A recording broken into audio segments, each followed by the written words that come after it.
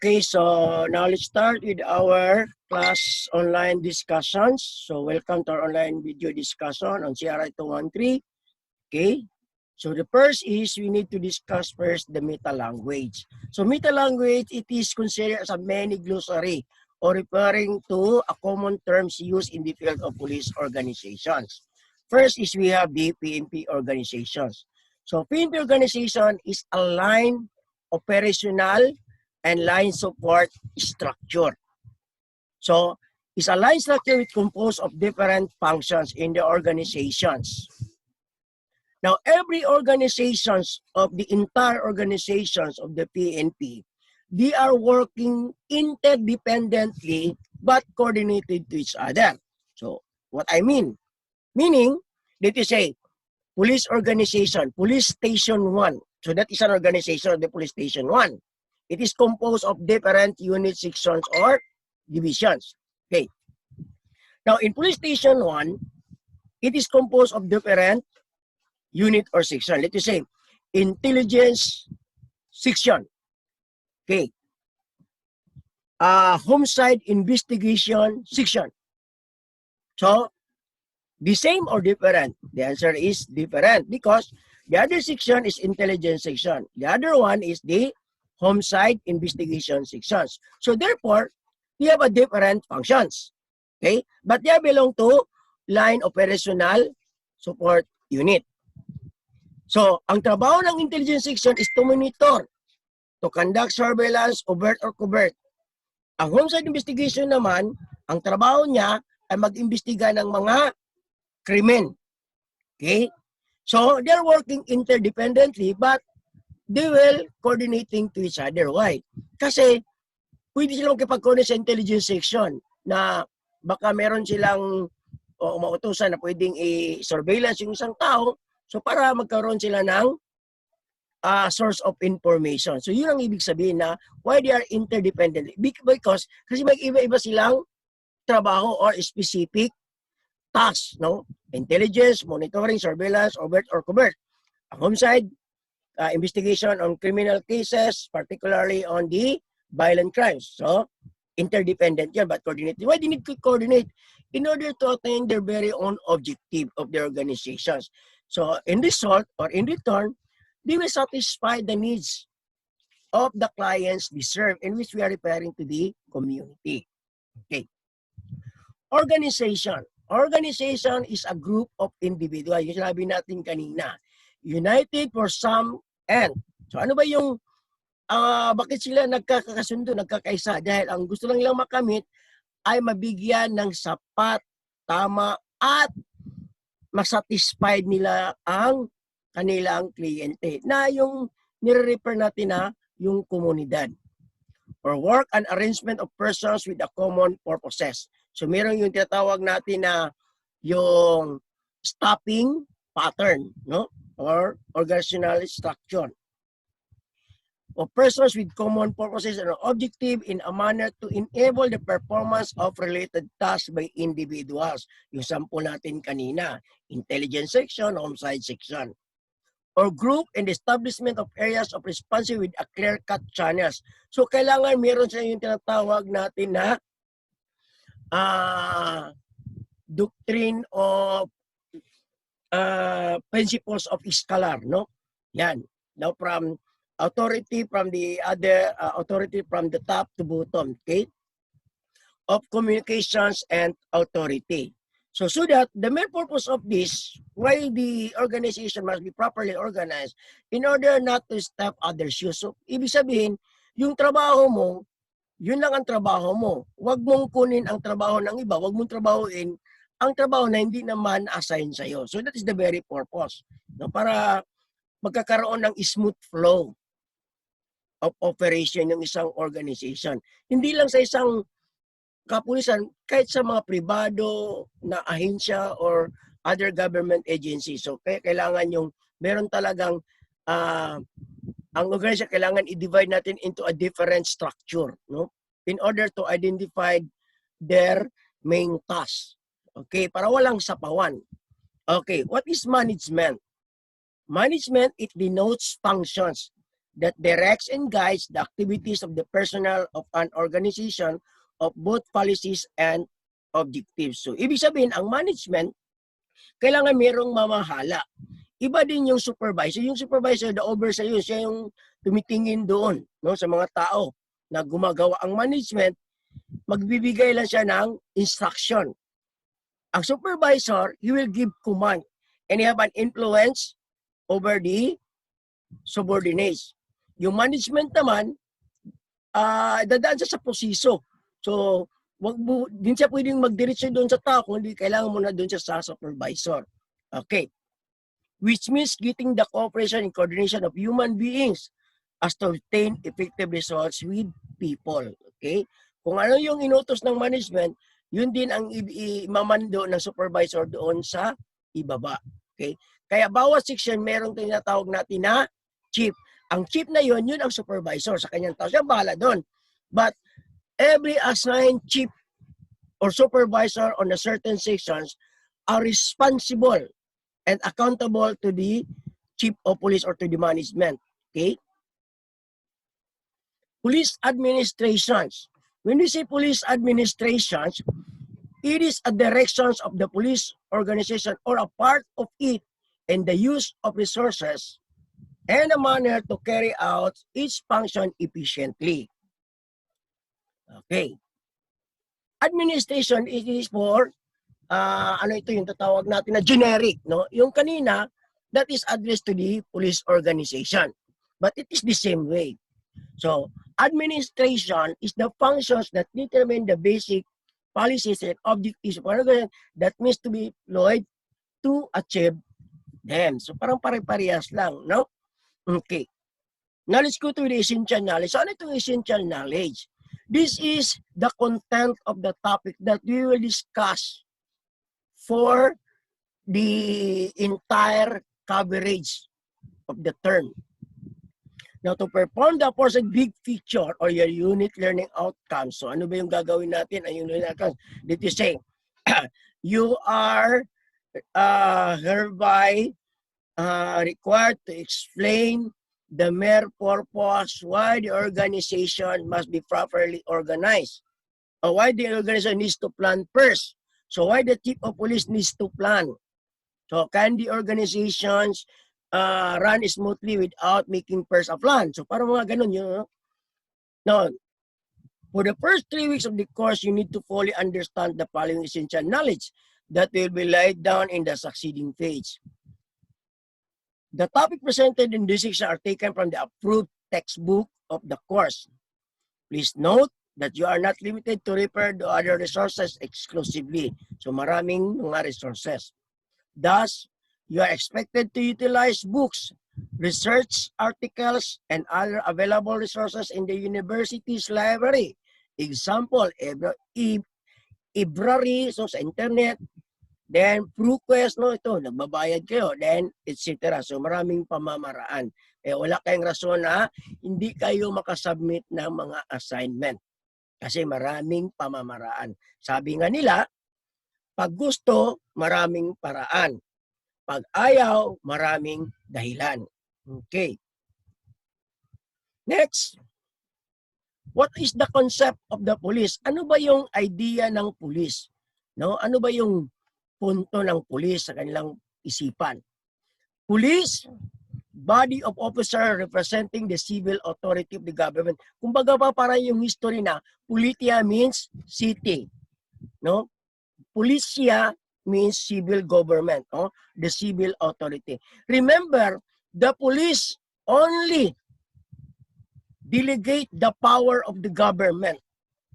The authority of the government, the authority of the police, it was only inherited from the government.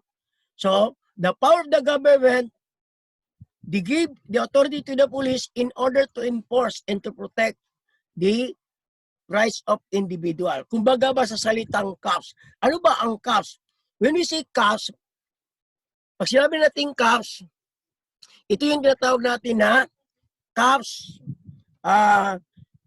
yung community oriented, no? Or yung sinasabi nila na constable of the people, no? Cops, constable of the people. Ano bang constable of the people? Ano ibig sabihin nito? If you remember when Senator Bato, formerly the chief of the PNP, when he was attend the Senate hearing, when he was asked by Senator Gordon, so what is the role of the PNP in the community? No? And what is the meaning of the cops? So sabi ni Gordon, no? Ang sagot doon ni General Bato is, say, sir, the cops means constable of the people. So what do you mean by that? When you say constable of the people, meaning the police is the vanguard or the protector of the civil rights of everybody. So meaning, ang atong kapulisan, siya ang nagaprotekta sa atong mga tawhanong katungod. Kung naiusa ka tao nga iyang tawhanong katungod, para mas tamasan o gi-abuse, so asa siya mangayo og tabang dito sa atong kapulisan. Mo na, ang buot pasabot sa atong Philippine Constitution na freedom is not absolute. Because some of our freedom, some of our rights is not absolute. Again, why? Because some of our rights, we surrendered it to our government. What is the purpose why we surrender some of our rights to the government? For the purpose of protections. Okay? So kaya yung, sabi na, we have a rights. No. Kaya nga yung democracy natin, mas nag-ano pa yung democracy over the government. Kaya yung mga tao, taka na lagdas, magtaka na lagyaw-yaw. Yung ani-ani, bis kaya ang gusto sa gobyerno, may mo para mahapsay ang tanan, na po yung mga tao nga tulibag-bag. No? Muna, maglibog po itong kapulisan. Okay? So that's why they always implement the maximum tolerance. Bisag buslutan na ilang naong dagi, kambras na, maximum tolerance lang yapon. Kaya because the police is the vanguard or the protector of the rights of individual. Sabi nga nila, police is the servants of the community. No? Kaya ang atong present police karon dire, ang atong gina-apply is, ginatawag nato ang home rule theory or home rule approach of police. The police is the servants or the police must be a community servants. And it was already stated in the RA 8551. Luya po sa itong kapulisan, no? Natong una, panahon ni Marcos, madlok ang civilian sa pulis. Karon ang pulis nang madlok sa civilian. Okay. Now, these functions are known as policing. So when we say policing, it is a program of preventions of crime, no, or other forms of criminality. Yun ang ibig sabihin ng policing.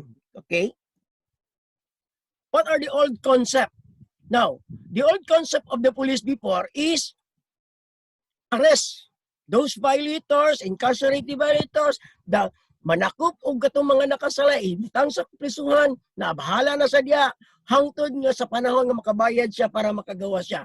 Muna ang old concept, pag nakasala ka, halada ko, butang sa prisuhan, no? Hinuhulihin ka, ilagay sa loob ng kulungan, and then pababayaan ka dyan. Hanggang magkaroon ka ng pera na pwede mong pambay para makalabas ka. That is the old concept, no? Makalawang pamaraan. Old school approach, kumbaga. Historically speaking, before the former police created the old practice or philosophy, if there is a violator or a criminal, they will immediately put behind bars or in a jail until the time they pay for their risk. And the way of controlling the criminals is to put in jail and to punish. And the punishment, the only means of crime prevention. So, ang una ito na, kailangan asilutan din siya, parusahan sa magitan ng pag-deprive ng kanyang liberty. Hala, diya ka sa prisuhan. Hala, hikap-hikapan ang mabugnaw o kalawangon na silda. No? So that is the old practice. Kumbaga, old school practice. On the basis of efficient, the old practice is the number of arrests. Kaya ito na, para mahimong efficient, effective ang kapulisan, padaghanay o dakop. Meaning, it is referring to the quantity or numbers of arrested. But now, kung dagang kang nadakpan nga violator, dili ka epektibo, buot pasabot you are an effective police. Why? Because you did not control the community you serve. Kasi kung if you have a good relationship with the community, and then the community will hesitate to violate the rules, or the community will help the police and assist the police in preventing the crime. So meaning kung merong pag-uusap at magandang relasyon ng bawat miyembro ng komunidad, So, walang dahilan na magkakaroon ng seryosong krimen, dadami ang krimen, kundi bababa ito. Bakit? Dahil nagtutulungan ang bawat isa. But we cannot negate, we cannot deny that there is a negation on the part of the police between the community. Remember, the police or the community did not have a fear to the police. The community have only a feeling of hesitations. Okay? So, sa makabagong paraan, hindi paramihan ng huli, kung hindi pabababaan ng huli. Kasi nga, pag nakontrol mo isang lugar, nagkaroon ka ng magandang relasyon, then, may krimen man, hindi may iwasan ang krimen kasi ang krimen ay isang negosyo. Crime today is now a business. It cannot be prevented, but we can minimize through maintaining or developing or encouraging people to help the government to prevent or minimize the crime. Okay?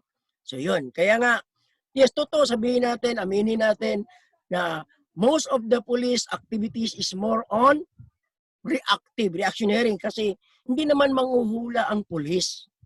No, hindi yan si Madam Auring na, mayroong mangyaring krimen sa Boulevard. Punta agad. So hindi pwede yon.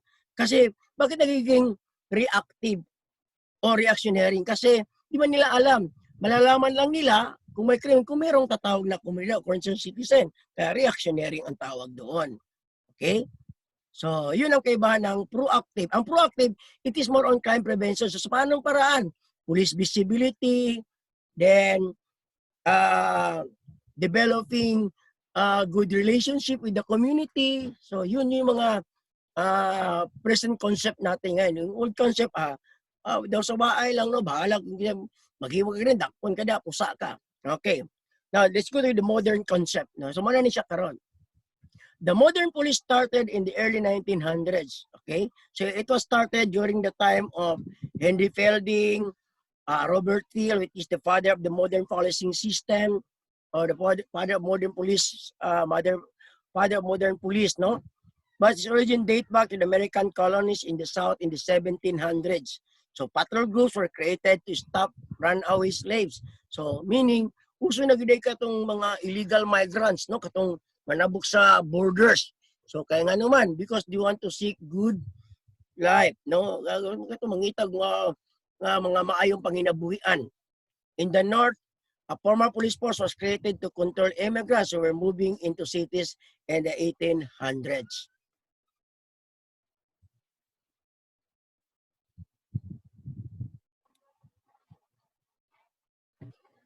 Okay, so the modern police force that we know today was created in the early 1900s.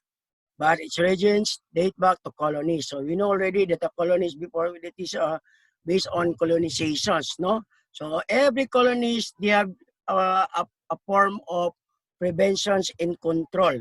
Others, their purpose of their police force is to prevent any possible of entry of illegal migrants. Then the other countries, they have their own also practice. Their practice is to prevent the other regions created a groups to control slaves. No, ang ila is wadto sa usa ka lugar, mukuan og mga atakihon din tapos para katong lugar nga ilang gisulong, so they can control the slaves, so para ilang ibaligya, no? So that is the practice before. Okay. So that is the colonization. Now, the modern police that we know today is much more professionals and well-trained police. Yes, because they are now highly trained. No? They are highly trained on how to mingle with the people, how to encourage people, how to get the trust and confidence of the people.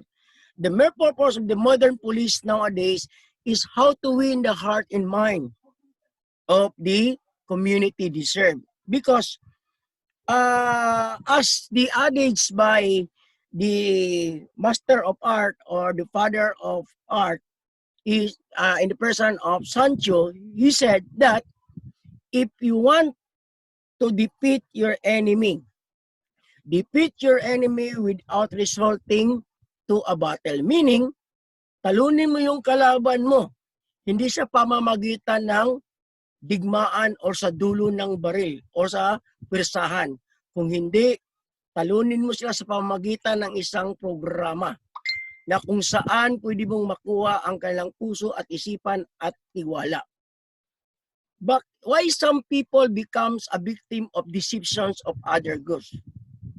The reason is because of their experience, because of the abuse of some groups of elements or the elements of some military forces or police forces. Kaya nawawala yung tiwala, nagkaroon ng galit at puot sa kaisipan. Kaya pag nilapitan sila ng ibang grupo, madali lang silang ma-deceive. Kasi nga, meron silang masakit na karanasan sa ating gobyerno. Now, in order to ease that concept, para mawala yan sa isipan ng isang tao, kailangan malaman ng ating kapulisan. Ano ba ang gusto ng isang komunidad? Hindi yung magbigay ka ng programa na hindi naman lang kailangan. The mere purpose of the policing nowadays is to know the needs of the community be served. Magbigay sila ng programa na naayon sa pangangailangan ng komunidad. No? So, hindi yung programa na tira pasagad lang para lang inunay programa. So, dili. So, kailangan ang programa, it will last and sustain. In return, na magkaroon na ng public order or peace in order. Okay.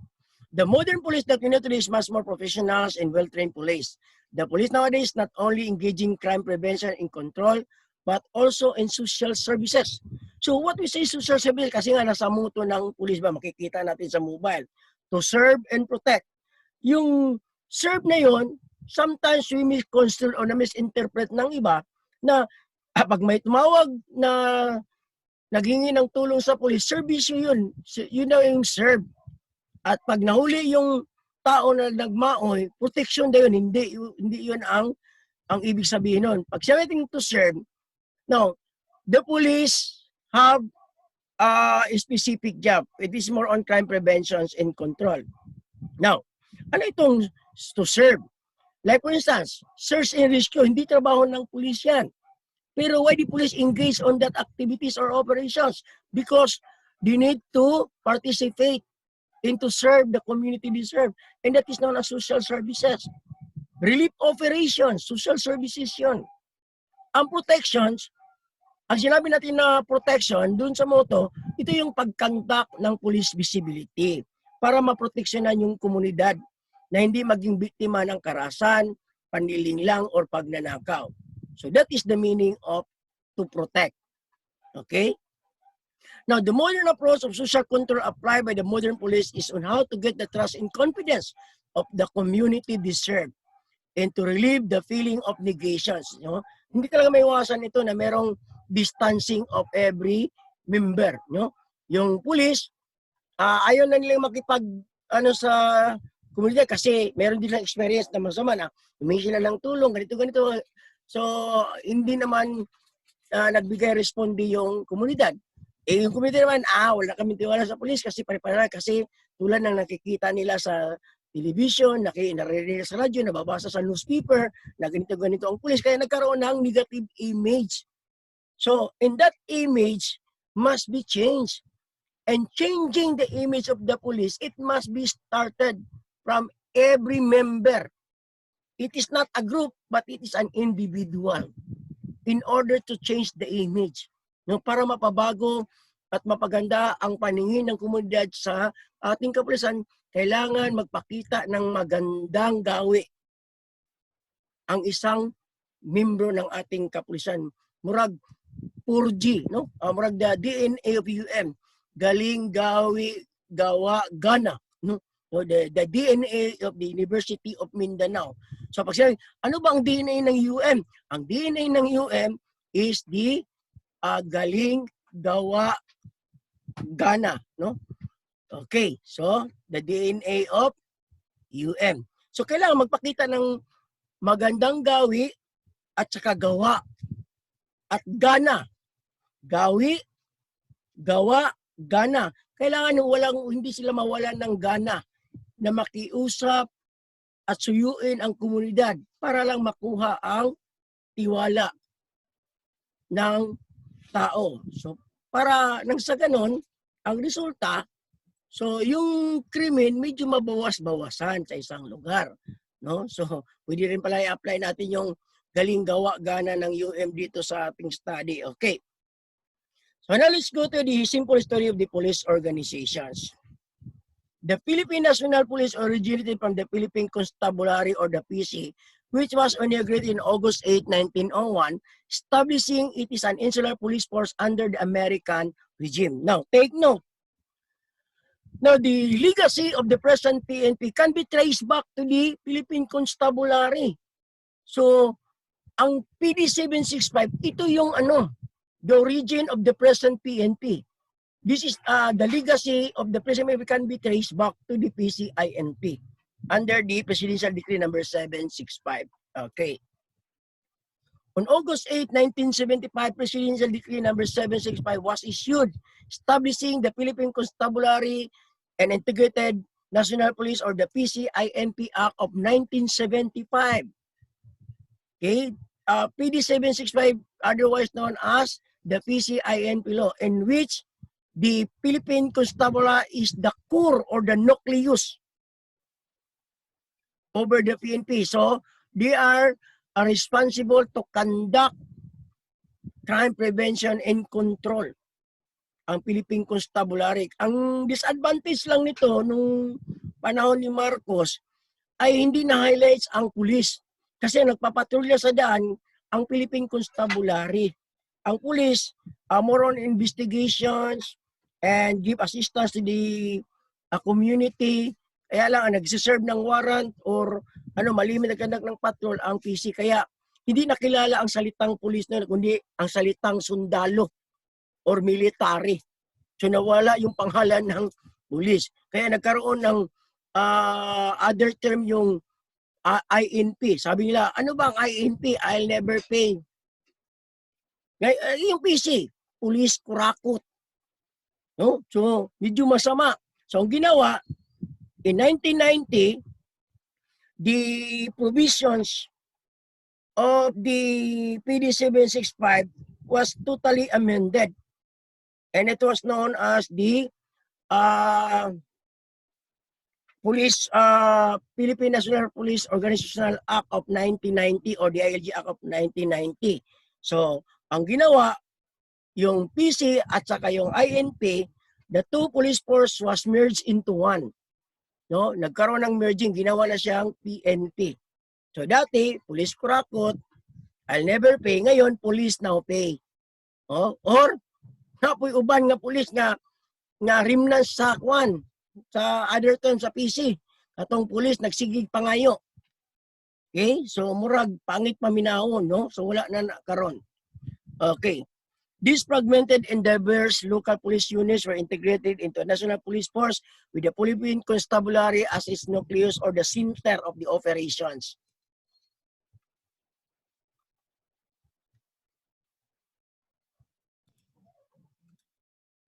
Okay, now let's go to the medieval police force.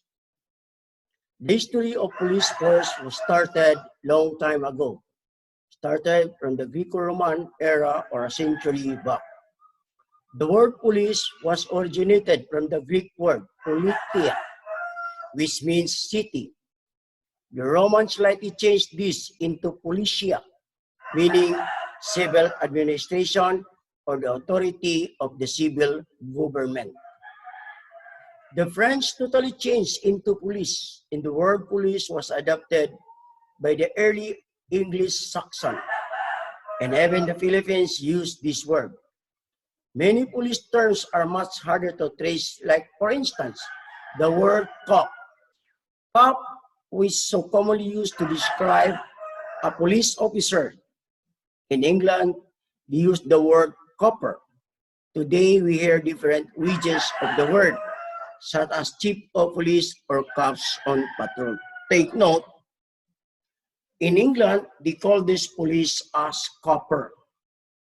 And the word police, it was originated from the French word. But technically, the word police nowadays, it was started from the Greek word politia, and from the Roman Policia. Today, the word cop is referred to constable of the people, meaning the police is the protector and the servants of the community. If you try to look at in the RA 8551, it was clearly stated that the police must be community servants. Although the word themselves could be traced back from the history, not only did we get the word constable from the French, but also the word patrol. The word patrol, it was taken from the French word patrouiller, meaning to go through puddles, okay, or to roam around the city. The ancient police. There were many documents and archaeological finds that would support the existence of a form of organized police. An ancient Babylonian clay tablet dated about 2000 BC, which contained a report from a Babylonian officer.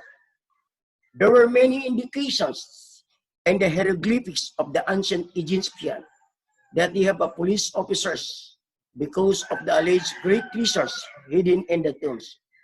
Historically speaking, the Egyptians became the first people who used police dogs on patrol. The Egyptians called their police as Magi. The Magi are civilians, and they were headed by the Egyptian military officers. Now remember, the Magi are the slaves. They are the native Nubians of Egypt. Okay? England police. In England, in the early Middle Ages, system of mutual protections was developed and called as Frank Pledge.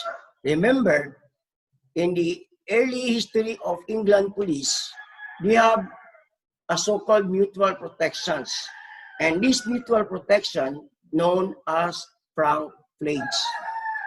Under the systems, a community was divided into tithings or atans, or group of 10 families. Take note, tithings is a group of 10 families, meaning tithing is a town.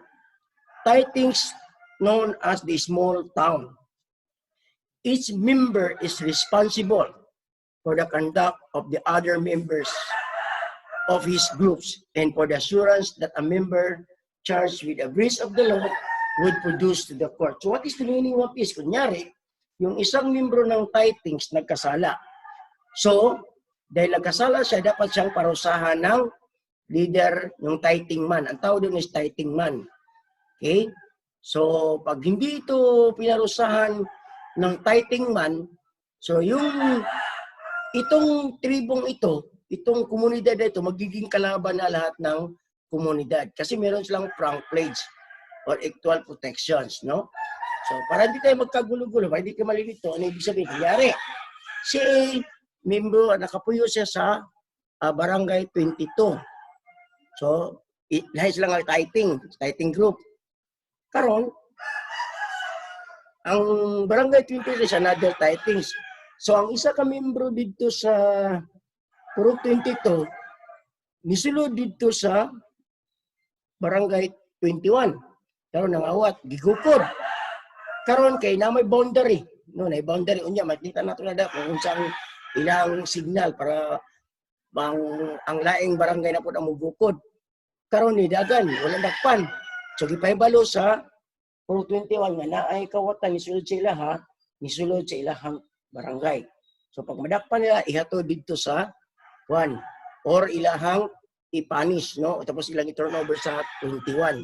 So kung dili nila na i-turnover sa 21, ang barangay 23 mahimo na ng kalaban sa tibuok nga barangay. And that is one of the agreement and the Frank Pledge. Okay, now let's continue. In England, the system of mutual protection, risk, and early development as its petty kingdom was divided into shires or counties. Each shire was the responsible of ato na tithings karon na na siyang shires, no? So, tanang shires, under na siya sa rib. Ang tanang rib, under po na siya sa kings, okay? Shire was the responsible of the rib who in turn was responsible to the king for law and order in his respective district. This responsibility often endowed these officers with a wide powers. The sheriff was later called a sheriff in the early Roman police.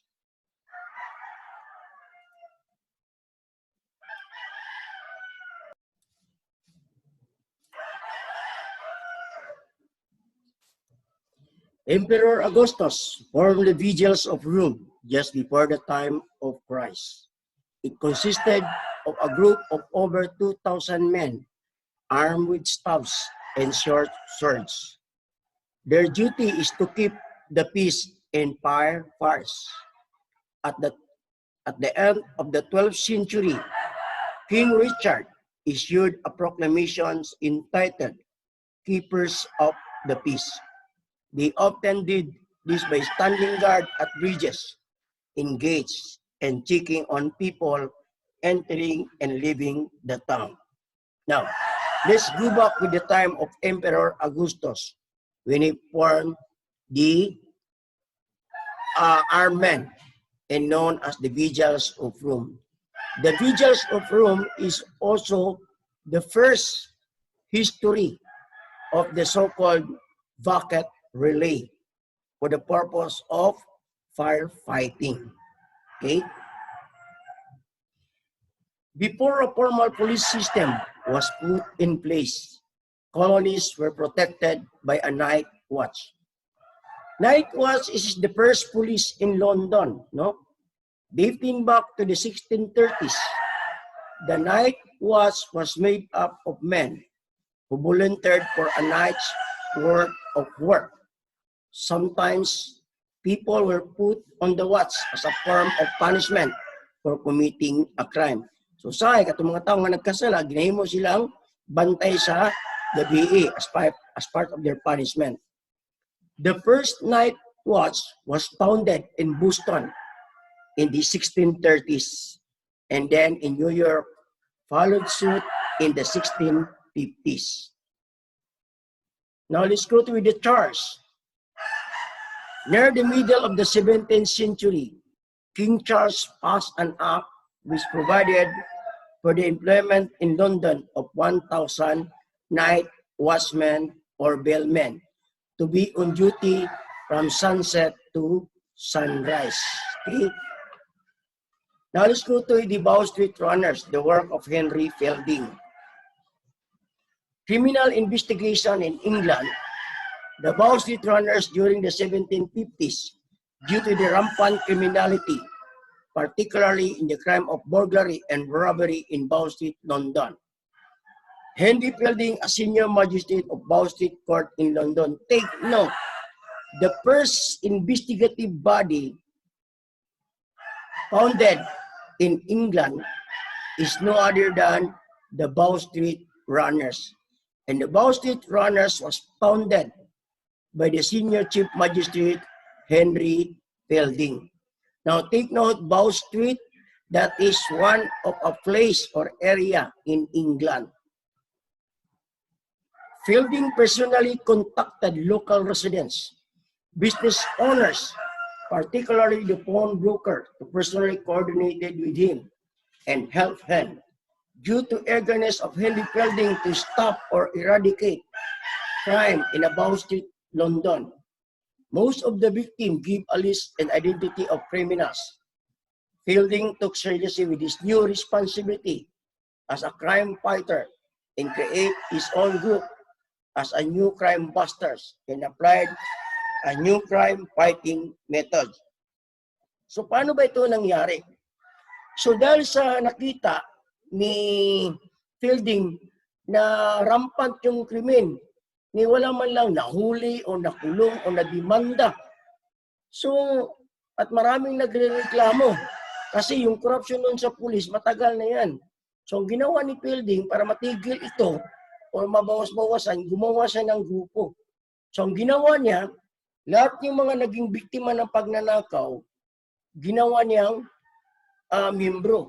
At doon siya kumukuha ng informasyon. So, yung mga naging biktima, palihim sila nagbibigay ng informasyon.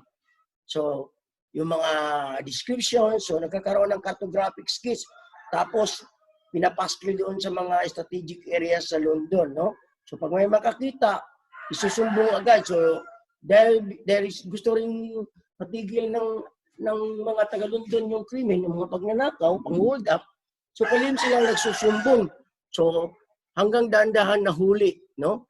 Ang unang grupo nila ay tinatawag na the Old Charlies. So, ang Bow Street Runners, bago ito naging Bow Street Runners, naging ano muna sila, the Old Charlies. So, ang tawag sa kanilang grupo is yung tinatawag na Paris Constable. So, yun, no? So, saan ba kumukuha ng bayad? May sweldo ba ang Old Charlies or ang Bow Street Runners? Wala.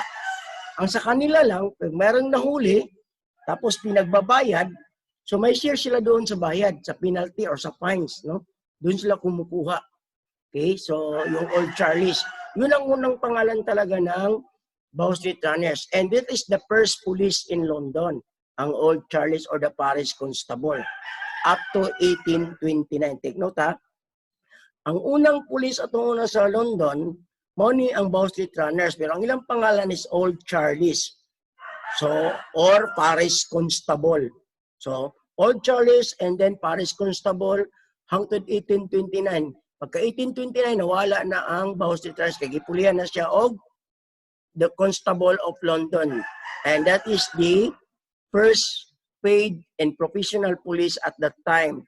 And it was founded by the father of modern policing system and no other than Robert Peel. Okay, now let's continue. Those hunters quickly started carrying out criminal investigation tasks and became well-known as successful tip-takers by means of their relations with London criminals underworld. So take note, ha, ang unang investigative body sa London, moni ang Bow Street Runners. Ang una nilang pangalan is Old Charlies and then listed as Paris Constable. Later, the group was known as the Bow Street Runners. This became first well-known investigative body in England. The Bow Street Runners are not paid. What they receive is an incentive through percentage to all fines resulting from successful prosecution of case. So, resulting na ganina. Wala sila gisuldan pero na sila ay percentage sa bayad, gibayad nga ito sa mga taong nadakpan, no? The Bow Street Runners were forerunners of a trend policing for specializations with the police force. In England, the first police worked only at night and were originally called as the Watch of London. And this soon developed into the Old Charlie. So una, Watch of London. Their duty is only at night. Then it was changed into the Old Charlies who were paid by the residents. So balikan na to, ang Bow Street Runners, ang una na pangalan is Watch of London. And then yung mga Old Charlies. So ang nagabayad sa Old Charlies, ang katong mga residents, no? Pasaan ang parang runda na ay turno-turno, ma'am, yung turno ron sa ani, amot para sa magbantay karong gabi una. So, these Paris constables originated in London in 1253 and lasted until 1829. Anong naman natin tungod kay nanay, first professional police in London. Katong police nga gitukod ni Robert Peel. Okay.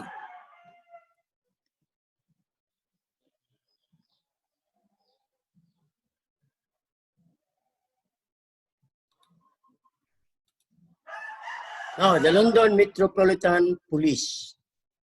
The London Metropolitan Police, the great watershed in British police development happened in 1829 with the beginning of the London Metropolitan Police Department. So, pagkawala sa Old Charlies, no, so gipulihan siya og London Metropolitan Police Department. This is the first professional and paid police during the time of Robert Peel.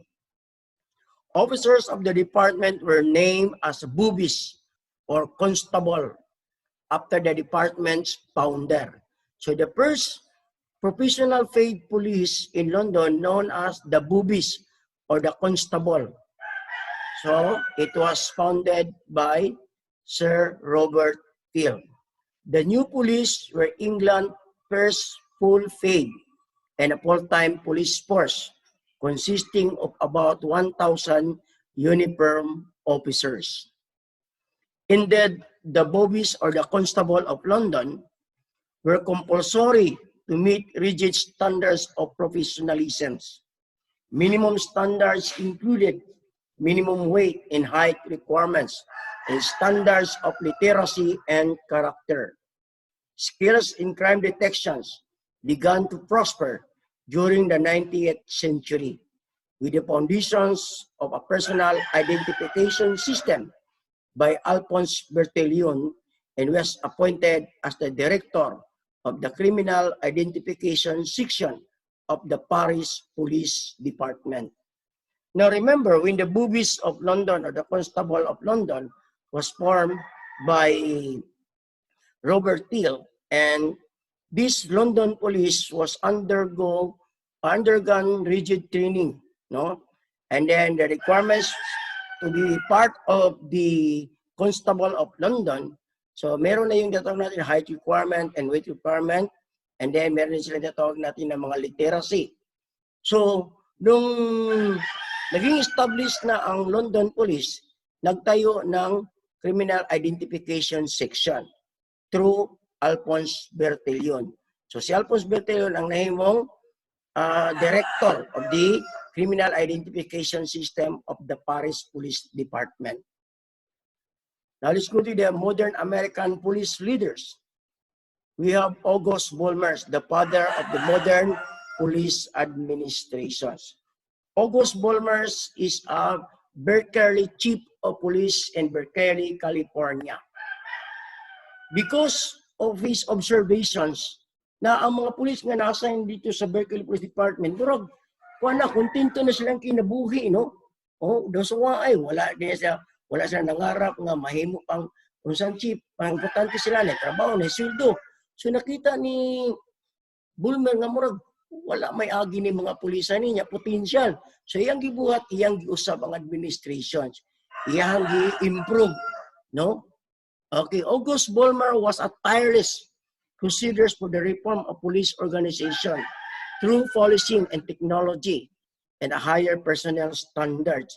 So iyang gibuhat, pagkatunay mo sa chief, with the help or assistance of Orlando Winfield Wilson, iyang assistant chief, so ilang giusap ang pamalakad. So, they encourage their police to undergo refresher course, training program, and continue their studies, no? When in fact, libre lang pag-eskwela kay at the same time, si August Bolmer tong una, at that time, he's also a part-time professor in Berkeley University, no? So, iyang gipa-eskwela niya. Pata sa iyang pananaw, babae lalaki nga pulis, yang gitagagi ngayon nga mag-undergo og training para lang mahimong professionals. Okay?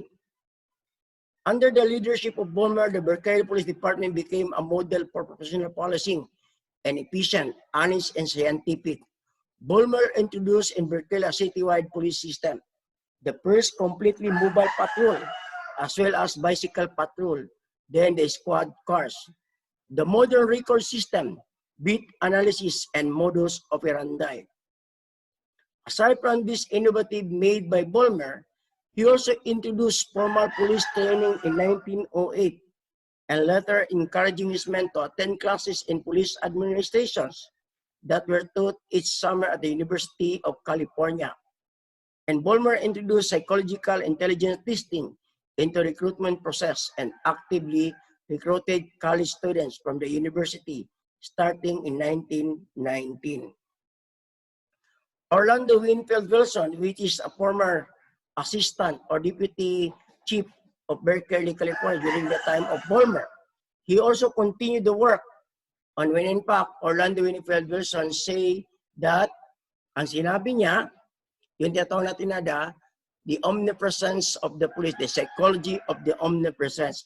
Ano ba itong psychology of omnipresence ni Orlando Winfield Wilson?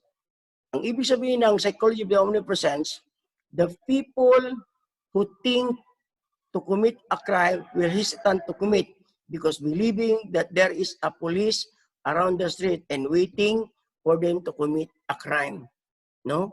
So mana ang ambot pasabot na kung ikaw kawatan niya, kada adto nimo didto nakita imo pulis ng patrolya, very alert, and then pagkauban ibalik ka dito siya kung magkuha ka kanya, wala kay nakita ang pulis pero nagduwa-duwa ka nga maghimo og krimen kay nagtuka nga naay pulis nga nagbantay sa imo, nagtago lang, gulat lang nga kung ano sa kamahimo og krimen. So that is the meaning of omnipresence or the psychology of the omnipresence of the police by Orlando Winfield Wilson. Based on for his classic work, Police Administration, published in 1950, Wilson established several principles of police administrations that he would believe to lead an effective, well-run departments such as similar functions should be grouped together under the supervision of one person, katong patrol beat. Responsibility established by creating clearly defined units that have precise duties. So nagkaroon ng reorganization, restaffing pattern, no? Channels for the flow of information. So magkaroon ng coordinations, cooperations, and delegation of authority and the span of control. Unity of command requires that one person be responsible for specific assigned duties. Yung ibig sabihin natin na the subordinates should report to one and only one superior officer. That is the meaning of unity of command. The span of control is utilized to ensure that a leader is never required to supervise more than he can handle. Now, under the span of control, the principle of span control, the maximum number of this is 10, no? 10 subordinates. But in the police stations, so it cannot be done because there were 90 or 100 police subordinates. But in order to supervise this 100, ang ginagawa ng chief of police, it was divided or assigned on a different unit so that in every unit, they have their own supervisors. And the supervisors will be the one to supervise and control their men. Oh, so yun ang ginawa ng ating kapulisan. Okay? So sa estasyon, makita na to 3 or 5 lang din ang ilang gina-supervise bawat section or unit. Okay?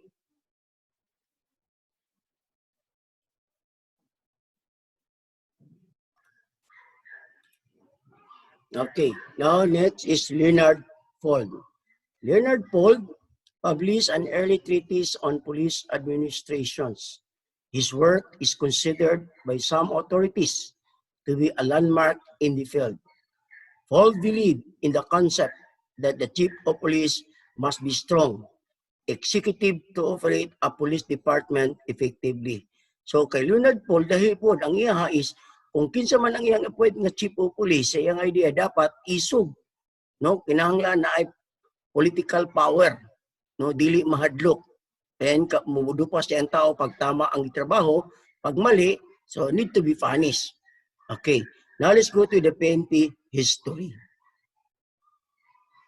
The origin of policing in the Philippines can be traced back to the establishment of the Department of Police and Internal Order, to the constitutions of revolutionary government under General Emilio Aguinaldo on June 23, 1898. The enactment of several laws resulted in organizational changes that would lead to the establishment of what is so-called Philippine National Police.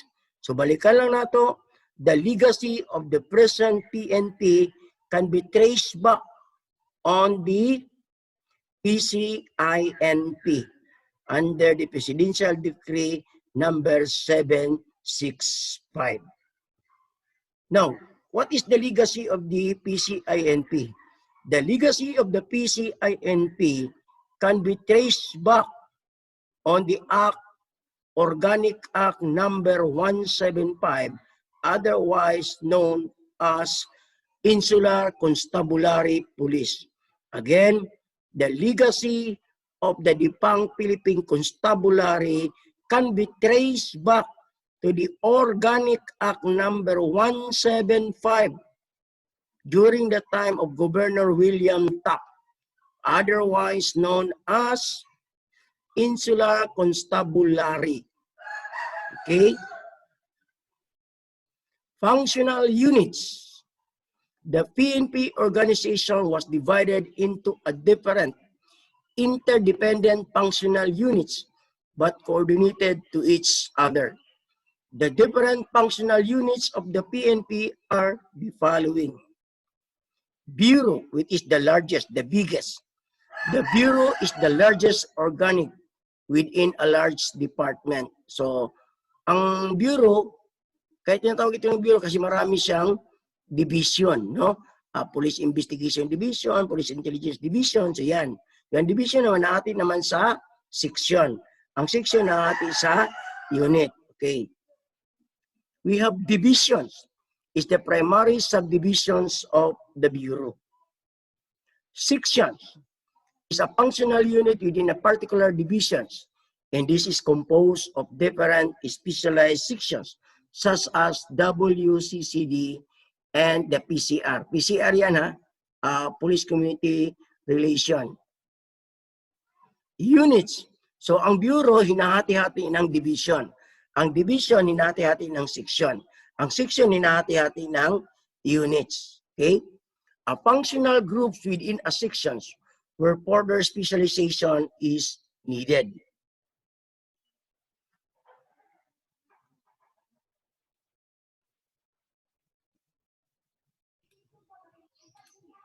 Okay, territorial units. We have posts. Post means a fixed point or location to which an officer is assigned for duty, such as designated or this police officer or crosswalk or an intersection for a traffic duty. Ito yung tinatawag natin na police outpost, no? So makita niyo siya sa mga kadalanan at na sa dili sa tuwa, pero karon di na kita. Route. Route, a length of streets or street designated for a patrol purposes, sometimes referred to a line beat patrol. So remember, duha ka buka itong line beat patrol. First is we have the so-called static patrol. Sa mga static patrol, naran siya, standby patrol niya siya, no? Nara sa isa kalugar, nagatindog-tindog. Beat, an area assigned for police officers to conduct visibility. Sector, an area containing 2 or more beats, routes, or posts. District, geographical subdivisions of a city for patrol purposes, usually with its own station. Now let's go with the theories of police services. There are two theories, the home rule theory and the continental theory. So, first, what is home rule theory? Home rule theory, it is a kind of a police that a police are ought to serve the community in the government. So they are responsible to protect the public, to maintain peace and order. Okay, so what is home rule theory? The police officer are regarded as servants of the community who rely for the efficiency of their functions upon the express needs of the community they serve.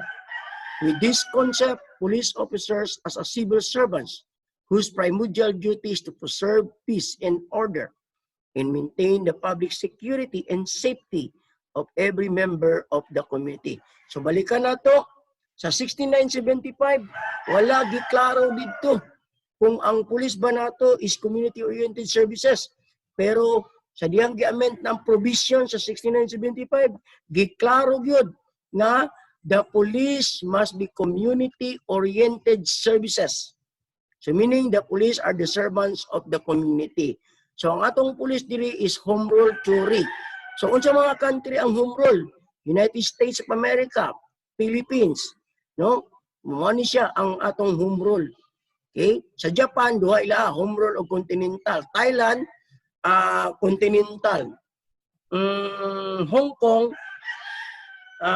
home rule o continental, no? Continental theory. Continental theory is different from the home rule theory because under the continental theory of police, the police are ought to serve and protect the government officials and their families. Okay? The police officer is looked upon as an state or servants of the higher authority. Based on this concept in European countries, where the governmental organization follows the centralized pattern, like Spain, Italy, and France, on where the community or the people have no share or a little participation with the duties nor connections with the police organization.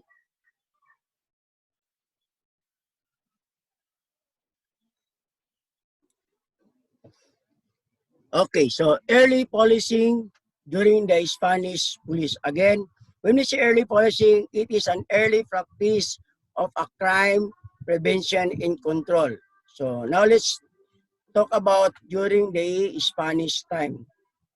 Organized policing started in 1500s when nightmen or bantayans patrolled the street of Manila. The nightmen were under the directions of the Aguasalio Mayor, who provided them with muskets. Muskets, it is a vintage type of a firearms or a rifle. And this is referring to our present shotgun. This is a smoothbore type of rifle. And alarm bells are their means of communication. In 1836, the Spanish colonial authorities formed the Cuadrillo, a rural police force, to enforce peace in the countryside. But 6 years later, its general function was assumed by the Cuerpo de Carabineros de Seguridad Republica. Now take note, after the Bantayan in 1836, they were replaced by the Cuerpo de Carabineros de Seguridad Pública, but better known as Carabineros. The Carabineros de Seguridad Pública was organized in 1712 for the purpose of carrying out this of the Spanish government. Native Filipinos served up to the rank of sergeant under the command of Spanish officers. It was the earlier version of the mounted rifle in the history of the Philippine police system. Take note, the Carabineros, it was considered as the first earlier version of the mounted riflemen in the history of the Philippine police system. In 1852, the Carabineros was replaced by the notoriously and dreaded Guardia Civil, who took over peacekeeping duties in the island under a royal decree. Guardia Civil in the provinces was composed mainly of Filipinos who worked under the jurisdictions of the alcaldes or the mayors. The Guardia Civil followed a military structures and received a semi-military training, yet lack other dimensions of today's police services. Take note, the Guardia Civils have undergone a semi-military training but lack of professionalisms. The Philippine Commissions implement Act 175. So kanina, we talk about the Spanish time, the Bantayans, the Carabineros, and the Guardia Civil. Now, the slides that we are now talking today is the Philippine Commission Implement Organic Act number 175. So after the Spanish era, so the American time. With the introductions of civilian rule in the Philippines, questions arose will be responsible for the maintenance of public order in the island. So katong napildi na sa Amerika ang Spanish, so nibali, nihawa ng Spanish. So we are now again under the new colonizer, no, sa Amerika. Now, unsa man ning Organic Act 175? Organic Act 175, it is a law that created the Insular Constabulary Police Forces in the Philippines during the American time, way back in 1901. On August 8, 1901, with the permissions of the U.S. War Department, Henry T. Allen, a graduate of the U.S. Military Academy, a regular lieutenant colonel of the U.S. Cavalry, who volunteered for the Philippines, officially designated and confirmed by the Commission as a Chief Constabulary, with the designation as a Chief of the Philippine Constabulary. So, paminaw, sa dihang nag-iilog na sa Amerika ang Pilipinas, during the time of Governor William Howard Taft, when he was assigned as the first civil governor in our country, he created the Organic Act number 175, and this is known as the Insular Constabulary Police Forces in the Philippines. And Henry T. Allen is the first American appointed as the first chief of the Philippine Constabulary in 1901. So si Henry Allen, siya ang pinakaunang Amerikano nga gi-appoint nga mahimong pinakaunang hipi sa Philippine Constabulary. Okay. Balikan nato ang nagtukod sa Insular Constabulary mao ang Organic Act number 175.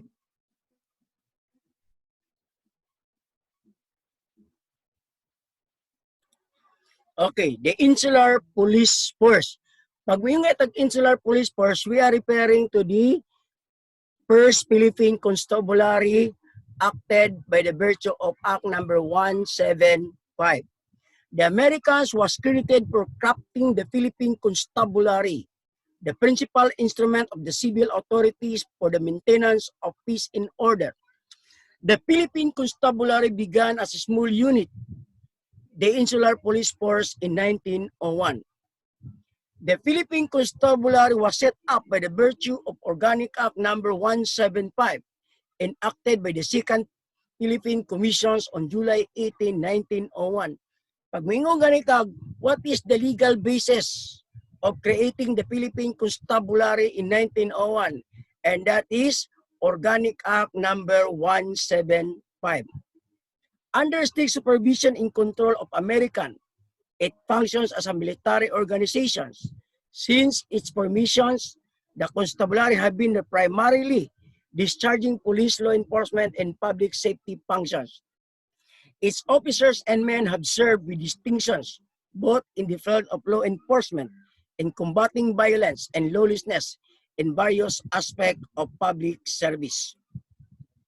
Now, a brief history of the Manila Police District. To incorporate the city of Manila, Manila Police District was organized by the virtue of Act number 183 of the Philippine Commissions Act on July 31, 1901. Act number 175, the Philippine Commission, an act providing for the organizations and government of an Insular Constabulary on July 18, 1901. Insular Constabulary on August 1901, which Henry T. Allen appointed as the first chief of the Philippine Constabulary. Then we have the time of Marcos, the Republic Act 4864, otherwise known as Police Act of 1966. Then we have Presidential Decree 765, known as the Police Integration Law, August 8, 1975. Then we have Executive Order number 1040, transferring the National Police Commission to the office of the President. Okay, so that is the brief history of the Manila Police District. Now, history of Manila Police District. The Manila Police Department is the agency of the PNP responsible for law enforcement in the city of Manila. It traces back to Act number 70 of the top commissions was created the Metropolitan Police Force of Manila on January 9, 1901. Take note, the Manila Police District or the Manila Police Department is the oldest police district in the Philippines. It was created by Act number 70 of the top commission. Take note, Act number 70 creating the Manila Police Department or the Manila Police District. So when the Manila Police District was created by the virtue of Act number 70, the first American chief of police appointed is no other than Arthur MacArthur, which is the father of General Douglas MacArthur. Take note. So sa dihang gitukod ang Manila Police Department, ang unang hipe ng Amerikano nga gi-appoint ang papa ni General Douglas Arthur MacArthur na si Colonel Arthur MacArthur, but at that time was promoted also as a general. Okay, so diyang gitukod ang Manila Police Department, ang unang hipe nga gi-appoint si Arthur MacArthur. But on July 31, 1901, the force evolved into the Manila Police District through the enactment of Act number 183. So sadyang gi-reorganize na ang Manila Police Department into Manila Police District by the virtue of Act number 183. The first American Chief of Police appointed as the Chief of the Manila Police Department by the virtue of Act number 183 is no other than Captain George CRI. Take note ha, katong pagtukod sa Manila Police Department, katong by the virtue of Act number 70 on January 9, 1901, ang unang gi-appoint si Arthur MacArthur. So sadyang gi-reorganize na ang Manila Police Department into Manila Police District on July 31, 1901. So ang unang gi-appoint ng Amerikano na mahimong hipi sa Manila Police District kay si Captain George CRI. Next was another military officer, Captain J.E. Harben. During his time, most of the policemen were American soldiers. So, now, police integration. When certain parts of Manila became a favorite haven of the local rebels and other criminals, later in 1904, the Philippine Constabulary Chief was redesignated as Director of Constabulary, and the routine police duty in these areas were entrusted to the Philippine Constabulary with a total lifting of martial rule in Luzon. The Philippine Constabulary was mandated as a civilian organization on March 15, 1945, when it was placed under the general supervision of the Interior, and the latter transferred to the Secretary of the National Defense on March 30, 1950. The Secretary of the Interior had supervisions over the Constabulary as early as January 13, 1939, until the outbreak of the World War II as an insular police force. The officers of the Constabulary carried the civilian title of Inspector. Its peacekeeping duty was limited to areas where the military had been lifted. Now, let's go to the Philippinizations of the Constabulary. Take note, pag may tag-Philippinization, so meaning, during the World War II, ang tanang mga Amerikano, gipatawag, gipabalik tanan sa Amerika. Kaya gisulong naman ang Pearl Harbor ato. So, mga nabilin, ang mga Pilipino nga Philippine Constabulary. So, muna ginatawag na ito siya og during the Philippinizations of the Constabulary. But pasabot, ang tanang Constabulary nabilin, mga Pilipino na tanan. So, the continuing Philippinization of the Constabulary Officer Corps to prove to be sound move for World War I, soon to break out and to drag the United States into it, and many of the top constabulary American officers joined the U.S. Expeditionary Forces to France. In this situation, it gives an opportunity to a Filipino to run the constabulary themselves. Brigadier General Rafael Crame was appointed as a first Filipino chief in December 1917. So katong ipatawag na ang mga US American troops, ipapauli na sa Amerika para mo apil sa gira sa France, no? So, ang unang nahimong Pilipinong chief of the Philippine Constabulary is no other than General Rafael Crame in December 1917, no? Now, the constable under the Commonwealth during the time of Manuel O.S.T. Quezon. The National Defense Act, Commonwealth Act number 1 on December 1935 was enacted, creating the Philippine Army, and this is ending the 35 years of service and experience of the Philippine Constabulary as an insular police force. So during the time of Manuel O.S.T. Quezon, by the virtue of the National Defense Act of Commonwealth Act number 1 in 1935, ang atong Philippine Constabulary giwala, no, gidissolve, gihimo silang Philippine Army. Okay, so take note, ang Philippine Army, it was created by the Commonwealth Act number 1 in 1935. So ang tanang membro sa Philippine Constabulary, gipabalhin dito sa Philippine Army. The Philippine Constabulary personnel and duties were transferred to the control of the Chief of Staff of the Philippine Army, pursuant to Executive Order number 11, dated January 11, 1936.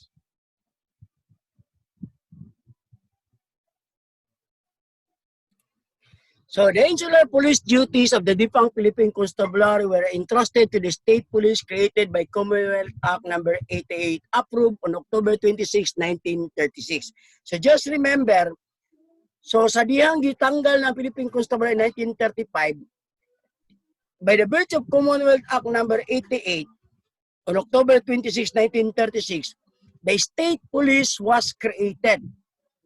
All municipal city police forces and the provincial guard organizations were consolidated in place under the control and supervisions of the Department of Interior were called as the state police. This state police was assigned the duty to properly preserve law and order and vigilante, to prepare the commissions and perpetrations of public offenses. The Constabulary outward and the Japanese invaded the Philippines. The Constabulary in the dark years of the Second World War. Okay. So, pagkahuman sa American time, nipuli na po ang Hapon, no? So, upon President Roosevelt's declaration of state of emergency in the United States, Manila prepared for war. Japan, the Axis powers ally in Asia, would soon attack the Far East.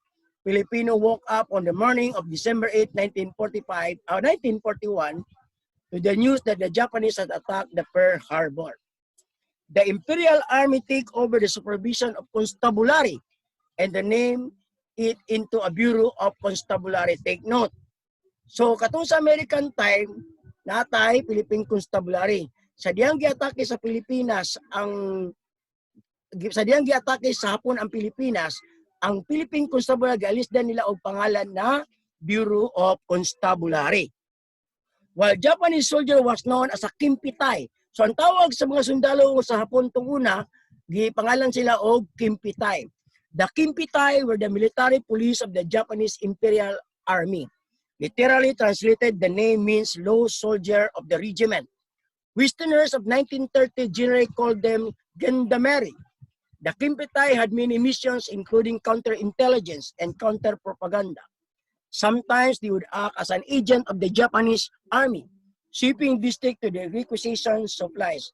Okay? So that is the end of the foreign invaders. Now let's go to the time of Marcos.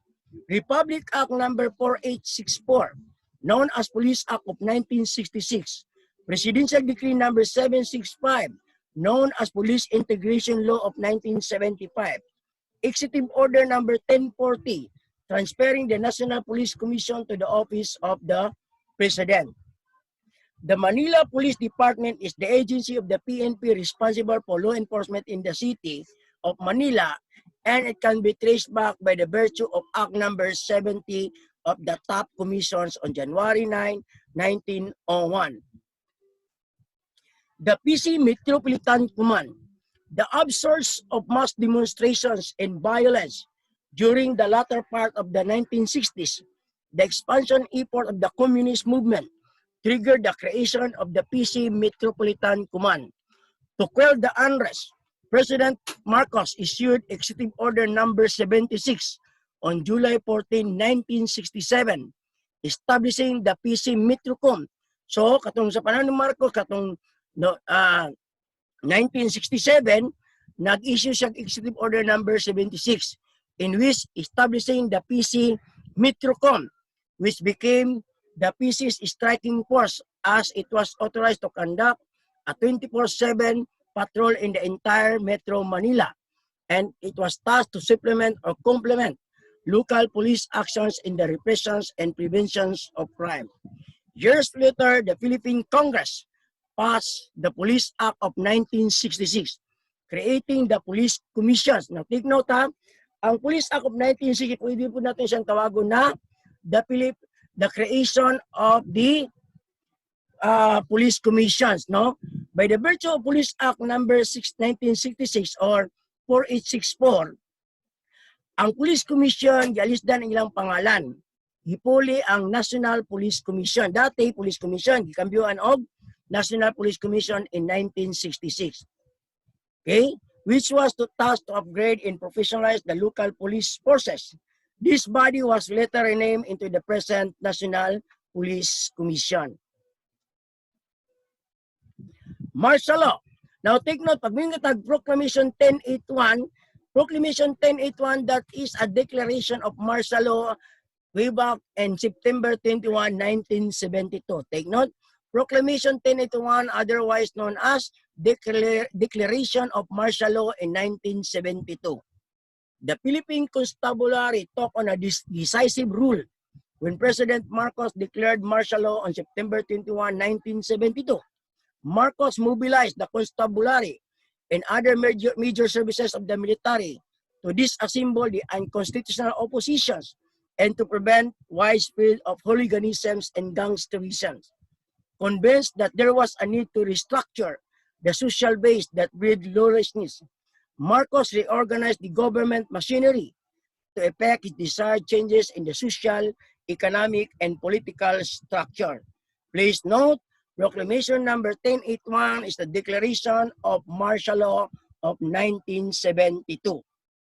On March 21, 1974, President Ferdinand Adrian Marcos signed Presidential Decree number 421, unifying all police, fire, and jail. Take note ha, atong 1974, si President Marcos nagkuhan siya og balaod nga Presidential Decree number 421. 421, that is a unification of the police forces, itong fire, jail, no, in Metro Manila. The move was significant as it created an elite force, the Metropolitan Police Force, that was placed under the guidance of the PC Metrocom. The decree was also the first step in fulfilling the constitutional mandate for an integrated national police force. The Metropolitan Police Force was tasked to carry out the integration of all police units nationwide. But on August 8, 1975, Marcos issued Presidential Decree number 765, establishing the Integrated National Police with the Philippine Constabulary as the core or the nucleus and all police officers as components. They were all placed under the supervision of the Ministry of the National Defense. So, ang 421 unification sa police, fire, o jail, so isa sila, di mo silang integrated national police. Pero katong August 8, 1975, nag-issue na po si Marcos og balaod. Gitawag ni siya og PD 765, which also known as the PCINP Act of 1975 by the virtue of PD number 765. Please note, PD 421 is the unification or the integration of the present Tri-Bureau of the DALG, while the PD 765 is the merging of two police forces or the PCINP in the country, in which the PC serve as a nucleus or the core of a police department.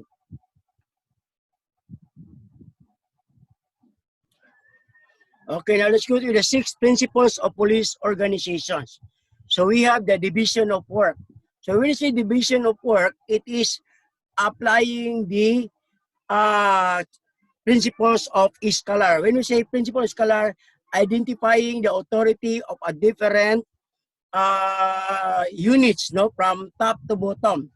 So division of work, delineation of responsibility, span of control, unity of command, and authority and responsibility, and integrations and cooperations. So first is we have the grouping of similar tasks. So when you say grouping of similar tasks, that every police were assigned on a certain assignment, so they will be responsible and accountable to their chief. Okay? So they need to follow one orders, respect and give respect to their immediate superior officer. Police organization everywhere are also bureaucracies. Arbitrary or large organization in modern society, such as military, university, and large corporation, police agencies have similar structures and management process. Organization may be defined as consciously coordinated social entity with a relative identifiable boundary that functions on a relatively continuous basis to achieve common goal or set of goals. First, these agencies are managed by being organized into a number of specialized units such as patrol, traffic, investigations, and records. Agencies consist of people who interact with the organizations. and with external groups and the access to serve the public. Specialization based on needs. So when we say specialization based on needs, so we are talking about those special unit, but a separate unit, the PNP, like K9 divisions, bomb squad, okay, so yung FAD, so they are the specialization, crime laboratory, PCCR, yan, WCCD, meaning they are specialized on a certain cases like domestic violence. So, andun siya ng WCCD. Next is communicating with people, encouraging people to cooperate and coordinate with the programs of the government. So, that is we are referring to the police community relations. This is one of the important in the police organization that every police office must have an specialized units such as WCCD or Women's, Children's and Complaint Desk or the police community relations and other specialized divisions. Sinabi natin kanina yung K9 divisions, intelligence section, yan, mga specialization yan. Now let's go to the lines of authority and chain of command. Remember, the police is a line operational and support unit, line and operational and support unit. Okay. Now the supervisions deal with working employees, labor on the one hand, and middle or upper management on the other. Supervisor leads, direct, and control employees while acting a mediator, mentor, coach, disciplinarian, and trainer. So pag mingitag lines of authority in chain of command, so every unit, section, or divisions of the police, there must be an assigned supervisor in which responsible to monitor and to supervise and to give discipline to their immediate subordinates assigned to their unit. Now, unity of command, ito yung sasabi natin na the police should report to one and only one police officer. And this is one of the violations committed by General Napiñas, no? Because instead of giving report to the OIC chief of the PNP in the person of General Espina, he reported and give orders to the suspended chief PNP in the person of Purisima. So, nasuspended naman to si Purisima niya, ang OIC kay si Espina. Na si Napiñas, dapat mangayo siya og order o mag-report siya sa operation dito sa Kamamasapan, dapat kay Espina, pero iyahang gi-bypass si Espina. Instead, dito siya nag-report o nagakuha og order kang Purisima. Okay. Major principle of hierarchies of authority is the unity of command. An organization principles that dictate that every officer should report to one and only one superior until the superior officer is relieved. Now, take note, ito din yung may kasabihan na we cannot serve two masters one at a time. So, kailangan kung sino yung nakatalaga ngayon, so dapat dun ka kukuha ng utos at magbigay ng anong tawag ito, report. Pero may mga ibang pulis na masyadong sipsip, no? Sa administration, kaya binabaliwala yung nakatalaga. Okay. Where there is one person clearly responsible for the achievement of its objective. So as you have noticed, nung mangyari na yung gulo, investigation, nagpapasahan na sila ng sombrero. Pwesto ganito, may kasalanan si ganito, ganito. So hanggang yung mga sa 44, hanggang ngayon hindi pa nabigyan ng justisya, no? Kasi hindi malaman kung sino talaga ang responsible. To assume this person involved in the emergency response takes order from and reports to only one and one person only. Span of control. When we say span control, it is a control of a limited number of persons. And the minimum persons to be supervised is 3 and a maximum of 5. But in the Philippine National Police, it cannot be applied. No, that's why we have many units. No, so every unit they have an immediate superior officer in order to supervise and control their person assigned to their unit. Okay. Span of control is the term originating in military organization theory, but now used more commonly in business management, particularly human resource management. It refers to the number of persons one individual can effectively supervise. The limit is small normally. 3 to 5 at the top level of the organization and often at the lower level. The number of subordinates that a superior can effectively manage or supervise depends upon the number of factors. A nature of the task, the nature of the instruction, the time involved, the area involved, the ability of the subordinates, the ability of the supervisors, the amount of authority delegated, the material used, the harmony of the subordinates, and the delegations of authority. The major differences in agencies exist between the large and the very small agencies. The former will be more complex with much more specializations, hierarchical structures, and a greater degree of authorization, the style of command. Now let's go to the PNP badge meaning and symbolisms. Not all police of today are familiarized with the meaning and the symbol of their badges that they attach to their body. Now, ang alam lang nila itong Philippine Monkey, ang PNP Shields, at saka ang 3 stars. And the rest, wala na. Now, the Philippine Monkey-eating eagle, the national bird, the symbol of swiftness and ferocity, power, courage, and immortality.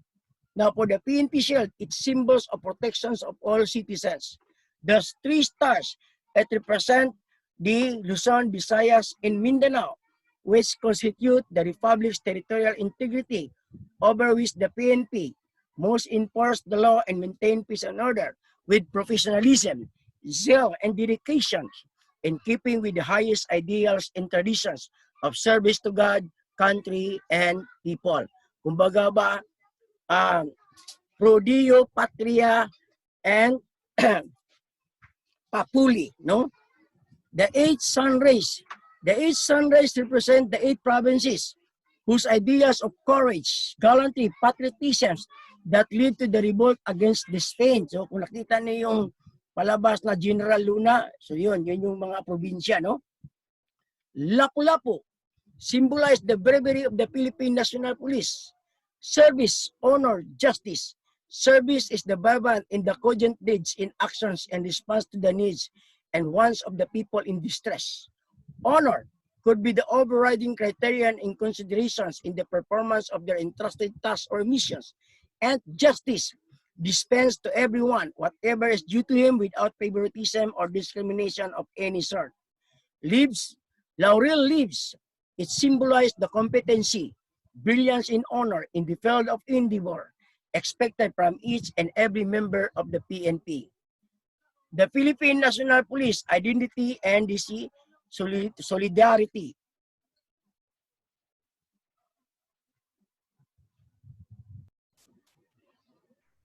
Okay, so now let's go to the second coverage for second exam. So we have first the definitions, head of the department. So when we say head of the department here in after referred to as the secretary of the local government shall also be the ex officio chairman of the National Police Commission and shall be appointed by the President subject to the confirmations of the commissions on appointment. Now take note, the secretary of the DILG shall be automatically become an ex officio chairman of the NAPOLCOM. Whoever appointed by the President to become a secretary, his positions shall be subject for the approval of the commissions on appointment. If ever that his appointment bypassed or denied by the commissions on appointment, so therefore, the said persons or appointed by the presidents cannot be longer work as a secretary. So lahat ng i-appoint na presidente kailangan aprubahan o i-confirm ng commissions on appointment. Balikan na natin. Pag kinsa ang mahimong i-appoint sa presidente nga mahimong secretary sa DILG, automatic ka siya ang ex officio chairman sa NAPOLCOM. Okay? Commissions. Pag ngitag commission, ang ginatumbok ani mao ang National Police Commission. department. Ang ginatumbok ko na nga department mo ang DILG. Okay?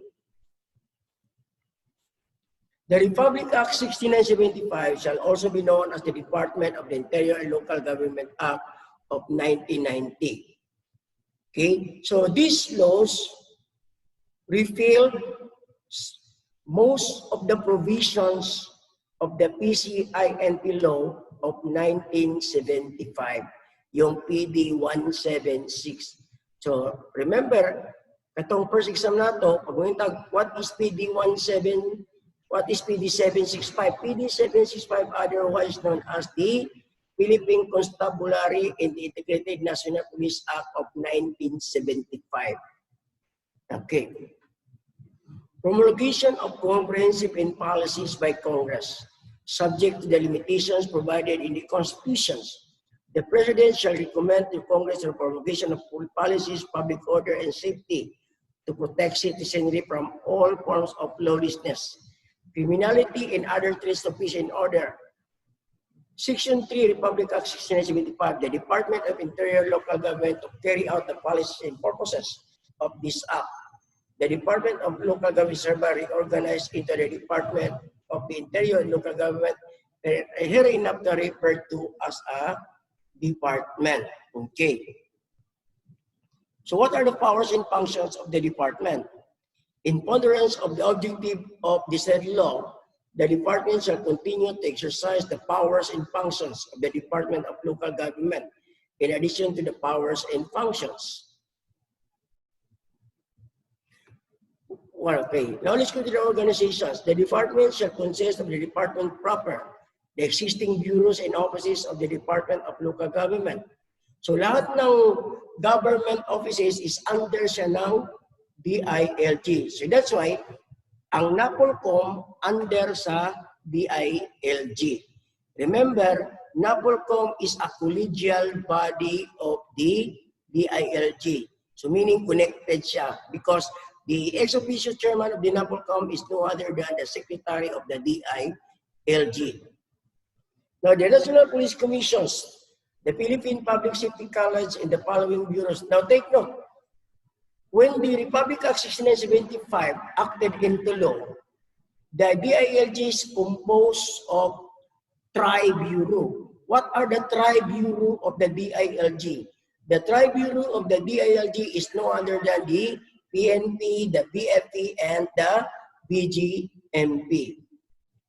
The Philippine National Police, the Bureau for Protection, and the Bureau of Jail Management and Penalty. So, those are the tri-bureau of the DILG. So, department proper. The department proper shall consist of the existing staff services as provided for under Executive Order number 262 and the following offices. Office of the Secretary. The office of the Secretary shall consist of the Secretary and his immediate staff. Office of the Undersecretaries and Assistant Secretaries. The Secretary shall be assisted by 2 Undersecretaries, 1 for local government and 1 for other fees in order, at least 1 of whom must belong to the Career Executive Services, and 3 Career Assistant Secretaries. So take note, ang Secretary assisted by 2 Undersecretaries, 1 for local government and 1 for the fees in order. And another, they have also Career Assistant Secretary. So how many Career Assistant Secretary? So there will be 3, no? Now, under the Section 8 of RA 6975, who are the head of the department? The head of the department, thereafter referred to as the Secretary, shall also be the ex-officio chairman of the National Police Commission, shall be appointed by the President, subject to the confirmation on the commission appointment. No retired or resigned military officer or police officials may be appointed as secretary within 1 year from the date of his retirement or resignation. Now, take note. Now, remember, the President of the Philippines has a discretionary authority, and that discretionary authority of the President cannot be questioned. That is provided by the Philippine Constitution. So, balikan lang natin dito. Let's say, in the case of Anyo, when Anyo retired in the service, he was appointed by the President as the secretary of the DILG. So meaning, he is no longer connected with the military. So therefore, he is qualified to become the DILG secretary. Now, i-twist natin yung sitwasyon. Like for instance, si Anyo active pa sa serbisyo, meron pa siyang 1 year, no? Tapos ngayon, sinabi ni Presidente, i-appoint kita bilang isang DILG secretary. So pag na-appoint na siya, kung lumabas na yung kanyang appointment as a secretary of the DILG, so automatically, Anyo will automatically retired or separated from the armed forces of the Philippines. So, kasi hindi pwedeng active sa service yung magiging DILG secretary. So what are the general powers of the DILG? Term of office and compensation of the secretary. The authority and responsibility for the exercise of the department's powers and functions shall be vested in the secretary, who shall hold office at the pleasures of the president. So, kumbaga, ang secretary na i-appoint ng presidente kasi magiging alter ego niya ito, so ito yung tinatawag natin na co-terminus ng presidente. Pero yung kanyang positions, pag meron siyang mga nagawang mali, which is it will affect the entire organizations or the administrations, so the president can terminate the secretary as early. Kasi wala naman talaga silang fixed na year or taon na magsiservisyo. Kasi nga, their position is always at the mercy of the president. Under the Section 10, specific powers and functions of the secretary, in addition to his powers and functions as provided in Executive Order number 262, the secretary as a department head shall have the following powers and functions: prepare and submit periodic reports, including a quarterly anti-crime operation report and such other report as the President and the Congress may require.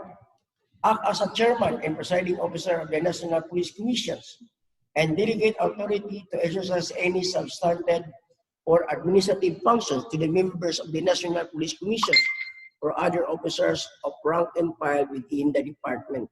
Yung iba nagtataka kung bakit palaging kasama ni President Duterte si Anyo kung saan man siya pumupunta. Kasi hindi nila alam, secretary si Anyo ng DILG. Lahat ng government under ng DILG. Sino ang mag-orient sa presidente doon sa lugar na yon? Hindi ang secretary. So yung iba masyadong siluso, no? Although alam naman niya ng mga oppositions o ng ibang politiko, kaya lang, you want to make a certain case scenario or a certain issues in order to destroy the administrations, no? So yung mga taong walang kaligayahan sa buhay. Now, Section 11, regional offices.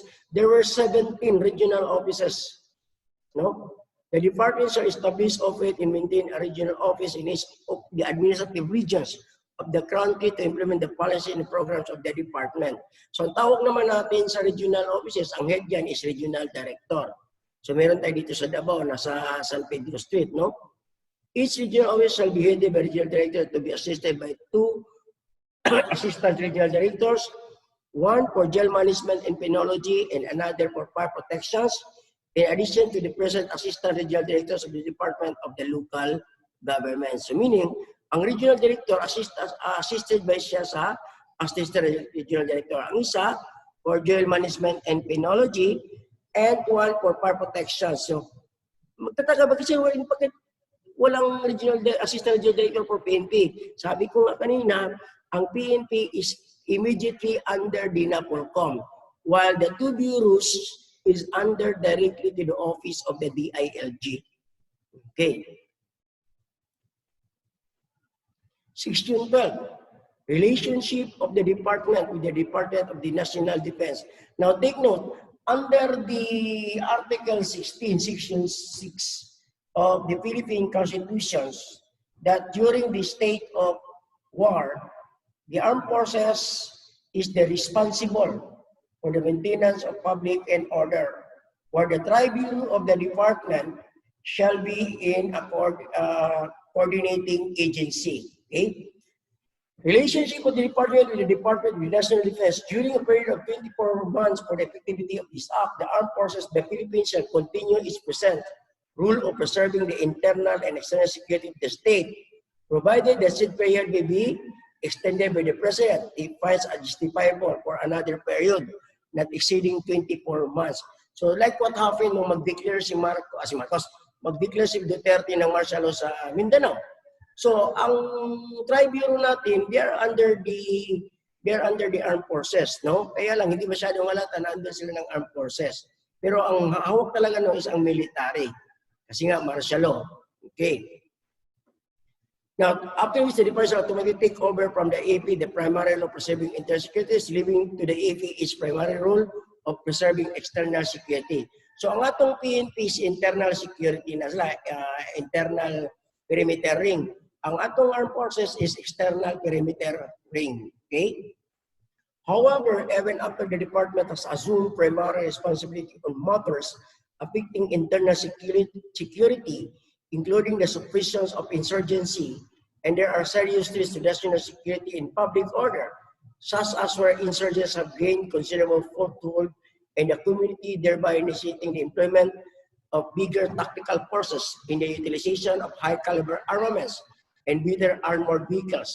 The President may, upon recommendation of the Peace and Order Council, call upon the Armed Forces of the Philippines to assume the primary role and the Philippine National Police to play a supported role in the areas concerned. Yung sinabi natin kanina, yung nag-declare ng martial law dito sa Mindanao. Okay? In times of national emergency, all elements of the PNP, the Bureau of Fire Protections, and the Bureau of Jail Management Criminology shall find direction of the President assess the Armed Forces of the Philippines in meeting the national emergency. The complementary relationship between the Department of the Interior and local government, the Department of National Defense, and any of these preceding eventualities shall be jointly prescribed by the respective secretaries in a memorandum of agreement that shall thereafter be published and implemented. So creation and composition of the department. A National Police Commission, hereinafter referred to as the commissions, is hereby created for the purpose of effective discharging the functions of prescribed in the constitutions and provided in this act.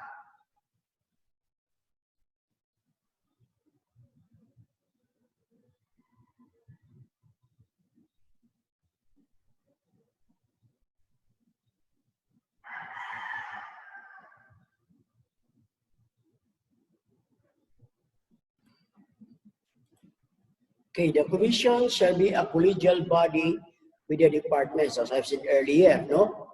So meaning, the National Police Commission is under the NAPOLCOM, while the PNP is directly under the NAPOLCOM, while the Bureau of Jail and the BFP is under directly to the office of the DILG. Now, the commission shall be composed of a chairman and 4 regular commissioners, and one of whom shall be designated as a vice chairman by the President. Now, what about the rules and functions of the PNP chief or the PNP Director General? The PNP Director General shall be automatically become an ex officio member of the commission. Take note. The ex officio chairman of the NAPOLCOM is no other than the DILG. Then there will be 4 regular commissioners. Then plus the ex officio member, which we are referring to the PNP Director General. So therefore, the commission is composed of 6 members. Remember, the commission is composed of 6 members. Who are those? The ex officio chairman, the 4 regular commissioners, and the ex officio member. Okay. The secretary of the department shall be the ex officio chairman of the commissions, while the vice chairman shall act as an executive officer of the commission. So asa kuha uning vice chairman? Ang vice chairman, out of the 4 regular commissioners, 1 will be designated or appointed as a vice chairman of the commission. So meaning, ang vice chairman, kuhaon dito sa 4 regular commissioner. So, imo to yung position. Okay? So, he will act as an executive officer of the commission. So meron siyang title position of executive officer of the commission. Again, ang vice chairman mag-appoint dito sa 4 regular commissioner. Kung kita itong mapili sa upat, so siya ang may mong vice chairman. And the vice chairman will act as the executive officer of the commission. So, ibutang sa alipatakan na how many members of the commissions? There were 6 members. Who are those? Ex officio chairman, 4 regular commissioners, and 1 ex officio member. Who are the ex officio member? The PNP Director General. Okay. What are the term of office of the regular commissioner? The 4 regular and full-time commissioners shall be appointed by the President upon the recommendation of the Secretary. Of the first 4 commissioners to be appointed, the 2 commissioners shall serve a fixed term of 6 years, and the 2 other commissioners, we have a 4 years fixed of services. All subsequently appointed shall be a period of 6 years. So lahat yan sila 6 years. No? Kaya lang, kasi hindi naman sila sabay-sabay na ma-appoint eh. No? So, pag sabay-sabay yan silang ma-appoint, so yung dalawa, 6 years. Yung dalawa, 4 years. So without reappointment or extension. Ngayon, kung sakasakali, di ba, 4 ang commissioner, dalawa yung may fixed term na 6 years, dalawa din yung 4 years. Ito si A, B, C, D. Si A ug si B, nasa may fixed term na 6 years. Si C ug si D, nasa may fixed year of service of 4 years. Karon si A, pag 4 years ni A, karon kini si C ha, 3 years. So, 4 years na si A, which is nasa 6 years. 3 years si C nga nasa 4 years. Nag-resign. No? Kaya mubalik na sa private life. So, karon kulang og isa. So, ang buhaton, mag-appoint og isa ka commissioner to serve a full term of 6 years. So, si C ang gipili. So, di ba 4 years lang man to si C. Kaya 4 years lang man si C, i-appoint siya as another regular commissioner, so he will serve another full term of 6 years. So katong iyang 4 years or 3 years nga ibig babaliwala na to. Magsugod siya sa 1. So kulang lang yapon. So mangita na paglain nga nasa gawas. So mag-appoint na po, mag-endorse na po ng secretary nga gikan sa gawas para mapil-in ang 4 ka commissioner. Okay. So kung mag-retire na sila, wala na. Kung magka na sila sa ilang tenure of service, so wala na yung reappointment. Ha? So wala na reappointment. Kung wala na mag-resign. Now, temporary or permanent incapacity of the chairman. So kung ang secretary na piang, ginakalakaw niya, iwan ang doktor, unong kubulan. So that is temporary or permanent incapacity of the chairman. So hindi siya makatrabaho kay piang man siya. No? Ingon sa doktor, unong ka, bulan siya hindi makatrabaho. So, unsay buhaton? Ang buhaton, ang assistant secretary or ang deputy secretary, he will be up as the OIC or officer in charge or acting as a chairman. So, until the time na ang chairman makabalik na sa iyang trabaho. Okay. Dito siya, si Anyo, karon na nagkasakit siya. Iyon ang doktor, secretary, you need to take a rest for 6 months. So, iyon siya nyo, so what about my work?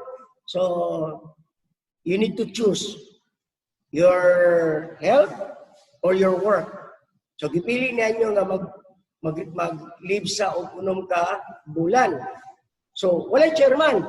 So, katong chairman, mag-appoint karon si presidente na mahimong deputy.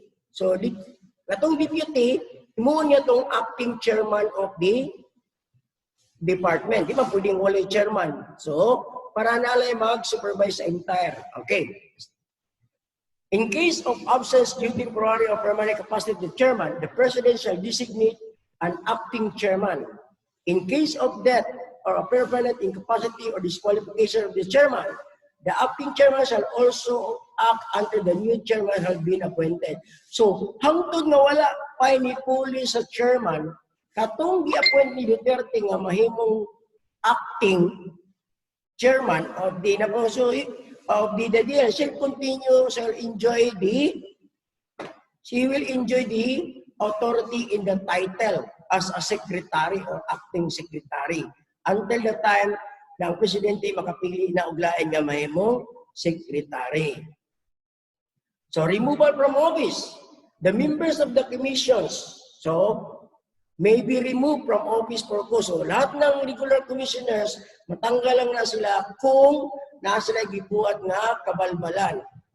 All vacancies in the commission except through expiration of term shall be filled up for the unexpired term only. Mara yung tinag kanina, di ba, for regular commissioner. Ang first to 6 years, ang another second to 4 years, karon ni resign o natanggal tong isa ka commissioner nga unong katuig, magpili dito sa duha nga na ay upat. So, kung mapili ito siya, balik siya sa unom. So, yan mo na, buto sa mga section 18. Provided that any person shall be appointed in this case shall be eligible for regular appointment for another full term. Yan, mo na siya. Now, prohibitions.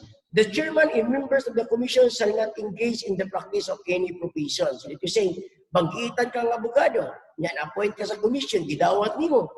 So, ang income nimo nga kada bulan, income ka tag 150,000, mawala na to kay nanaman ka sa government because you cannot serve 2 masters one at a time. Hindi ka pwedeng mamamang ka sa dalawang ilog nito, no? How can you drive in a motorboat or 2 motorboat one at a time? Saan pag-drive ng isa kung saan anong the same na oras, di ba? So, kailangan isakripisyo yun mong isa. Okay.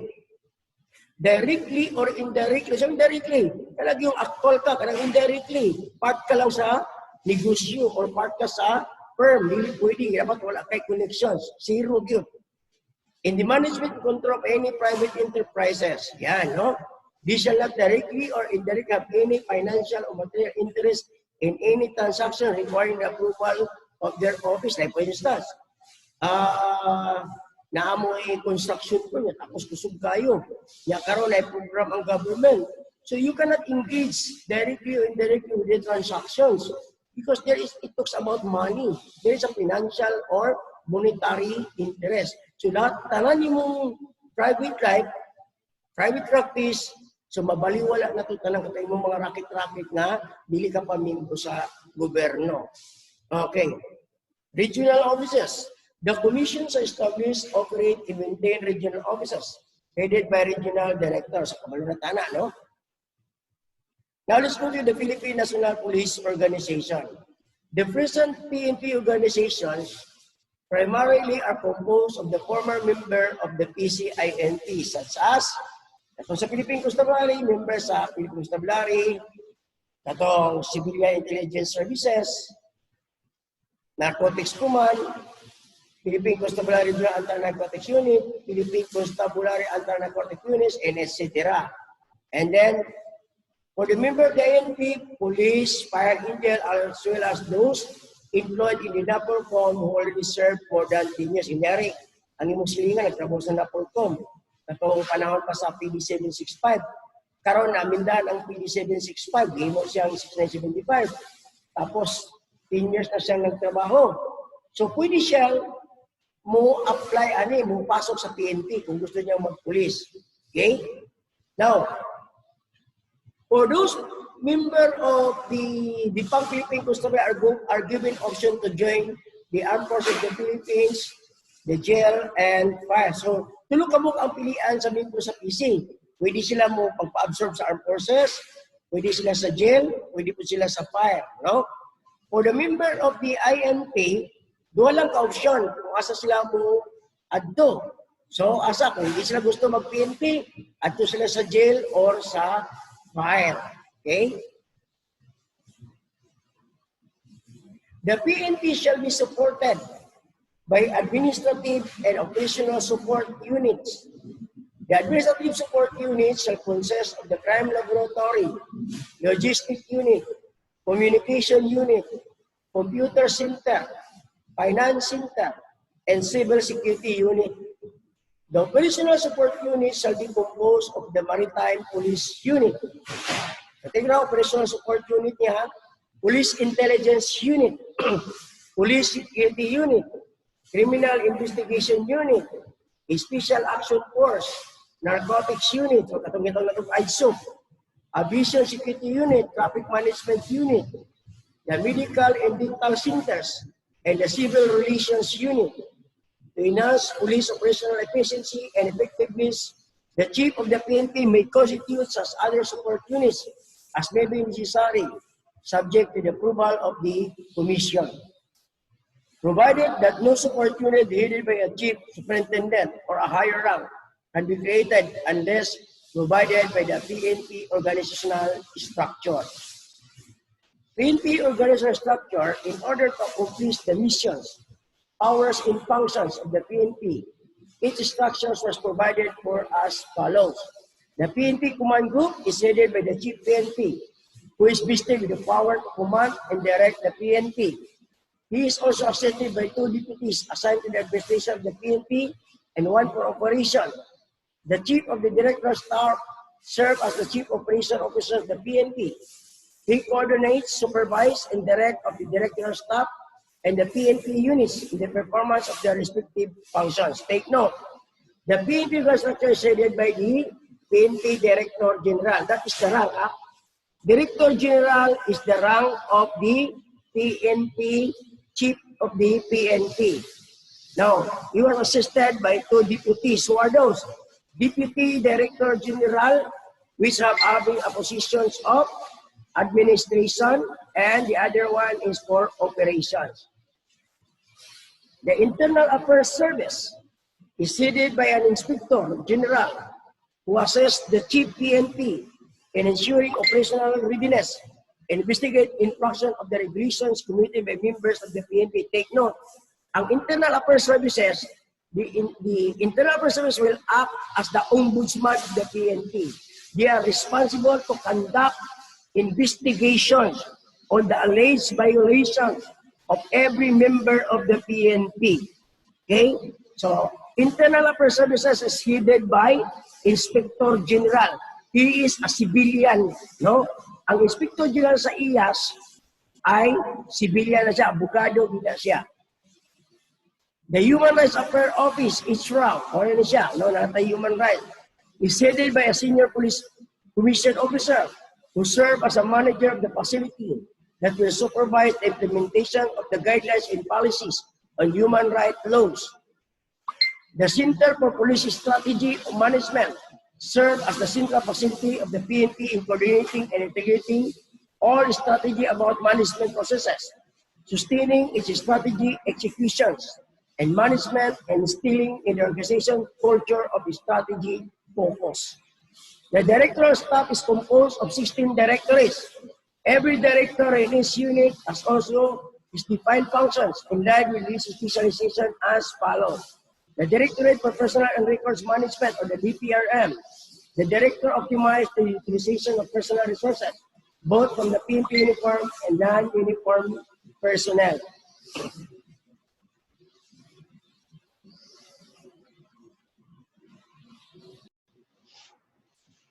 Okay, the Directorate for Intelligence.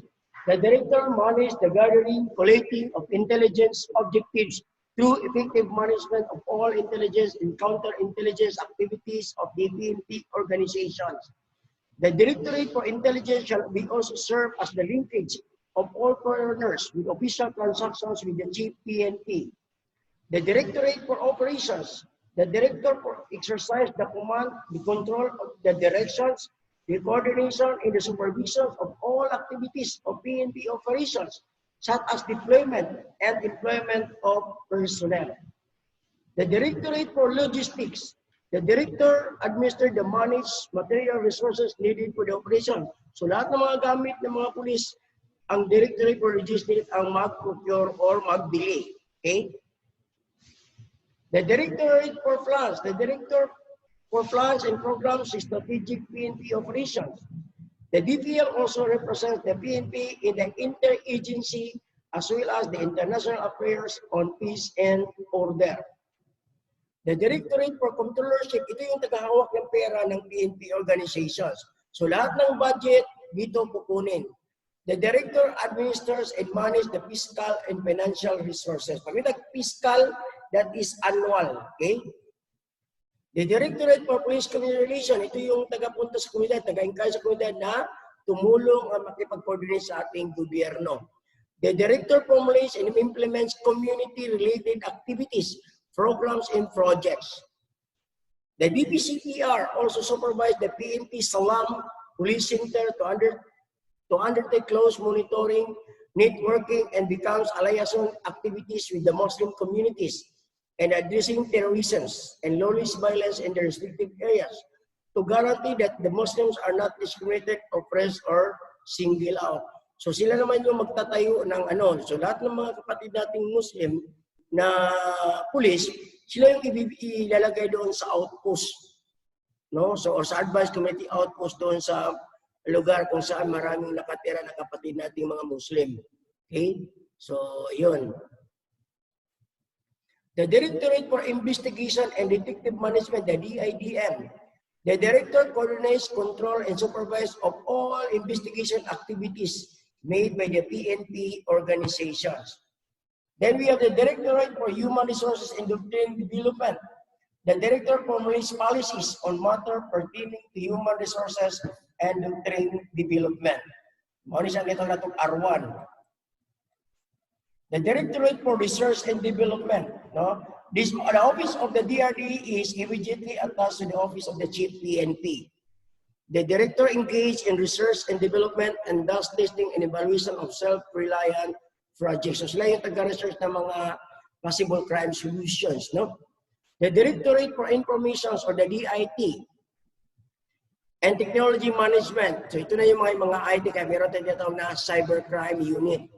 The Director integrates and standardizes on all PNP information system and resources to further improve the frontline services. So kaya meron tayong online application sa PNP, no? Because of this, kasi meron tayong DICTM unit. Now, 5 directorates for integrated police operation or DIPOS. So we have also Directorate for Integrated Police Operations. So this is for Luzon, Visayas, in Mindanao.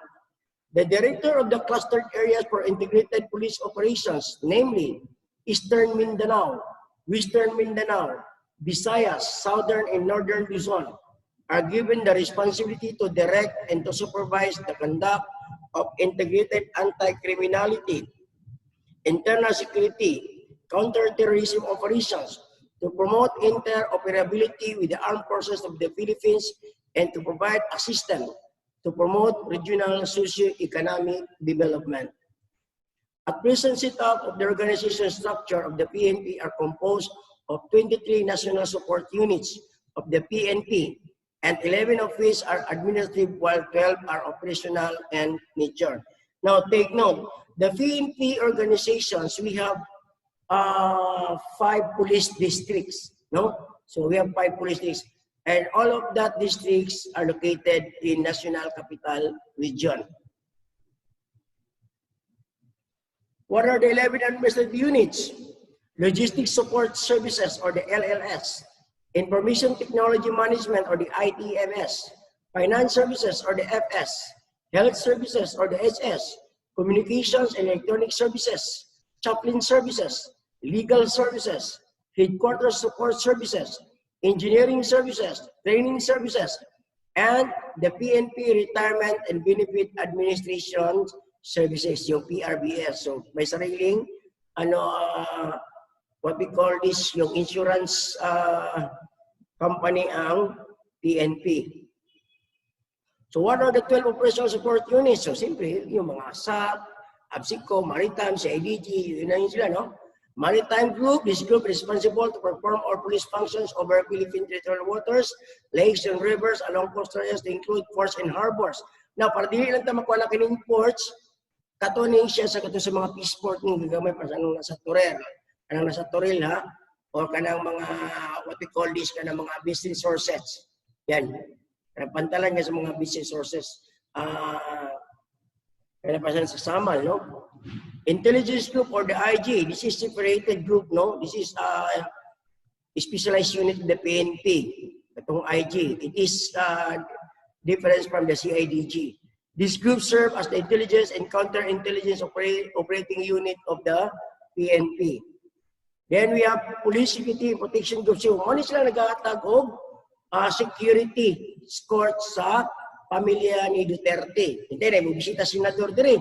So, aside sa PSG nga gikuha sa senador, sa ilang grupo sila, pag mabuti sila din sa Davao, tagaan na sila og another police security escort. So, diri ginakuha sa police security protection group. So, ang nagbantay sa pamilya ni Duterte, duha, PSG o PSG.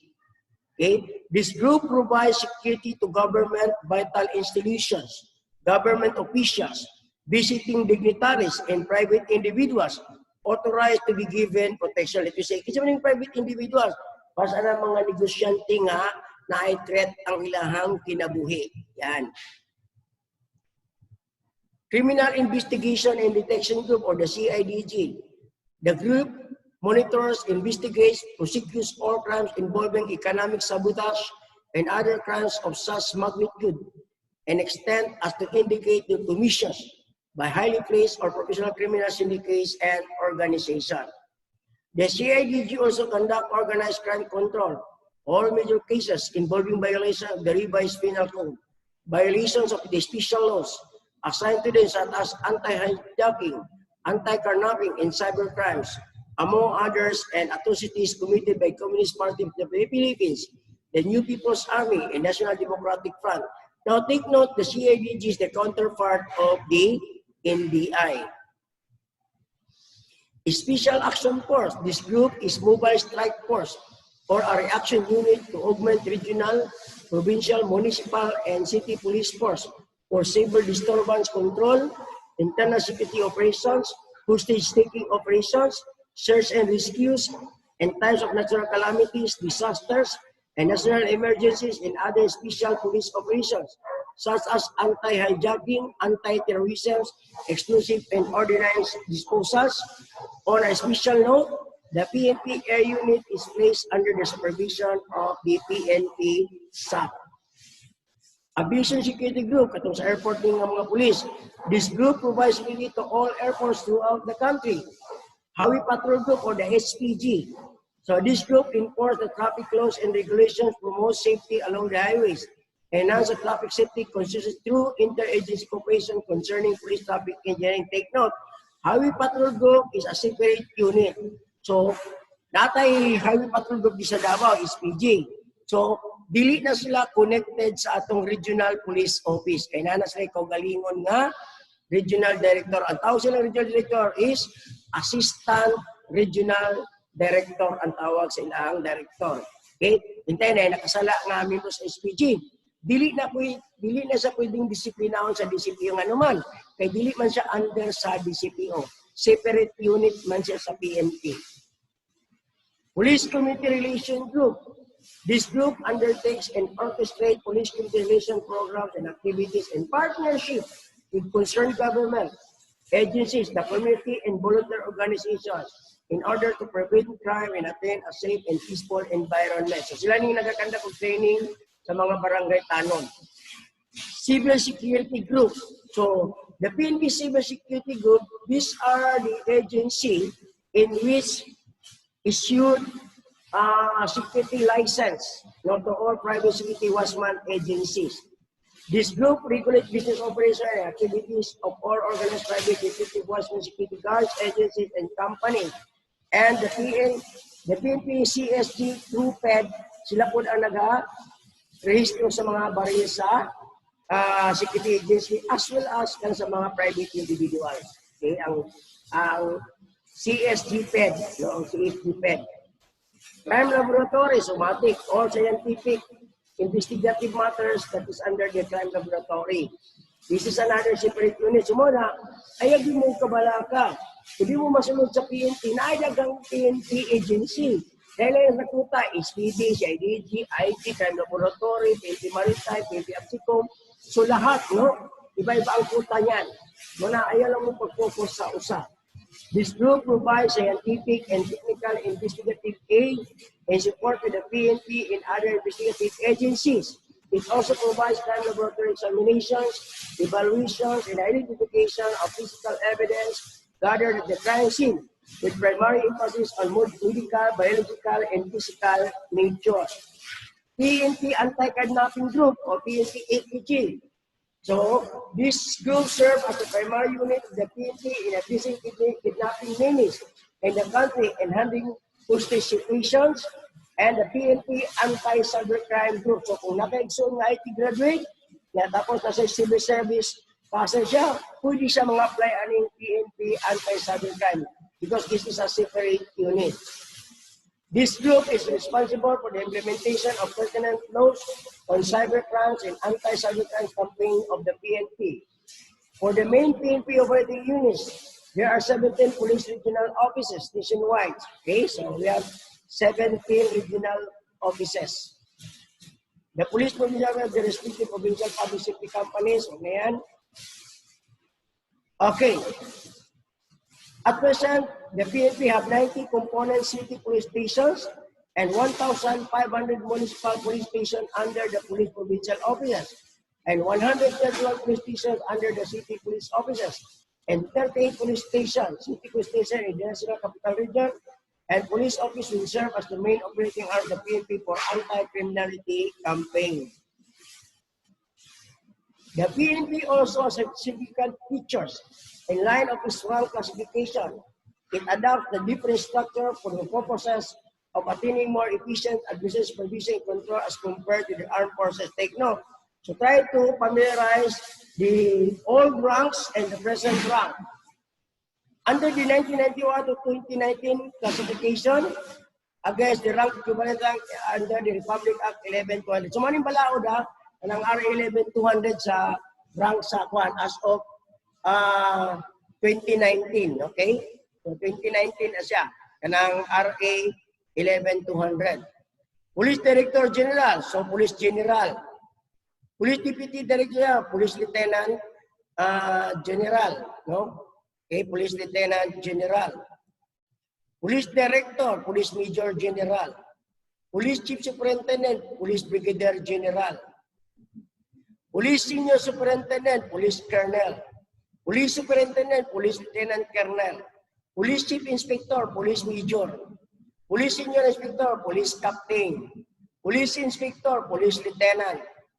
Senior Police Officer 4, Police Executive Master Sergeant. Senior Police Officer 3, Police Chief Master Sergeant.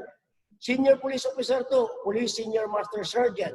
Senior Police Officer 1, Police Master Sergeant. Police Officer 3, Police Staff Sergeant. Police Officer 2, Police Corporal. Police Officer 1, Patrolman or Patrol Woman. So muna ang pinakaubos karang Patrolman or PO1. Okay, powers and functions of the PNP. The PNP shall have the following powers and functions. Enforce all laws, ordinances related to the protections of lives and properties. Maintain peace and order and take all necessary steps to ensure public safety. Investigate and prevent crimes, effect the arrest of criminal offenders, bring offenders to justice, and assist their prosecutions. Exercise the general powers to make arrests, search, and seizures in accordance with the constitutions as well as on the pertinent laws.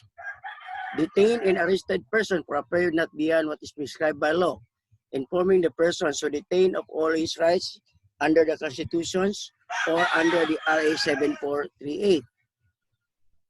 Issue license for the possession of firearms and explosives in accordance with law.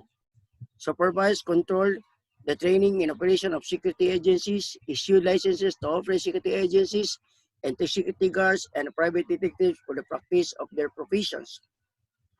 Performs as other duties and exercise all other functions as may be provided by law. In addition, the PNP shall absorb the office of the National Action Committee on Anti-Hijacking of the Department of National Defense. All the functions of the present Philippine Air Force Security Command as well as the police function of the Coast Guard. In order to perform its powers and function efficiently and effectively, the PNP shall be provided with adequate land, sea, and air capabilities and all necessary materials as a means of resources.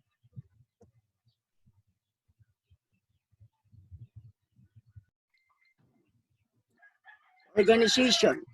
The PNP shall be headed by a chief who shall be assisted by 2 deputy chief, 1 for operations and 1 for administrations. Take note, the second in command of the PNP is the deputy director for administrations, and the third in command is the deputy for operations. The fourth in command is the deputy director for directorial staff. Okay. Provided, however, that in no case shall any officers who has retired or is retirable within 6 months from his compulsory retirement age be appointed as a chief of the PNP, just like what happened nowadays.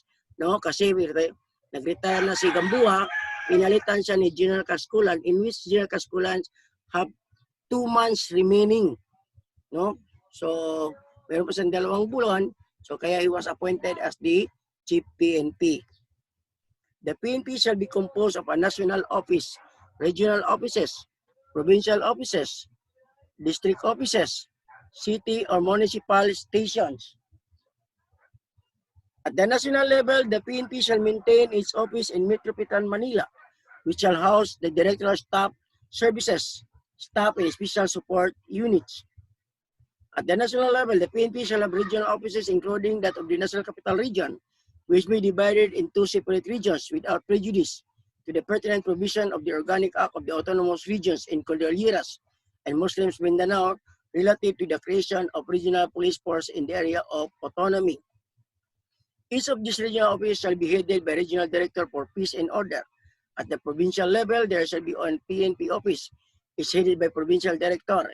In the case of large provinces, police district may be established by the commissions to be headed by a district director. So take note, balikan natin, there were 5 police district in the PNP, which is located all in National Capital Region. Now, supposed to be ang Davao City, dapat himuuna na siyang district police office kanang ato ang PC Barracks. But until now, sa kasi kailangan i-recommend ng regional director ng PNP doon sa chief PNP ang ating police districts para yung chief PNP mag-endorse doon sa NAPOLCOM, because the NAPOLCOM will be the one to declare and evaluate whether a certain police office will become a district police office. So take note ang NAPOLCOM lang ang mag-declare kung pwede ba na mahimong district police office ang usa ka dako nga police office para sa niya sa Davao, no? Because Davao is composed of 12 police station, in fact na napoy plano nga magdungag, no? Murag tungaon ang Talumo ug ang Santa Ana kay dagko kay na sa nga police station. At the city or municipal level, there shall be a PNP station which is headed by a chief of police. The chief of the PNP shall within 60 days from the effectivity of this act in accordance with the broad guidelines set forth herein, recommend the organizational structure and staffing pattern of the PNP to the Commission.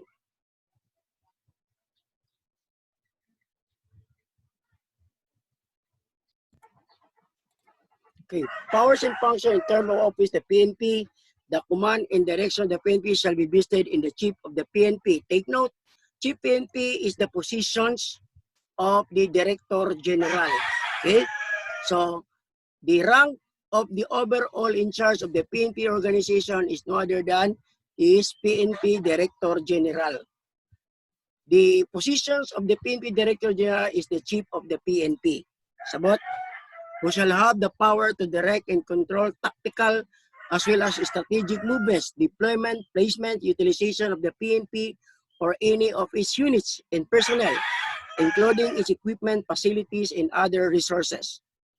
Such commands and direction of the chief PNP, the PNP may be delegated to subordinate officials with respect to the units under respective commands. So, kasi hindi kayang bantayan ng PNP Director General ang buong kapulisan, so kaya meron tayong tinatawag na mga regional directors, provincial directors. Yan. So, the chief PNP delegate his authority to the field officers chief, no? The chief of the PNP shall also have the power to issue detailed implementing policies and instructions regarding personnel funds, properties, records, correspondence, and such other matters as may be necessary to the effectivity to carry out the function, powers, and duties of the Bureau. The chief of the PNP shall be appointed by the president from among the senior officers down to the rank of chief superintendent. Now, take note, so paano ba mag-qualify para ma-appoint bilang isang PNP director? Ang kailangan lang, you must have an initial rank of Brigadier General. Now, sabi natin dito, by seniority. Seniority, appointing a police officer to become a Director General by means of seniority, seniority is only a traditional practice of the PNP. But in law, in the language of law, if you have a rank of a chief superintendent or a brigadier general, and then the president appoint you to become the PNP director, then there is no violations of the law because the law is clear. Ano bang sinabi ng batas? Sino ang mag-qualify bilang isang Director General? Kung hindi, may ranggo na Brigadier General because the appointing authority is always vested to the President and the discretionary authority of the President cannot be questioned. Kaya ang gahom sa atong Presidente nagbase sa Philippine Constitution. Kaya iyahan ang pagbuot kung kinsa iyahang pilion. But whoever appointed by the President to become the Chief PNP are subject to the confirmations by the Commission on Appointment. So kinahanglan aprubahan po siya sa Commission on Appointment. Pag dili sa aprubahan sa Commission on Appointment, so dili po siya mahimong PNP Director General sa PNP organization. Kaya nag-go against man ang Commission on Appointment. Provided that the Chief of the PNP shall serve a term of office not exceed 2 years. So mara na iyang tenure ha. Provided further that in times of war or other national emergency declared by Congress, the President may extend such term of office. Supposed to be, si Gamboa pwede man extend sa Presidente. Why? Because at present we are facing calamities. No? Nag-atubang ta sa karon sa kalamidad. Kanang gitong na ito COVID pandemic 19. Okay? Manning levels, timanan na to ha. On the average nationwide, the manning levels, the PNP shall be approximately in accordance with the police to population ratio of 1 police per every 500. So that is the manning level. The actual strength of the cities and municipal shall depend on the state of peace and order, population density, and actual demands of the service in the particular areas, provided that the minimum police to population ratio shall not be less than 1 policeman per every 1,000. Pag may ang question nga ni average nationwide manning level, that is 1:5. Pero pag minimum police to population ratio is 1:1,000. Sabtan, provided further that urban areas shall have either higher minimum police to population ratio as may be prescribed by regulation. So as of now, di sa Davao, ang atong gi-apply is 1 police per every 700 populations. Okay?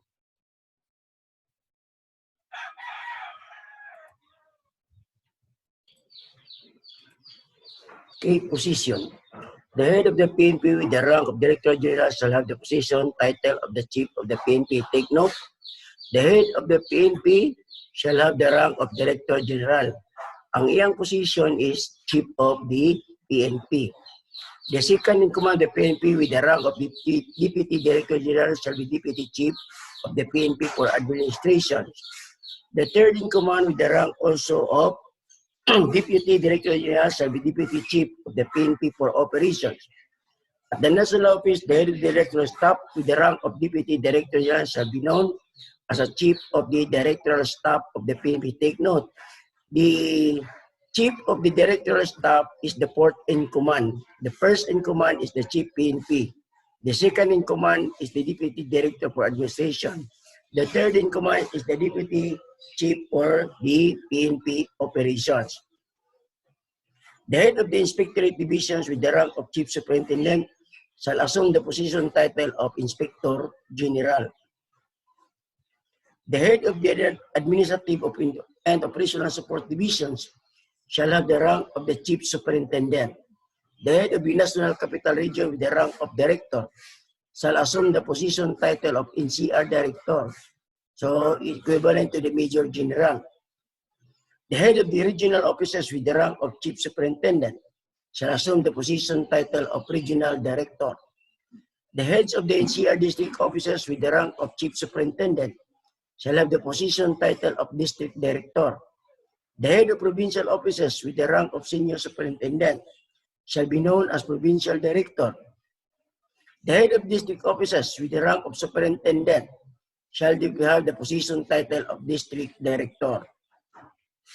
The head of the municipality or city offices with the rank of chief inspector shall be known as a chief of police. Appointment of PNP officers and members. The appointment of the officers and members of the PNP shall be effected in the following manner. From police officer 1 or from patrolman to executive master sergeant, the appointing authority is no other than the regional director or the chief PNP for the national level and must be attested by the Civil Service Commission. From the rank of lieutenant to lieutenant colonel, appointed by the chief PNP and recommended by their immediate superiors, attested by the Civil Service Commissions. For the rank of full-fledged colonel to Deputy Director General, appointed by the President upon the recommendation of the Chief of the PNP with the proper endorsement by the Chairman of the Civil Service Commissions and subject to confirmations by the Commissions on appointment. And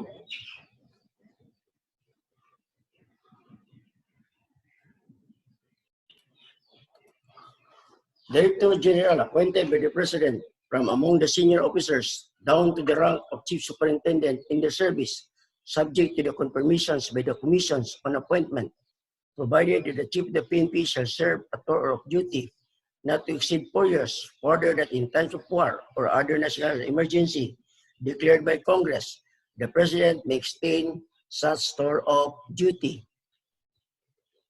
Now, lateral entry. All enlisted, all members of the PNP have a rank of PO2 at least serve 5 years in the service shall qualify for the lateral entry. For those graduate of engineering, licensed engineer, licensed criminologists, licensed nurses, licensed dentists shall be given an opportunity to join the lateral entry. Once they will qualify, then they will be given an initial rank of inspector. So lahat ng lateral entry na engineer, nurse, criminologist, optometrist, psychologist, social worker, so pag nakapasa sila, then ang ranggo nila magiging lieutenant. But for those members of the bar, abogado, doctor, chaplain, or pare, once they entered into the PNP via lateral entry, so they will be given an initial rank of captain or senior inspector. For those graduate of the PNP, after graduations, they will be given an initial rank of inspector. So, dili na lateral entry ang kuwan. Dili na lateral entry ang PNPA. Huwag na ilang ranggo pag-graduate nila. Now, let's go to the classification of police offices. Pag ang police station, nag-serve sila o pagwintag component cities, basta ng Digo City, Samal, Panabo, Mati, no? Pidapawan, kaya mga component cities na siya. Okay, so kung ang Samal, nag-serve siya of 100,000 and above populations, so ang ilang police office dito is type A. Kung 75,000 but less than 100,000, type B sila. So pag 75,000 population lang sila, so type C sila nga component cities. For the municipalities, no, type A, 75,000 or more pag municipalities. Type B, pag 30,000 but less than 75,000. Type C, less than 30,000. Take note ha, pag component cities, manikitawag na ito, katong mga gagmayng syudad ba? Samal, Panabo, Mati, Digos na may mga component cities sa Region 11.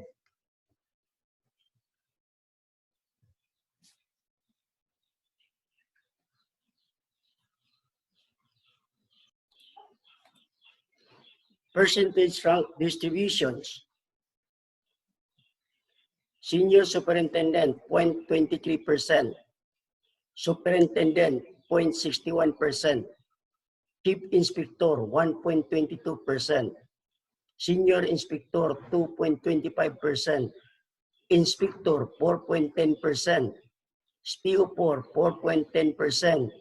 SPO3, 7.74%. SPO1, 9.78%. SPO1, SPO2, 9.78%. SPO1, 12.50%. PO3, 14.95%. PO2, 18.77%. Ang pinakadako na population, PO1 or patrolman, 23.75%.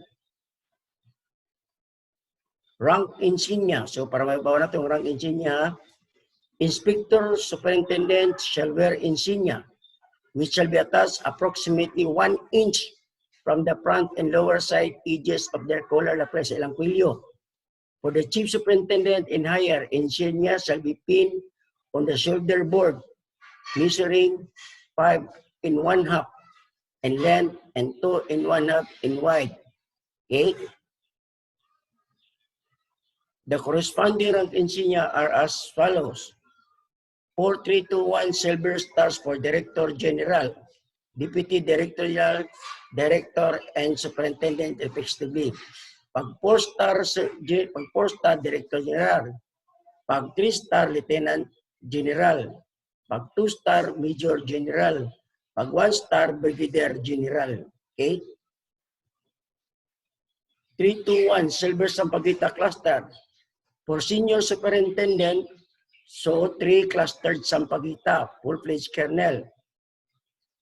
Then, pag siya, what we call this, superintendent siya, so 2 silvers, 2 clustered Sampaguita. Ang Chief Inspector is 1 clustered Sampaguita. Okay? Chief Inspector or Major, 1 clustered Sampaguita. Pag Lieutenant Colonel siya, 2 clustered Sampaguita. Pag full-fledged Colonel siya, 3 clustered Sampaguita. 2 and 1 bronze anahaw leaf. For Senior Inspector, 2 bronze anahaw. Sa Kapitan, 2 ka bronze na anahaw. Itong murag paypay, no? Pag Lieutenant, 1 lang ka anahaw. Sa mga non-commissioned officer, PNCO, or Police Non-Commissioned Officer, take note ha, pininggikan sa Inspector up to Superintendent, mga commission officer ni siya. Pag Colonel up, managerial level na na. Okay?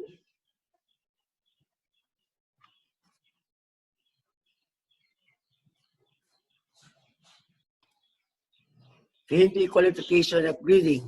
No person shall be appointed as officer or member of the PNP unless he possesses or she possesses the following minimum qualifications. A citizen of the Philippines, a person of good moral conduct, must have passed the psychiatric and psychological drug physical test to be administered by the PNP or by any NAPOLCOM accredited government hospitals for the purpose of determining physical and mental health, must possess a formal baccalaureate degree from a recognized institution of learning, must be eligible in accordance with the standards set by the Commission, and must not have been dishonorably discharged from the military employment or dismissed for cause from any civilian positions in the government, and must not have been convicted by final judgment of an offense or crime involving moral turpitude. So kining paragraph G, kung ang tao na kaso, pero wala pa na konbikto, so pwede pa siyang mag-apply. Kay namang didiri gibutang. Pero kinsa may musugot nga gobyerno nga modawat sa usa ka tao nga naay kaso, no? So dawaton nila application pero pangitaan nilang pamaagi nga dili gini madawat ning klaseng tawhana. Kaya naman dili gibutang must not have been convicted by final judgment. So, bisag si kinsa, basta kinsa nga nay kaso, basta wala lang na konbikto, wala pa na konbikto, pwede pa mag-apply. Ha?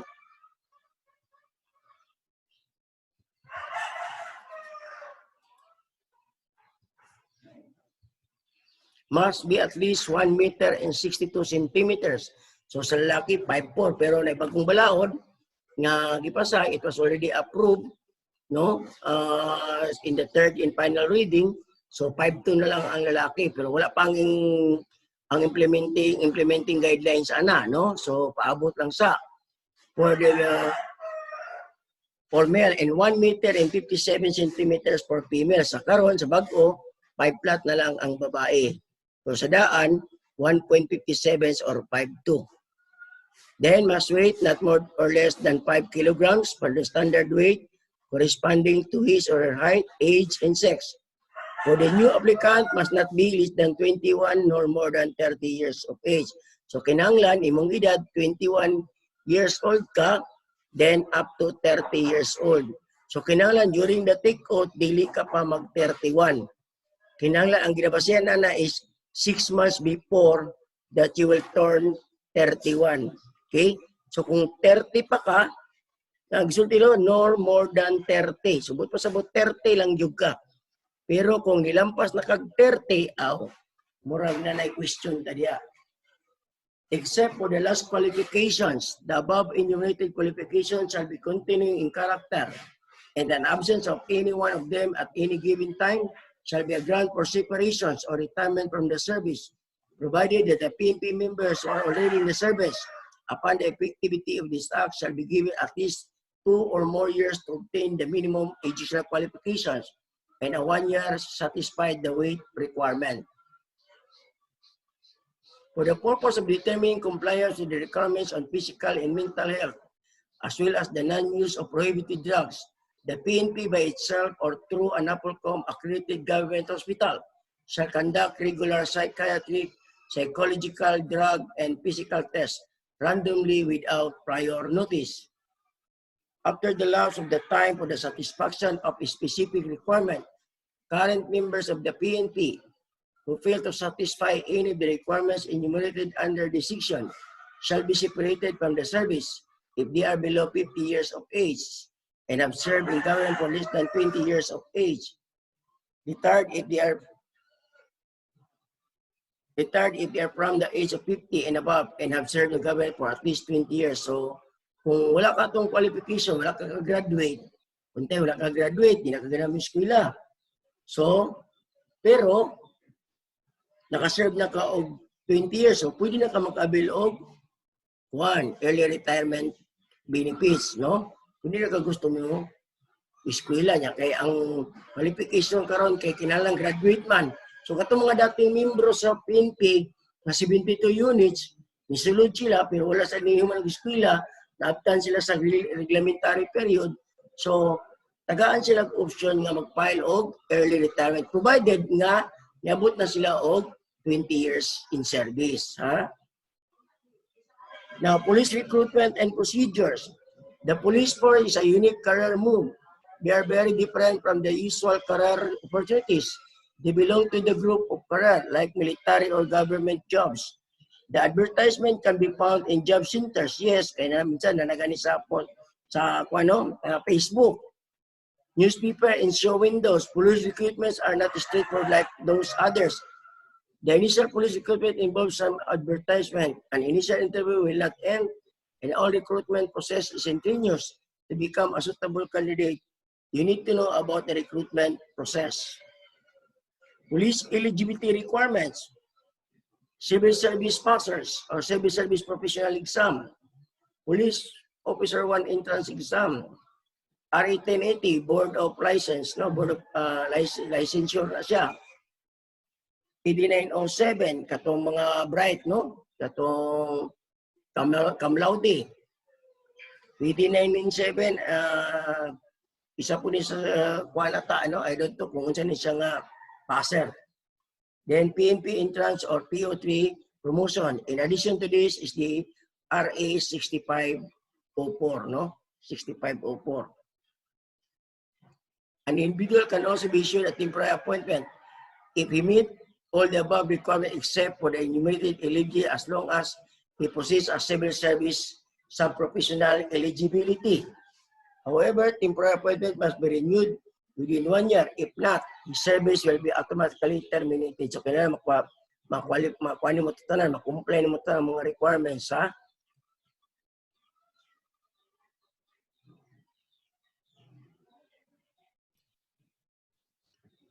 Okay, now let's go to waivers for initial appointment to the PNP.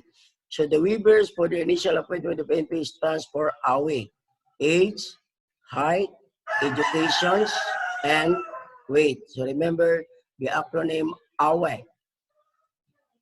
The Philippine National Police is a unique agency of the government because this is the only agency of the government that provides hundreds of jobs work to those qualified applicants. Yes, every year, twice a year.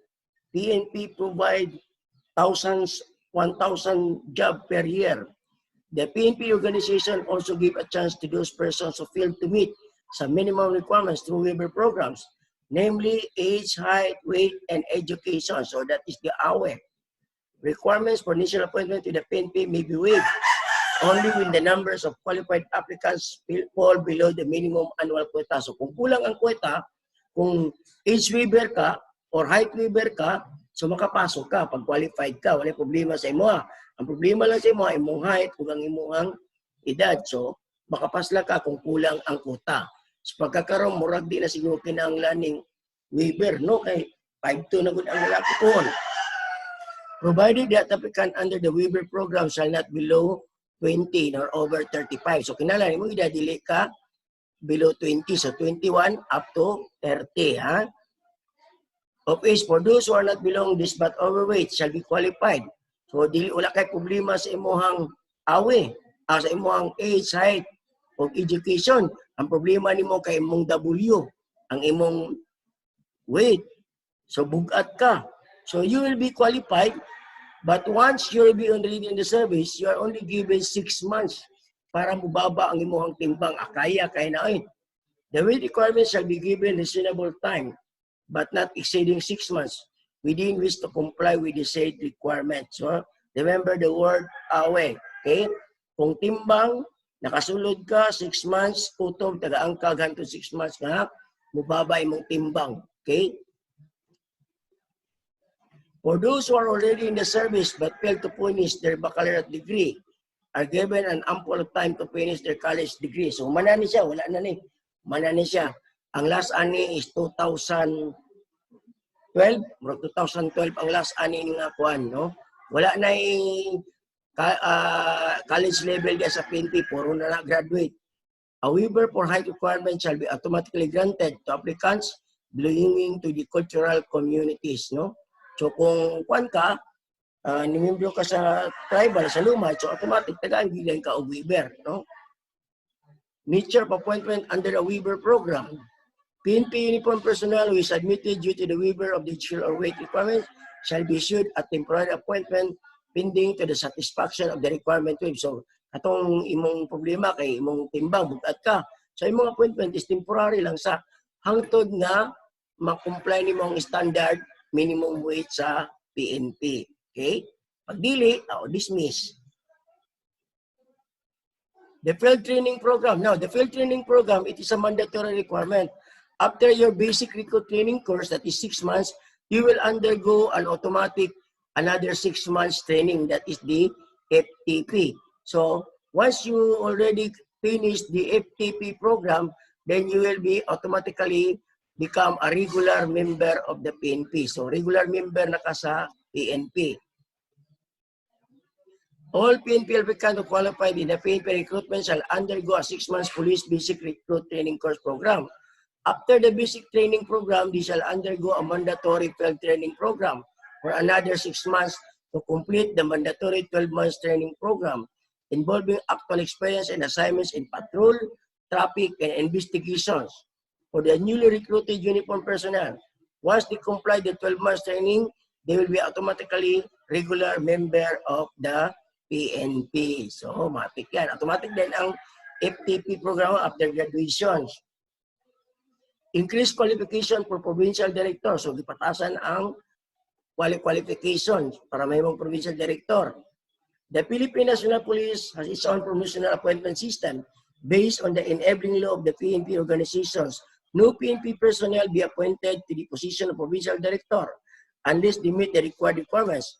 A police officer can only be appointed as a director of the provincial police office if he holds a master's degree in public administration, criminology, or any field of discipline, as long as full-fledged master siya. Satisfactory pass the required training and career courses. So, kailangan si SEE po siya for the said position established by the commissions. But for those police officer who is currently occupying the said positions but fail to satisfy the mandatory requirement are given 3 years to comply the said requirements. So, napas na 3 years po katong nagunit na nga position. Otherwise, they will be relieved. Examination for police. So the commission shall set a mandatory examination to any person who wants to join in the police force, as well as for those who are already in the service are also required to take the required examination as set by the commissions as requirement for the promotion. Let us say, dili ka licensed criminologist, civil service ka. So, kinahanglan, kung gusto ka mag-apply o pagka-PO to, magkuha ka o promotional exam. No? So, kapoy ginoon. Another, kung pagpang-apply ni mo, licensed nurse ka, naman siya ang memorandum order ha, licensed nurse ka, nang-apply ka. Ang imong gigamit nga eligibility, ang imong lisensya, nag-1080 ka. Karon na lateral entry. Na lateral entry, pwede ba ka mag-apply sa lateral entry? Nagigamit naman ni mo imong lisensya sa pagkanas. The answer is no. Na memorandum order, anak. Mana katong uban nga gusto magpulis, nga license nga nurse, so mangutana na sila mga kaila, no? Mana mutik sila civil service or na polcom para kato ilang gamiton na entrance para join sa PNP para kung makanana sa serbisyo, mabot ang panahon na qualified na sila for applying for lateral entry, so gamiton nila ito ilang lisensya silang pagka-nurse. Okay? Qualification of Chief of City and Municipal Police Station. No police personnel shall be appointed as a chief of a city or municipal police station unless she or he is obtained Bachelor of Laws degree or finish all the required courses of master's degree program. So kinahanglan graduate po siya og Bachelor of Law. Kung dili, graduate siya og master's degree. Bisag unsa nga kuan, no? Bisag unsa nga masteral.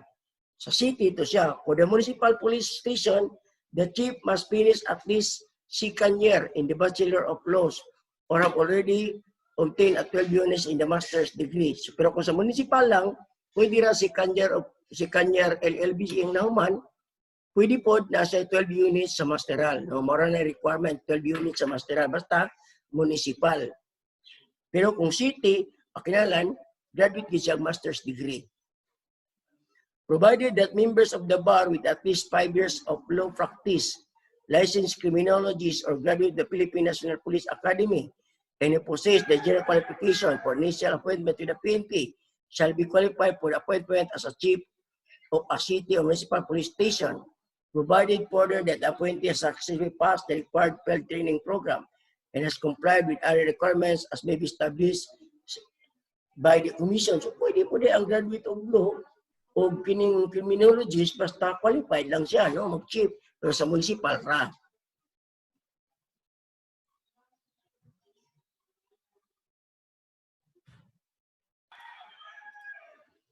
Qualification upgrading program.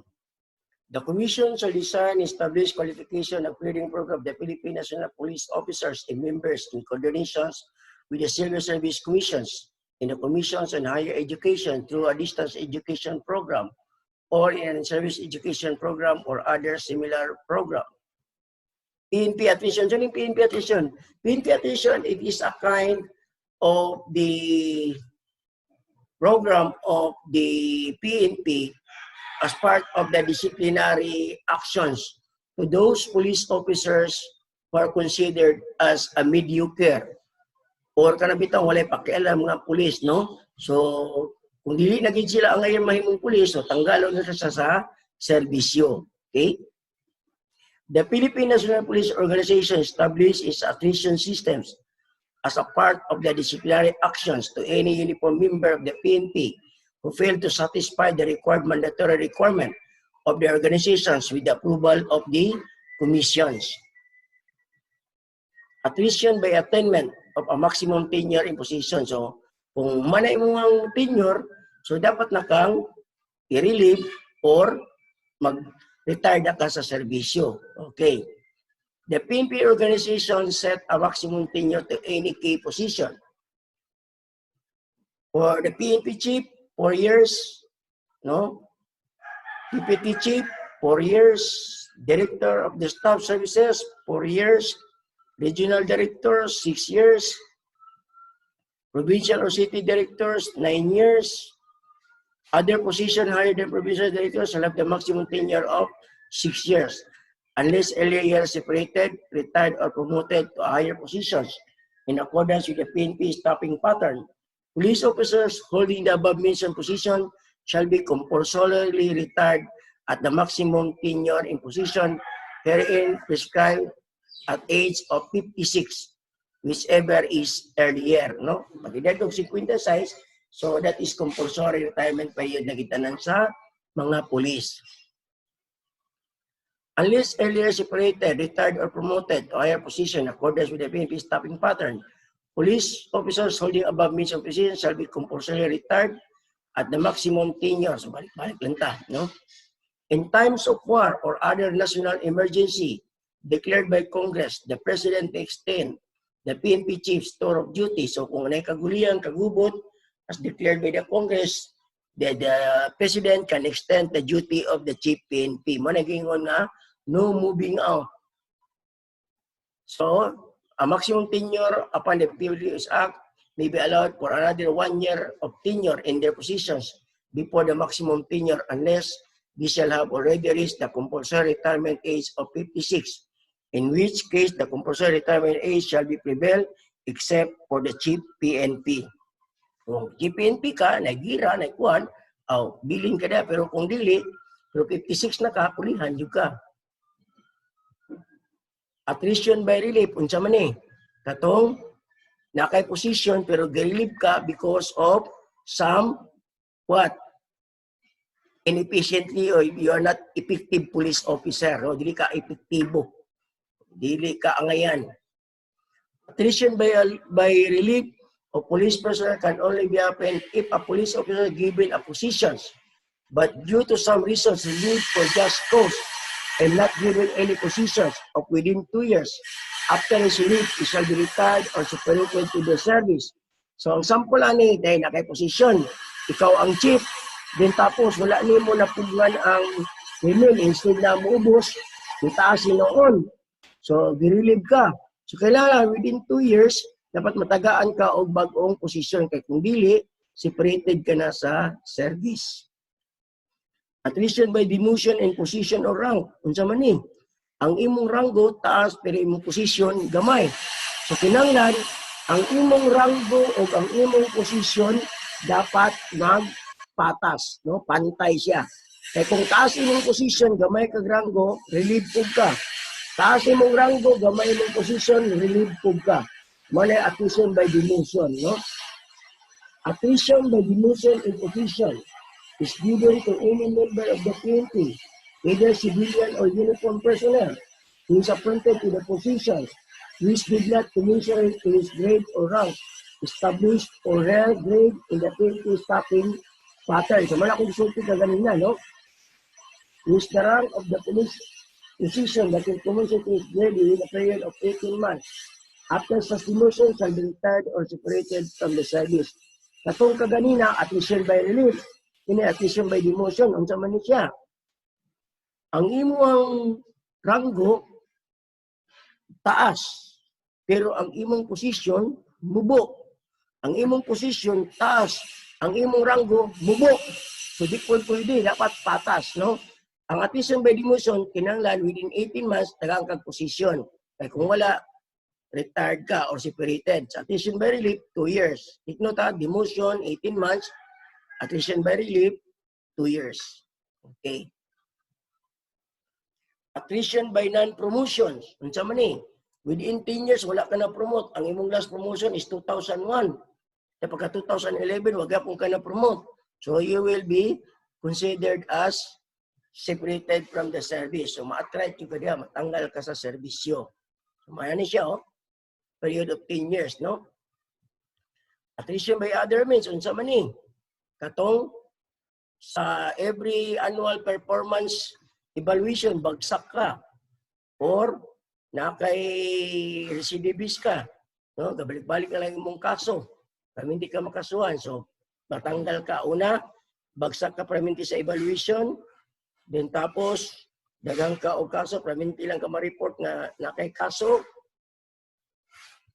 So, yan, no? Yeah. A PNP member or officer with at least 5 years of accumulated active service shall be separated based on different factors. And efficiency based on poor performance. Yan, itong sulti na ito kaganina, no? So, bagsak ka tanan sa performance evaluation. Okay? Pero kung 20 years in service ka, pwede ka mag-avail of what we call this, kanang ginatawag na ito, early retirement period, no? So, makadawat ka di og 50%. No, 50%. Did you say, now take note every year of the active service of the police, that is equivalent to 2.5 pension benefits. No, that is equivalent to 2.5 pension benefits. But that benefits can only be availed once you retired in the service. Did you say, imong papa nagserbisyo, tapos di na sa ganahan mo trabaho, gusto niya mag-avail of early retirement benefits. Nakaservisyo sa 23. So, katong 20 na nasa 50% daan. Diba, niingon man ta na ang every active service, every active year service sa PNP, equivalent to 2.5. So, nasa 7.5.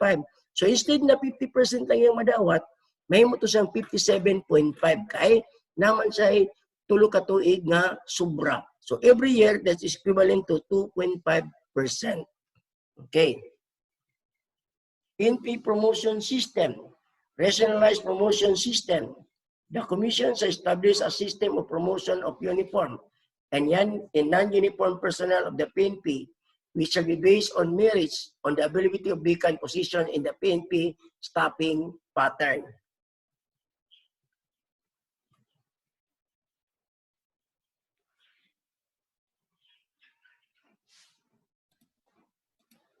Okay, requirements for promotion. Now take note, the requirements for promotion, the schooling or the mandatory schooling is mandatory. So kung wala kay mandatory schooling yan, nang-apply kag promotions, so kung ma-promote man ka, temporary lang. Hangtod nga, maka-eskwela ka. Kung di ka gusto ma-promote, ayaw pag-schooling. Kung di ka gusto mag-schooling, so ayaw pang-apply og promotion. Minimum educational attainment. College degree for all ranks. So, mamanasan o, mag-apply tayo pagka-police. Appropriate training courses. So, ano yung mga mandatory kung gusto ka mga-apply ng promotion? Kay, kung tayo na-promote ka, pero wala kay equivalent training atong ranggo. So, temporary lang imong appointment. So, kinanglan mo undergo kag training or else, ma-revert ang imong ranggo. O mabalik ang imong ranggo sa daan. Master of National Security Administration or allied related master's degree. So, kinsa ang mag-schooling, chief superintendent and above ranks. Okay, PUSEC or police officers supervisory executive course. No, PUSEC man tawag kanin. Police officers supervisory executive course. O kinsa ang dapat mag-kuan katong nagranggog superintendent, itong senior superintendent. Officers advanced course. So, katong nagranggo og chief inspector. Officers basic course, katong nagranggo og senior inspector. So, ang magkuhan na ginani, katong nagranggo og senior inspector, no? Okay. Police Supervisory Officers Candidate Course, no? Police Supervisory Officers Candidate Course or OCC. So, ang mandatory nga mag-undergo nga schooling, inspector. Police Supervisory Course Equivalent for Senior Leadership Course or PSLC, so with the rank of SPO3 to SPO4. Ang Junior Leadership Course with the rank of Police Officer 2, Senior Police Officer 1 to Senior Police Officer 2. Ang Police Basic Course, PO1 to PO3. Take note, pero kung na-promote ka, PO3 ka. Na-promote ka pagka SPO1. So katong imong promotion nga SPO1, dili to ihatag sa imuha. Although ang checking nga imong ginadawat, ang ranggo is PO1. So meaning temporary lang imong promotion. Nganuman kay kinahanglan mo undergo kag schooling sa GLC. Okay? Time and grade. So under the Civil Service Resolutions, the qualification standards set forth in the report from Resolution number 2013 Series of 501 and under Section 14 of Republic Act 8551. Senior Superintendent to Chief Superintendent, Deputy Director General not required. So walay tuig na basihan. Eh, ang Presidente may magbuot ana. Pero kung Superintendent to Senior Superintendent, kinahanglan, nag-agi ka og 3 years. No? No, 3 years or 2 years. Your last promotion is 2 years or 3 years para maka-apply ka sa Senior Superintendent. For Chief Inspector to Superintendent, so the same, no? 3 years gyapon. Now, Senior Inspector to Chief Inspector, so kailangan na 3 years ka after sa imong last promotion. Inspector to Senior Inspector, the same, 3 years. Then, SPO4 to Inspector, 3 years lang gyapon. SPO3 to SPO4, 2 years. Then, SPO2 to SPO3, 2 years. SPO1 to SPO2, 2 years. PO3 to SPO1, 2 years. PO2 to PO3, 2 years. PO1 to PO2, 2 years gyapon. So, what is the appropriate police eligibility? Superintendent exam. Tinsay mag-exam ani. Katong nagranggog superintendent and senior superintendent. Inspectorate exam. Inspector, senior inspector, chief inspector. Senior police exam, SPO1 to SPO4. Police officer exam, police officer 2 to police officer 3. Ang PO1, entrance na gina siya. Okay?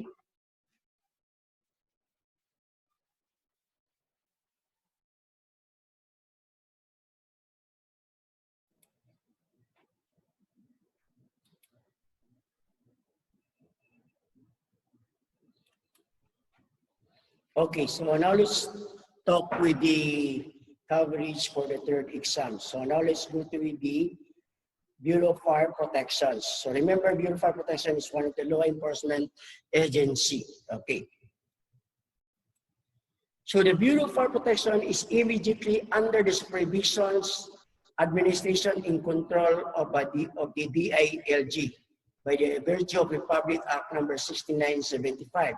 And this is one of the tribunals of the DILG. Okay. So remember, the DILG has 3 bureaus or tri-bureaus. First is we have the Philippine National Police, which is under the umbrella of the National Police Commission. The Bureau of Fire Protections, as well as the Bureau of Jail Management and Penology, is under the umbrella of the DILG. So both BFP and BGMP are under the supervision, administration, and control of the DILG. So while the PNP is immediately under the NAPOLCO. So what are the compositions of the BFP? The Bureau of Fire Protection, hereinafter referred to as a Fire Bureau, is hereby created initially consisting of officers and uniform members of the fire service of the Integrated National Police as constituted under Presidential Decree number 765. Now remember, the Bureau of Fire as well as the BGMP or the jail services is under the INP by the virtue of PD Presidential Decree number 421, unifications of the police, fire, and jail services under the Presidential Decree number 765 and the PD 421. So what are the powers and functions of the BFE? The fire bureau shall be responsible for the preventions and suppressions of all destructive fires on buildings, houses, and other structures, forests, land transportation vehicles and equipment, ships or vessels docked at piers or wharves or anchored in a major seaports. So ano ba itong anchored at itong dock? Kasi maglibog mo, kung sila yung dock at piers anchored in major seaports, kita mo ng barko nga nasa laod dito sa tunga-tunga sa pantalan. Wala kita na ito nga, naka-anchorage na siya diya. Meaning, dili siya pwedeng mo dock sa atong seaports kay dako kay siya tapos international vessels po siya. Nga, tagdugay po na muawat at binulan. Sumuna nang dito na sila naka-anchorage. Okay? Kay magbayad, mana sila o inuras po sa atong pantalan. Sumuna nga dito na sila para gamay lang ilang bayaran. Wala ito na itong naka-anchorage. Okay. Petroleum industry installations, plane crashes, and other similar accidents, as well as the enforcement of the fire code and other related laws. The fire bureau shall have the power to investigate all causes of fires and, if necessary, file the proper complaint with the city or provincial prosecutors who has jurisdictions over the case. So what are the organizations of the fire bureau? The fire bureau shall be headed by a chief, who shall be assisted by a deputy chief. It shall be composed of provincial offices, district offices, and city or municipal fire stations. At the provincial level, there shall be an office of the provincial fire marshal, which shall implement all the policies and plans, as well as programs of the said department, and monitor, evaluate, and coordinate the operations and activities of the fire services operating units at the city and the municipal levels. In the case of large provinces, district offices may be established to be headed by a district fire marshal. Para di sa Davao kay city man ta, no? Chartered city man sa mo nang natay district fire district. Ang atong fire district nakalocate sa Magsaysay, pati ang atong regional fire district. Nagtapad ra sila, bung ray nagka-diferensya na sa opisina sa regional director o sa district fire marshal nato sa atong syudad. Now, there shall be a station headed by a city or municipal fire marshal. So kung sa municipal punta o sa city. Provided that in the case, so saan na ba tayo city? Yes, tayo city ka nang kitang natog Davao Central Fire Station mo na itong city. Type mo na ito ang district fire office, no? A district office with subordinate fire station headed by a district fire marshal may be organized as necessary.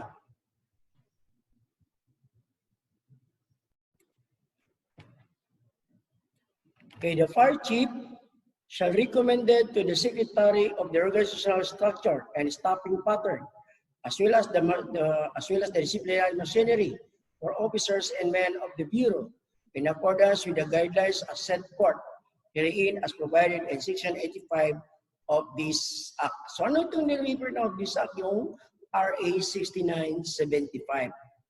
The local government units at the city and municipal level shall be responsible for the fire protection in various emergency services, such as rescue and evacuations of injured people at fire-related incidents. In general, all fire prevention and sufficient measures to secure the safety of life and property of all citizenry. Establishment of fire station, take note, based on the National Fire Protections Agency, the standard time of response during the fire incidents, no, the standard fire response is only 5 minutes under the NFPA standard set. But since the, what they call this, the conditions of the roads as well as the streets and the areas to be responded by the Bureau of Fire is something question. So may problema tayo dyan. Kaya yung sinasabi ng 5 minutes ng NFPA rules ay hindi pwedeng ma-apply dito sa ating lugar dahil nga maliit ang kalsada, maraming nakahambalang sa daan. So kaya ang response time nila talagang 7 minutes. 7 minutes talagang umaabot yan sila, no? Sa totoo lang. So 7 minutes, basta magtawag lang agad. Now, ang sabi rin ng NFPA, within the time frame of response time, pag hindi makaabot ang fire station, ang Bureau of Firefighting personnel dyan, within the time frame, kailangan lagyan na yan siya ng fire station. No? Dito yan, ito lang, 7 minutes. Tapos hindi makaabot ng 7 minutes or sabi natin 10 or 15 minutes bago makarating ang bumbero. So dapat mayroon ng fire station dyan. So anong ginagawa ngayon ng ating Bureau of Fire under the RA 9514?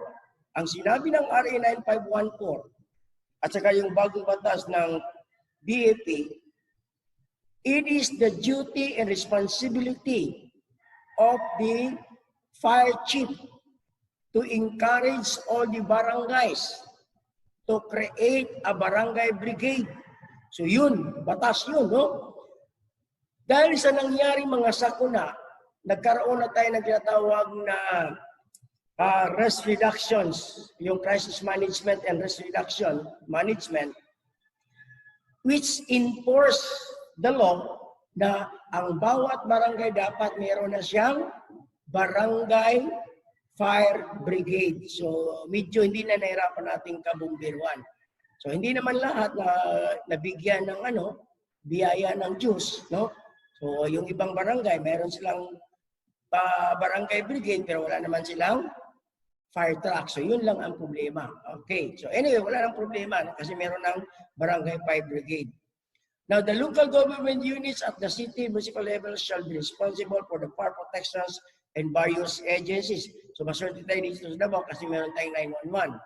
Such as rescue and evacuation of injured people at fire-related incidents. And in general, all fire prevention and suppress measures to secure the safety of life and property of the city. So, bumalik lang pala ako dito, no? Sinsya na. Now, in every provincial capital, city, or municipal, subject to the standard rules and regulations as may be promulgated by the department, the local government shall, however, provide the necessary and or site of the stations. So, kagaya dito sa, kunyari, sa Matina, meron tayong SIR fire substations. No? Meron na nga tayong SIR substations, meron pa tayong tinatawag na barangay fire brigade, no? So meron tayong tinatawag dito na fire station sa SIR. Ang tawag naman natin diyan sa in charge ng fire station ng SIR is siya yung tinatawag natin na unit commander. Okay? So fire unit commander. So siyang unit commander ng fire station na nasa SIR. Now, what are the qualification standard? The qualification standard of the member of the Fire Bureau shall be prescribed by the department. So, ang department na nire-refer dito is ang DILG, based on the requirement of the services. Now, let's go to the rank and classification. For the purposes of efficient administration, supervision, and control, the rank classification of the members of the Fire Bureau shall be as follows. Director, which is the overall head of the BFP, Chief Superintendent, which is the deputies, then Senior Superintendent, Superintendent, Chief Inspector. So you have the same rank of the PNP. Now, but as of this day, the VP, they have now allows, no? When in fact, it is already approved on the second reading that the present rank of the PNP shall be change and adapt the rank classifications of the present PNP status. So, kung yung director nila, magiging ano yan siya, Director General. Yung Chief Superintendent nila, magiging General yan or Brigadier General. Yung senior superintendent, magiging kernel na rin yan. So, sa ngayon, wala pa. Hindi pa, second reading pa lang yung batas. Approve na siya. So, hintayin na lang yung final and last reading, no? The last and final reading of the said bill. No? That is sponsored by Subiri. Okay? Now, let's go to the key positions. The head of the Fire Bureau with the rank of director shall have the position title of the chief of the Fire Bureau, and he shall be assisted by the deputy chief with the rank of chief superintendent. So, the same pa rin yung structure nila sa PNP. The assistant head of the department regional office with the rank of senior superintendent. So, ano to senior superintendent? So, it is a full-fledged colonel.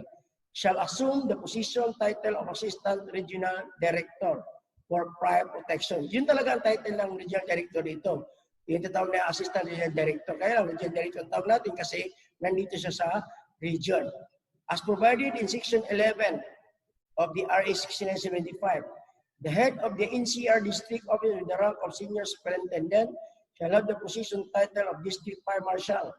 The head of the provincial officers with the rank of superintendent shall be known as provincial fire marshal. The head of the district officers with the rank of chief inspector shall have the position title of district fire marshal. And the head of the municipal or city station with the rank of senior inspector shall be known as a chief of municipal fire station. Like for instance, sa Davao del Sur, meron man silang tatawag doon na provincial district fire office. So ang rango ng kanila doon is major, no? So major yung sa doon yung district fire marshal sa probinsya.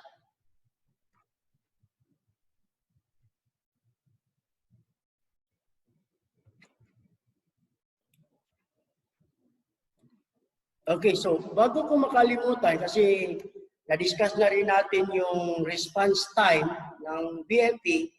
So, kailangan malaman natin yung ratio ng fire truck to firefighting personnel. Ibig sabihin, ilang tao ba dapat sa fire truck? Now, the standard ratios of every fire truck is 7 firefighting personnel per fire truck. So, sino yung 7 na yan? Ina, driver. Okay? Next is yung tinatawag natin na yung pumping officer, no? So yan. Then nozzleman, assistant nozzleman, hooseman, ladderman, and the team leader. Okay, balikan natin. Driver, pumperman o yung pumper operator. Okay, nozzleman, assistant nozzleman, driver, ladderman, investigator. Okay, so sila yung 7 na yan. Okay, so again, the ratio of fire truck is 1 fire truck and then there will be 7 firefighting personnel who will man the said fire truck. Okay, so naintindihan natin ha. Una, driver, pumperman, nozzleman, assistant nozzleman, then hooseman, no? Yung lineman, yung tatawag na hooseman or lineman, then ladderman, and then investigator. Okay, so yan, or team leader, yan. Now, the Philippine Public Safety College creations of the Philippine Public Safety College. So lahat ng training schools, either military, BFP, or whatever pa yan, under yan sa ng Philippine Public Safety College. Now, there is hereby created the Philippine Public Safety College. Now, Philippine Public Safety College is an institution that is constitutional because that is created by a presidential decree, not an ordinary law. No, hindi ito tinayo dahil lang sa utos ni ganito-ganito o dahil kailangan. Pero may batas talagang nagtalaga dyan kung bakit itinayo ang Philippine Public Safety College. Okay. Which shall be the premier educational institutions for the training, human resource development, and continuing education of all personnel of the PNP, Fire and Jail Bureaus. Said college shall be under the direct supervision of the Board of Trustees, composed of the Secretary and the 3 bureaus. So what are the 3 bureaus? the BGMP, PNP, and the Bureau of Fires. Now, what are the composition and powers and function of the Philippine Public Safety College? The college shall consist of the present Philippine National Police Academy, established pursuant to Section 13 of Presidential Decree number 1184, the Fire Service Training Center, the Philippine National Training Center, the National Police College, and other special training centers has been created by the department, whose functions shall be as follows. Formulate and implement training programs for personnel of the department. Establish and maintain adequate physical training facilities. Develop and implement research and development to support educational training programs. Conduct an assessment for the training needs of all clientele, and performs as other related functions as may be prescribed by the Secretary. So who are the Secretary that referring to? The Secretary of the DILG. Now let's go to the Republic Act number 9263 on March 10, 2004. This is the laws, no, the Reorganization and Professional Reorganization Act of the BGMP and the BFE. An act providing for the professionalization of the Bureau of Fire Protections and the Bureau of Jail Management and Penology, amending certain provisions of Republic Act number 6975, providing funds thereof and for other purposes. Under the Section 2 of this law, declaration of policies and principle, it is declared policy of the state to maintain peace and order, to protect life, liberty, and property, and promote the general welfare essential for the enjoyment by all the people of the blessings of democracy under the Article 2, Section 5 of the Philippine Constitution. Moreover, it recognized the responsibility of the state to strengthen government capability, which aim towards the ensuring delivery of basic services to the citizenry, though the installation of a highly efficient and competent and jail services. Moreover, under the Section 3 of the Republic Act number 8551, otherwise known as the Philippine National Police Reform and Reorganization Act of 1998, that provides that in times of national emergency, the BFP and the BGMP, along with the Philippine National Police, shall upon the direction of the President, assess the armed forces of the Philippines in meeting of the national emergency, in addition to the performance of their inherent functions as mandated by law, just like what happened now in our 2019 COVID pandemic. It is therefore recognized that the uniformed personnel of the BFP as member of the uniformed service of the government under the Department of the Interior and local governments are required to the same amount of sacrifice, service, and dedications like their counterparts in the PNP as well as in the AFP to carry out their respective duties to the extent of risking their lives and limbs.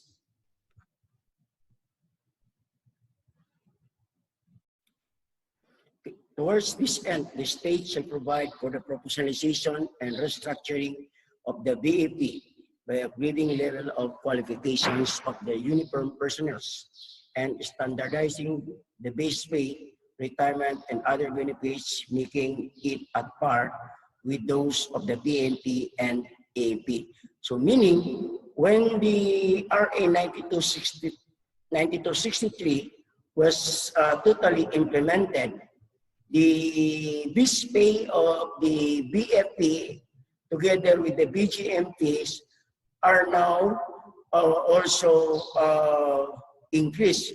They have, at present, they have the same basic salary with the PNP. So yun ang kaganda ng Professionalization and Reorganization Act of BFP and BGMP. So patas na ngayon ang sweldo.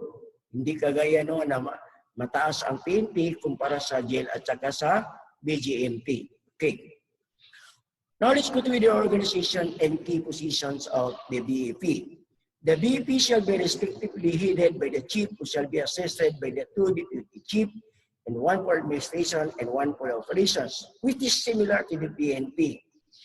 Then all of whom shall be appointed by the President upon the recommendation of the Secretary of the DILG. This is only the difference.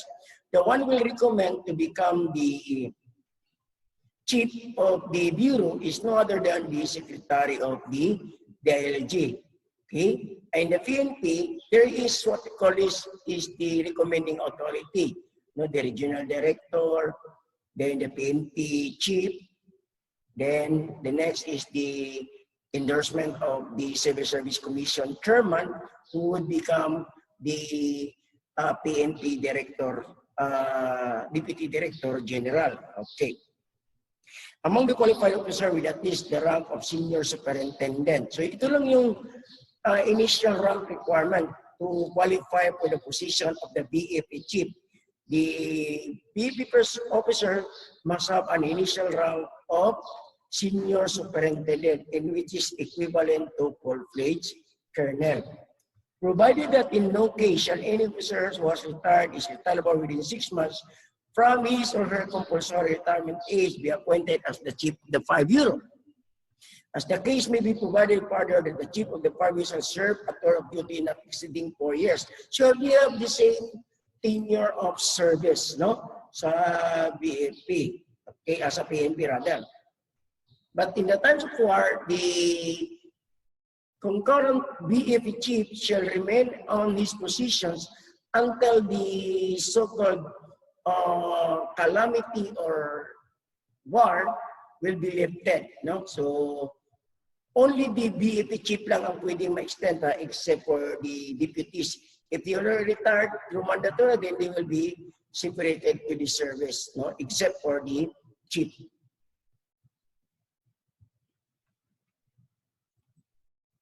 The head of the BFP with the rank of director shall have the position title of the chief of the 5 bureau.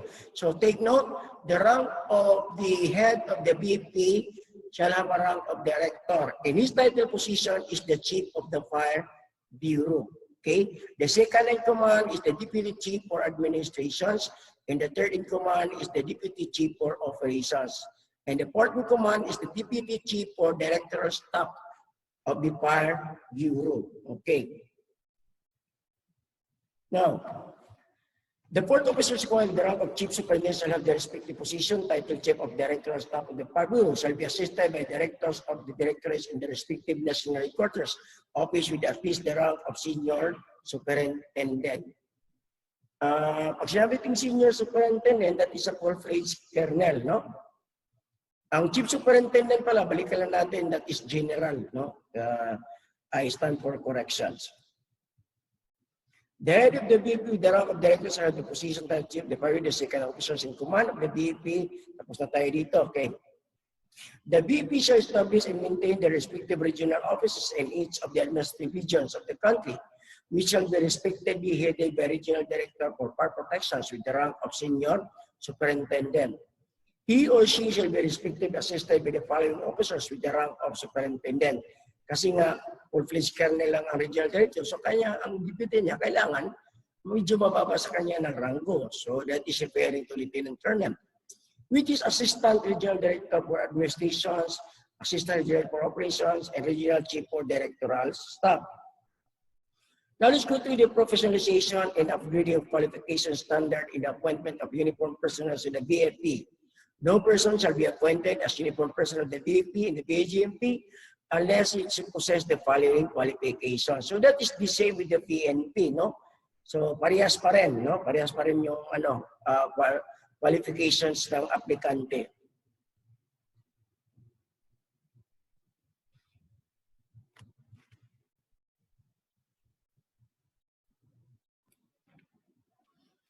Now remember, so with regards to the height requirements, both BFP and BGMP also adopted the waiver program, no, the AWE.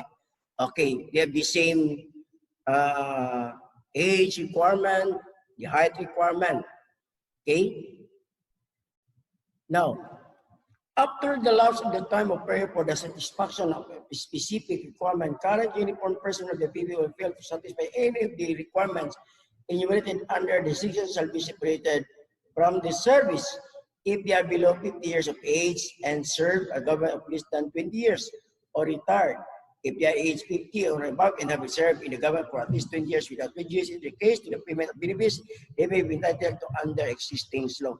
So para malaman na natin, yung dito sa here, yung tinatawag natin na kailangan they are considered as eligible Kasi nung una, nung hindi pa nag-9263, kahit na Polcom, no, yung 6975 pa lang, kung mag-apply ka ng BFP, kahit na Polcom passer ka kasi ano pa siya, hindi pa nagkaroon talaga ng total BFP, pwede pang na-Polcom passer. Pero ngayon, yung mga na-Polcom passer na nakapasok sa BGMP at sa BP, kailangan kukuha sila ng Fire Officer 1 or Jail Officer 1 entrance examinations, in which the Civil Service Commission is the authorized agency to administer that kind of entrance examinations for BFP and BGMP.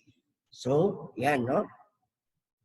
Appointment of uniform personnel to the BEP, the appointment of the BEP shall be effected to the following manners.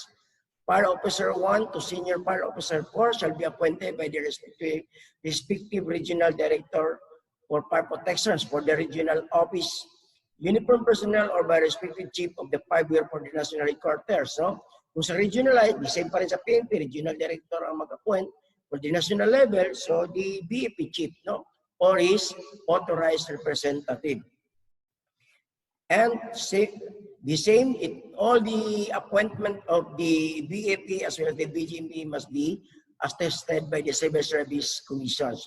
Now, for the fire inspector to fire superintendent, appointed by the respective chief of the fire bureau, as recommended by the immediate superiors and attested by the Civil Service Commissions. So, yung mga nagranggo ng fire inspector hanggang fire superintendent, the appointing authority is vested to the chief of the fire bureau, no? Then, with the recommendation of their immediate superior, pinsa man yung immediate superior ko sila, ang ilahang regional director or provincial director. Okay. Now, for the rank of fire chief superintendent to fire director, appointed by the President upon the recommendation of the Secretary of the DILG with the proper endorsement by the Chairman of the Civil Service Commission. Kung sa PNP ni siya, ang mag-recommend is ang National Police Commission. Pero ang mag-endorse sa pangalan dito sa Civil Service Commission ang NAPOLCOM. No? Pero sa BP o BGMP, lahi. The DILG will be properly endorsed the qualified police officer to be promoted to the rank of fire chief superintendent to fire director, and then the chairman of the Civil Service Commissions will be the one to endorse to the office of the president. Okay. Now, lateral entry of officers into the BFP.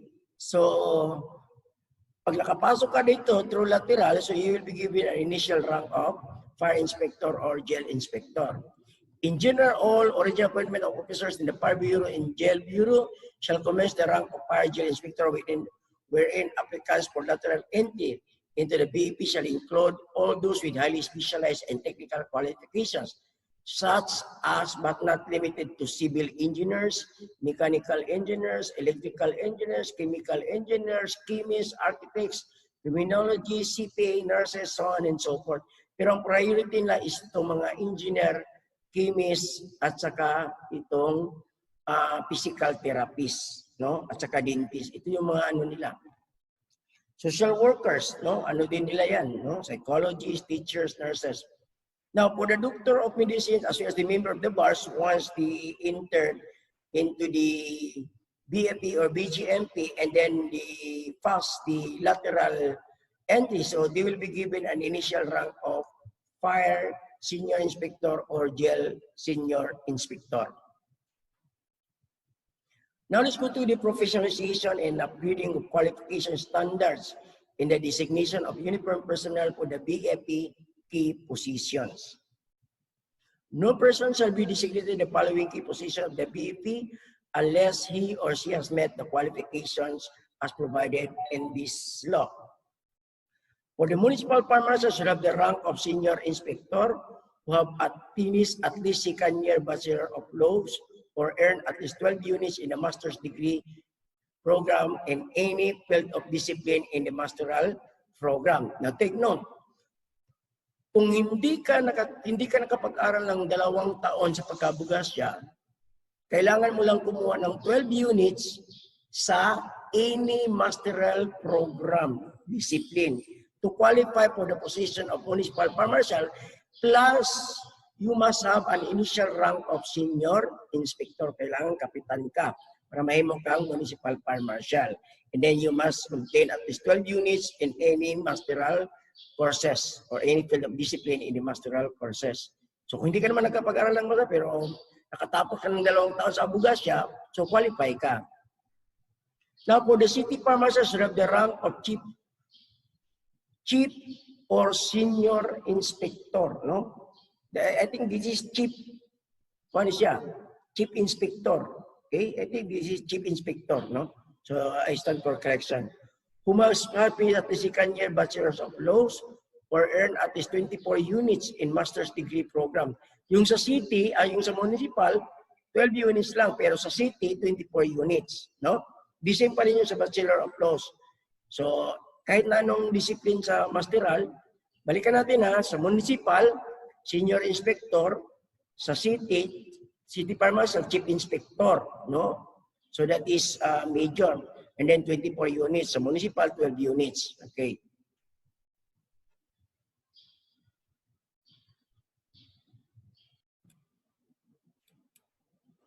District fire marshal, provincial fire marshal, assistant regional director for administrations, assistant regional director for operations, and regional chief of director staff should have a rank of superintendent. So for the position of district fire marshal, provincial fire marshal, assistant regional director for administrations, for operation, and regional chief or director staff must have an initial rank of superintendent or lieutenant colonel and must be a graduate of bachelor's of laws or a holders of master's degree. So para mag-qualify ka para may mong district fire marshal, kailangan mong ranggo lieutenant colonel, no? And then regional director, assistant regional director for operations, for administration, director of staff. And then aside from that initial rank, you must be a full-fledged Bachelor of Laws degree holder. So kung dili ka graduate of Bachelor of Laws, so kinanglan full-fledged master's degree ka in any field of discipline. As well as you must pass that satisfactory training career courses katong ito na tuog, career executive supervisory examination katong CSE or CEE. So lahi po na siya para mag-qualify ka dapat aside ani mong educational qualification as well as the rank, dapat nakapasa po ka og katong career executive supervisory examination or CESE. Okay.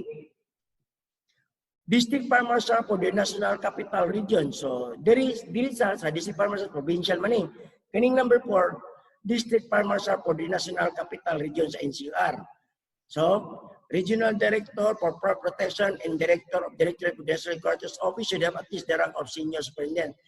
Sa district fire marshal sa NCR o kaning ato mga regional director as well as director of Judicial Headquarters, kailangan ilang ranggo is senior superintendent, and the same, they must be a graduate of Bachelor's of Law or a full-fledged master's degree. At the same time, they have also passed the career courses, kaya yung sinabi natin kanina. Now, Deputy Chief for Administration of the Fire Bureau, Deputy Chief for Operation of the Fire Bureau, and Chief Director Staff of the Fire Bureau should have the rank of Superintendent, and who must be a member of the Philippine Bar or holders of master degree. For the Deputy Chief for Administration, it is now yung assistant ito ng DAP Chief. Kailangan, merang mo silang, I think this is Chief Superintendent. And then, they must be a member of the bar. Ano itong member of the bar? Kailangan abogado. Or they must be a master's degree in public administration, so on and so forth. At the same time, they must also pass the career courses examination. Okay. Any uniform person of the BP is currently occupies as position but lacks of the qualification as mentioned, therein shall be given 3 years upon the effectivity of this act. Puntahe, qualified siya sa iyang ranggo, qualified po siya sa institutional qualifications, pero wala pa siya katong career courses eligibility katong itong CSE. So he is only given 3 years. So within 3 years, kailangan makapasa na siya atong other qualifications of career service examination katong CSEE or CEE. So yan. So katong ang ginatumbukan ni katong nag-occupy sa position nga kuan siya district director or blah blah blah. So kailangan makapasa na siya og CSE within a time frame of 3 years. Now, the DLGs are designed and established professionalization and qualification upgrading program for uniformed personnel of the BEP as well as in the BGMP coordination with the CEC and the Commissions on Higher Education. So muna ning naitabo karon katong pag-professionalization sa BEP BGMP katong 9263, katong mga second year level sa BEP sa BGMP nga nakasulod. So they are also given what we call is a number of years to finish their baccalaureate degree, no? Nasa gitawag na to reglementary period within a time frame of 5 years. So katong po mga nakasulod na pulkom lang ang ilang eligibility, kailangan makuha sila og katong fire officers or jail officers examination. So yun, yung dito sa iba pa yung daily design or sa SC and higher educations, okay? So now let's go to the BEP organizational principles. So ano bang principles na? Kagaya din ba kayo sa PNP? So tingnan natin, no? Unity of command, you have the same, no? Pag sinabi ito, unity of command is the principle that a person can report to only one and only one supervisor. Kung saan siya nakatalaga, kung saan siya na-assign, doon siya magre-report, doon siya magkukuha ng order. Yun namang district director, kailangan mag-report siya doon sa yung provincial director, so kailangan mag-report din siya sa saan? Sa regional director. Kasi under man siya ng regional director. So lahat na na-assign sa provincial, so lahat ng chief sa municipal fire marshal ng provincial, so they need to get orders and give report to the provincial director. So that is the meaning of unity of command. Then the chief of command, that is the respective pathway of authority from upper echelon to the lower echelon. So that is the doctrine of Escalar. So the chain of command is the pathway of responsibility from the highest level of the department office down to the lowest position. Span of control, that is the supervising of a limited numbers of personnel assigned in their respective area of responsibility. Division of labors, stopping pattern ito sa PNP, it is putting a right person into a right positions so that everybody have what we call this, yung tinatawag natin na job descriptions. Okay? So, kung nusulman ka, kung lineman ka, kung driver ka, dili ka pwede mahimong nusulman kung driver ka. Then discipline, no, is applied to organization has been understood to mean as well as organized, adequate, structured, and uniform operations, organization responsibility to provide directions needed to justify and to meet the goals and the objectives of the organization. Now let's go to the promotional system, the uniform personnel of the BFP. So 6 months after the activity of the act, the DLGs are established a system of promotions. So, ibig sabihin ng DLG ang magbigay ng system promotion. Sa PNP naman ang NAPOLCOM, base din sa civil service principles. Now, rationalized promotion, the system of promotion shall be based on merits, on the availability of vacant ranks in the BFP staffing pattern. Kaya medyo matagal ang promotion sa BFP, no? Kasi kailangan mabakanti pa yung ibang position. Such system shall be gender first as to ensure that women personnel of the Fire Bureau and the jail bureau shall enjoy equal opportunity for promotions as to yung tatawag natin na equal treatment, no?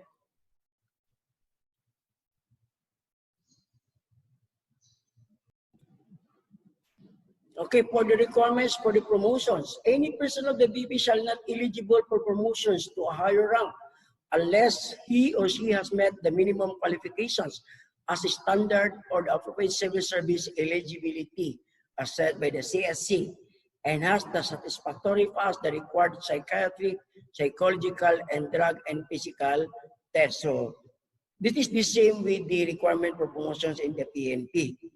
Any personnel of the BP who has exhibited act of confessed courage and gallantry at the risk of their life above and beyond the call of duty, or selected as such in a nationwide search conducted by accredited civic organization, shall be promoted to the next higher rank. So para malaman natin, sir, ano yung accredited civic organization? Tulad ng you are awarded as one of the 10 outstanding young men in the civic organizations, or a 10 outstanding professionals in the organizations. So you are qualified to be promoted to the next higher rank, no? As provided that this shall be validated by the DILG and the Civil Service Commission based on the criteria. Yung sa DILG naman, yun yung tinatawag natin yung ano, yung act of valor, no? So yun siya, yung confessed courage and gallantry, no? Kahit alam mo nang hindi pwedeng ano, sinunong pa rin yung apoy, tapos talagang naapula mo yung malaking sunog. You are sacrificing your life and limbs in order to save and protect the lives and property of the community that you are serving. Okay. Performance evaluation. Now remember, the performance evaluations of both BGMP and BFP, they have twice, no? They have twice performance evaluation, that is by every 6 months. The first evaluations may be on the first month of the year, then the second evaluations will be for the 7th month of the year, so January and July. Okay, so again, the performance evaluation system of both BEP and BHMP shall be conducted twice a year. Okay, there shall be established a performance evaluation system which shall be administered with accordance with the rules and regulations and standard and a code of conduct of the uniformed personnel of the BAP to be promulgated by the Fire Bureau and the Jail Bureau through the DILG. Such performance evaluation system shall be administered in such a way as to foster the improvement of the individual efficiency and behavioral discipline, as well as the promotion of organizational effectiveness on commitment to service. Now take note, so every member of the BAP or the BGMP must have a good result or very satisfactory result in the performance evaluation, because this is part of the requirement in the promotional system. When in fact, this is also one of the requirements, yung tatawag nila na parang incentive sa kanila, no? Every year na matatanggap nila. Okay? And then this is also a basis that once you fail the performance evaluations for 2 consecutive evaluation made, so you will be demoted or you will be reassigned into far-flung areas. So parang ito yung part din ng the disciplinary actions ng BFP, no? The rating system as contemplated herein shall be based on the standard prescribed by the Fire Bureau and the Jail Bureau. Through the DLG shall be considered the result of the annual psychiatric and psychological examination. Meron din silang PE, no? Accretion system for uniformed personnel of the BAP. I think this is similar to the BNP, no? There shall be established a system of accretion for the uniformed personnel of the BAP within 1 year for the effectivity of this act be submitted to the Jail Bureau to the DILG for further approval. Such accretion systems shall include but not limited to the provisions of the following principles. Accretion by demotion in positions or rank. Ano ito? Let you say, you were appointed as the chief of a certain Fire Bureau. Then, but your rank is higher than your positions. So meaning, your rank did not compensate your present position. That is demotion by positions. Ang isa naman, you have a lowest rank, pero yung position mo malaki. So dito muna tayo sa accretion by demotion, position or rank. Yung rango mo mataas, pero yung position mo maliit. Okay? Now, any uniformed person of the BP is relieved in assigned to positions lower than that is established for his or her grade. Ang sinabi ng grade natin, rango. In the respective staffing part of the Bureau, who shall not be assigned to a position commensurate to his or her grade, shall be given 2 years after such demotion in position, shall be separated or retired from the service. So na-demote siya, wala sa position. No, nasa position pero gamay ang iyang ranggo, o taas ang iyang ranggo. So grade siya. So within 2 years dapat matagaan sa position nga mag-commensurate or mag-compensate sa iyang present rank. No? Kinahanglan mag-level iyang ranggo sa iyang position. Iyang position mag-level po sa iyang ranggo. Mo nang but pasabot aning attrition by demotions in positions or rank. Attrition by non-promotions. Ito naman sa PNP and the BAP, they have the same. If a fire officers or the drill officers did not promoted for over 10 years, so he will be subject for attrition systems. Or if he already served in the service in the organization for 20 years, so he can avail for the early retirement program, no? So pwede siya maka-apply for early retirement. Now, the retirement benefits of the PNP, if he served 20 years, so he is qualified to receive a 50%, no, 50% of his basic salary, no. So 50% kay 20 years, because a 1 year in active service, that is equivalent to 2.5% of retirement benefits. But this is 2.5% equivalent for every active service. It can only be available at the time or at the moment that you will retire to the services or to the organizations. Okay? So, ang matag tuig sa active na pagserbisyo sa Osaka Police, BAP o BGMP, equivalent na sa 2.5% sa imong retirement benefits. Pero imabilang na siya kung mo-retire na ka. Kung natanggal ka sa serbisyo, you cannot avail that retirement benefits. Mabita kita kung retirement benefits, kaya pang-retired lang siya, no? Attrition by other means. So ito yung sinasabi natin, pag bumagsak ka sa performance evaluations or mababa ang performance mo in other areas. So yan, attrition by other means ito, yung poor performance ka talaga. Any uniform personnel of the BP with at least 5 years of accumulated active service shall be separated from the service based on the following factors. Inefficiency based on performance during the last 2 successive semestral ratings, sabi natin kanina. So, twice a year magkaroon ng performance evaluation. Inefficiency based on poor performance for 3 cumulative semestral rating period. Then, physical or mental incapacity to perform. So, murag wala ka praminti sa imuhang panguna-una kung magtrabaho ka, no, na di na mo ma-perform ang imuhang basic responsibility. Then, failure to complete the required career courses, yung sabi natin kanina, or appropriate civil service eligibility for his position except for a justifiable reason. Separation or retirement from the Bureau under this section, any person dismissed from the BP pursuant to the above enumerated principles, and this section shall be separated. But if he or she has rendered less than 20 years of service and be retired, but if he/she has rendered at least 20 years of service, unless the concerned person is qualified by law to receive such benefits. So, kung nakatuntong sa 20 years, pwede siya mabil of early retirement program, no? And he will receive 50% from his present basic salary. Now, mandatory schooling for the requirements of the BEP for requirements in the promotions. So, ito yung mandatory schooling. Iba itong schooling nila kaysa PNP.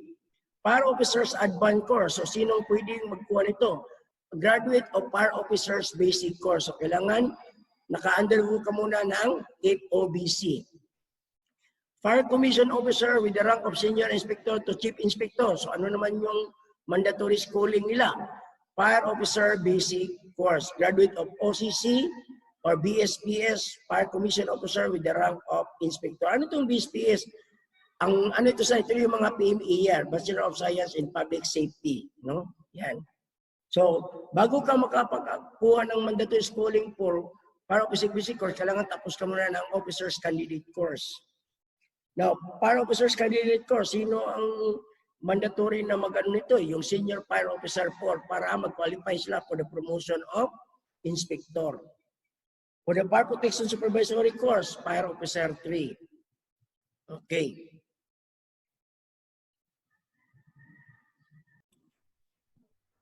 Now let's go to the Republic Act number 9592. So this is the law that amend the promotional systems of the BFP and the BGMP.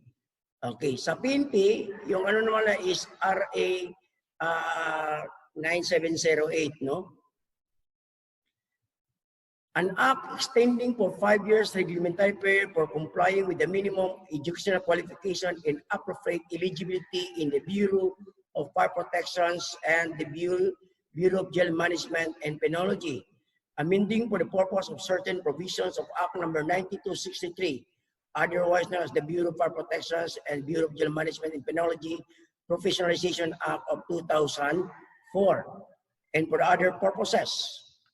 Any person of the BEP and the BGMP who has exhibited act of conspicuous courage and gallantry and the risk of her life and beyond the call of duty or selected as such in a nationwide search conducted by any accredited civic organization. Explain na natin ito. Now let's jump, no? Officer 1 to Senior Fire Officer 4, appointed by the respective Regional Director for Fire Bureau. Yan, tapos na tayo dito, no? Hindi natin pag-usapan yan. Now let's go to the Bureau of Jail Management and Penology. So tapos na tayo sa BFP. We are now on the BGMP. The BGMP here referred to as the Jail Management Bureau is hereby created initially consisting of the existing officers and uniform members of the BGMP of the Integrated National Police as constituted under Presidential Decree number 765. So meaning, when the Republic Act 6975 was acted into law, and the PD 765 was repealed by this law, so the member of the BGMP is coming from the member of the Integrated National Police. Okay? Yes, yan.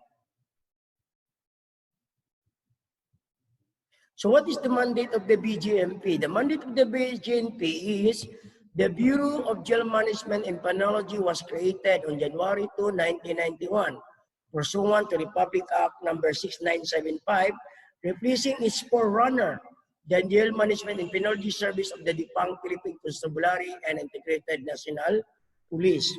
The BGMP exercises administrative and operational jurisdictions over all district, city, and municipal jails. It is the line bureau of the Department of the Interior and Local Government. Take note, the BGMP is a line bureau of the DILG. So what is the vision? The BGMP envisions itself as a self-dynamic institution, highly regarded for its sustained human safekeeping and development of inmates. So what is the mission? The Bureau aims to enhance public safety by providing human safekeeping and development of inmates in all district, city, and municipal jails. So what are the powers? The powers of the BGMP shall exercise supervision and control over all district, city, and municipal jail. As such, it shall ensure the establishment of secure, clean, adequately equipped sanitary facilities and ensure the provisions of quality services for the custody, safekeeping, rehabilitations, and development of BGMP Comprehensive Operation Manual, revised 2015. The Bureau of Jail Management and Penology, district, city, and municipal inmates or any fugitive from justice or person detained, awaiting or undergoing investigations or trial, and or transferred to the National Penitentiary, and or a violently, mentally ill person who endangers him or herself or the safety of others as certified with the proper medical or health officers pending to transfer to a mental institutions. So, buto sabi, katong mga preso nga drug dependent, tapos nalisuan silang pangisip o nagkaroon ng nervous breakdown, and then based on the recommendation of their medical officers, so they will transfer the said person deprived of labor to the mental institutions.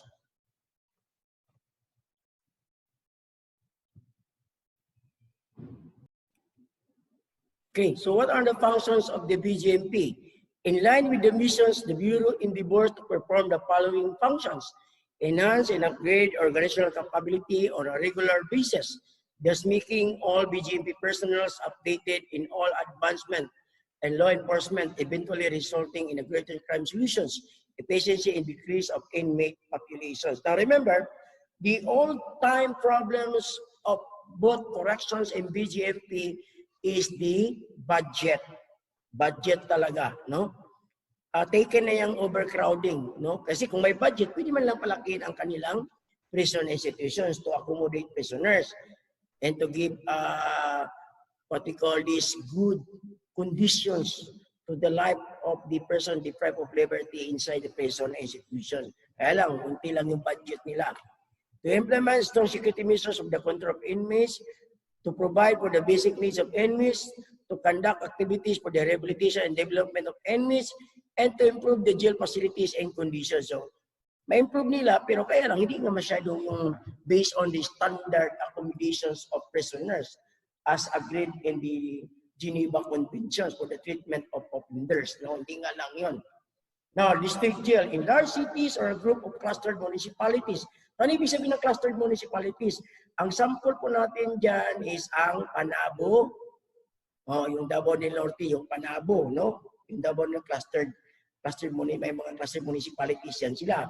Then as well as itong Davao del Sur, no? May Bansalan, Matanao, so yan, Magsaysay, that is clustered municipalities. Okay, city and municipal jails. The BGP operates and maintains cities and municipal jails. Is headed by a city or municipal warden as the case may be. So, yung sa cluster municipalities, wala na ngayong municipal jail. Kasi sa bagong ano ng BGMP, so kailangan isa na lang ang ano nila, yung tatawag nila siya na provincial district jail. So yun na yun, no? Pero pag malaking municipalities, tulad ng Mati, ayan, Tagum, so yan. So city ang kanila, kasi city naman sa.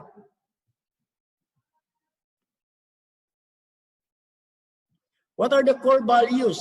The BGMP officers and staff are guided by the following core values. Commitment. So meron din silang commitment, no? A strong sense of dedication to the ideas of the organization and to the public that it serves. Respect for human rights. To promote and protect the rights of our fellow human beings. Efficiency and competence.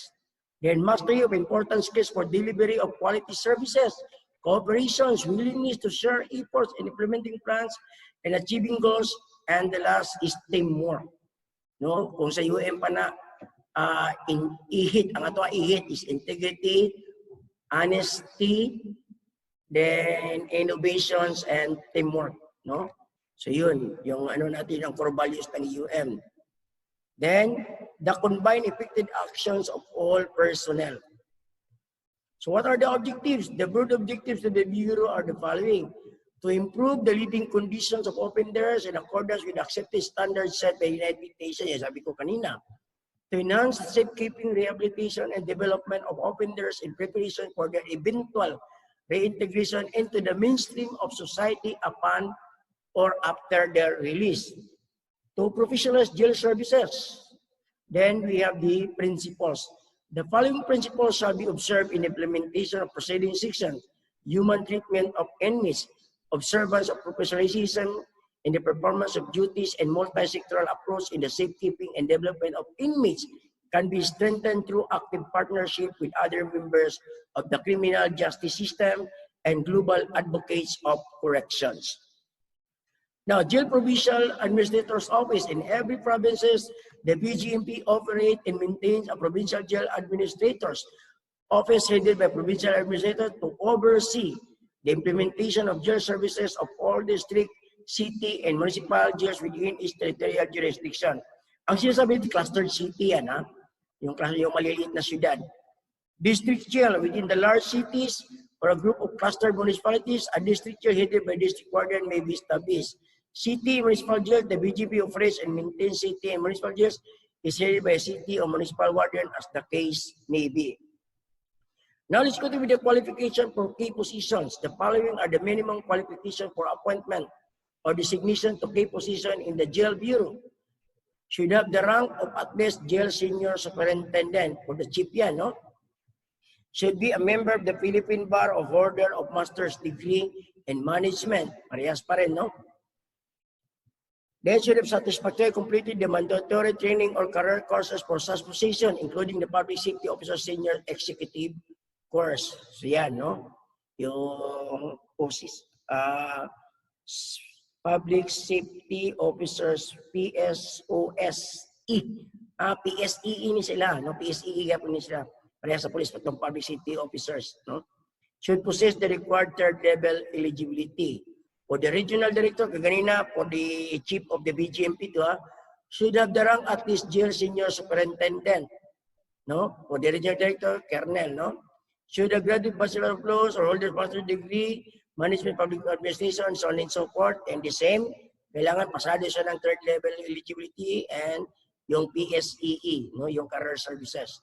For the jail provisional officers, should have the rank at least jail superintendent, so Lieutenant Colonel should be a graduate Bachelor of Laws, parehas pa rin, and a master's degree, and should have completed the mandatory career course of such position, including Public Safety Officers Advanced course. So kailangan meron siyang OCC aside sa kanyang PSEE, and should have been assigned in supervisor position in the jail services. District jail should have the rank at least jail superintendent, parehas pa rin yung rango nila, and then OCC din, no? Public Safety Officer Seniors Executive Course, okay? POSEC, no? Or OSEC. For the city jail warden and wardress, should have the rank at least jail chief inspector, should be a college graduate, who must be at least second year Bachelor of Laws. For the city jail warden and wardress, so kung dili sila, kung pinanglan, sila 2 years course of Bachelor of Laws, kung wala, provided that he must have a 24 units of any master's degree program. Now, pero kung dako nga syudad, in the case of city jails with an inmate populations of 1,000 or more, the city jail warden should have the rank and qualification of a district jail warden. So, sa rank ko ito, balikan na ito. So, jail superintendent, no? Kung about 1,000 population, ang piniriso sa city jail, so ang maggunit ana is kinahanglan na rango nga unsa? Jail superintendent. So yan, no? In the case of city with an inmate of 1,000 or more, the city jail warden should have the rank and qualification of a district jail warden. So, basta mabuto 1,000 or more ang population na preso. Now, for the municipal jail warden or wardess, the same pa rin, the same with the city jail warden wardress, no? So 2 years course and bachelors of law and 24 units and any master's degree, and should have satisfactory the mandatory training of career courses, including the public safety officers basic course, no? PSOBC. Yan. So ito na, pareha pa rin yan, no? So parehas pa rin yung appointing authority sa BFP at sa BGMP. Now, mandatory schooling for the requirements of BGMP promotional system. Jail officers advanced course. So sino ang mandatory na mag-undergo na schooling dito? Jail senior inspector, this course is designed purposely for the senior ranking commission jail officers to enhance their knowledge and imbibe proper attitudes in performing their duties and responsibility for senior officers of the organization. Specifically, the program intends to enhance and enrich the students' trainees' competence and character to assume their level of position in the regional or national jail offices or any other designation appropriate for their rank, no? So, jail senior inspector, so captain ang mag-eskwela og jail officers advanced course or OAC. For the jail officers basic course, jail inspector, this course is purposely designed to provide jail inspector with the basic function and responsibility of an officers, particularly on jail management and administration. So kung dahil executive master sergeant ka or jail master sergeant or jail SO4 ka or SGO4. No? So kung ma-promote ka pagka-inspector, dapat mo-undergo ka o GOBC. Jail Officers Orientation Course or GOOC. So this is intended for those non-uniform member of the BGMP who wants to join in the organic unit of the BGMP. Qualified civilian lateral entry, this course intended for the newly appointed commission officers through lateral entry with the rank of inspector and senior inspector to equip them with the basic knowledge on officership, jail management operations, and administration. For the jail officers candidate course, jail inspector, this course is designed substantially to equip the senior or non-officer members of the BGMP with the most intricate cognitive katulad mga SPO4, SPO3, no? For junior leadership course or SLC, this course is designed to equip the senior non-commissioned officer. Ito yung mga SPO2 ata, no? O SPO3. Then they have also the junior leadership jail officer to lang ang mag-eskwela ani. Okay? And the rest, katulad sa mga training. Now let's go to the National Bureau of Investigation. The Bureau of Investigations, better renamed the National Bureau of Investigation, came into existence on June 19, 1947. The date of Republic Act was approved, and history goes back to November 30, 1936, when Division of Investigation. So, dati ang pangalan ng National Bureau of Investigation, bago siya naging NBI noong June 19, 1947, ang una niyang pangalan is Division of Investigation, which is under the Department of Justice, and it was created by the Commonwealth Act number 181 by the First National Assembly. So meaning, ang National Bureau of Investigation, they can trace their originality is from the virtue of Commonwealth Act number 181 by the First National Assembly, and the first name of this organization is the Division of Investigation. So under the Section 1 of the Commonwealth Act number 181, it provides a Division of Investigation under the Department of Justice. Until now, they are under the Department of Justice. No? It shall be composed of such personnel as may be necessary in the discretion of the Secretary of Justice, and its duties shall be to help in the detection, prosecution of crimes, to acquire, collect, or classify and preserve criminal identification records, and to obtain information of all matters affecting the public interest. Now take note, my dear students, the NBI is the investigative arm of the Department of Justice. Take note, the investigative arm of the Department of Justice is no other than the National Bureau of Investigation.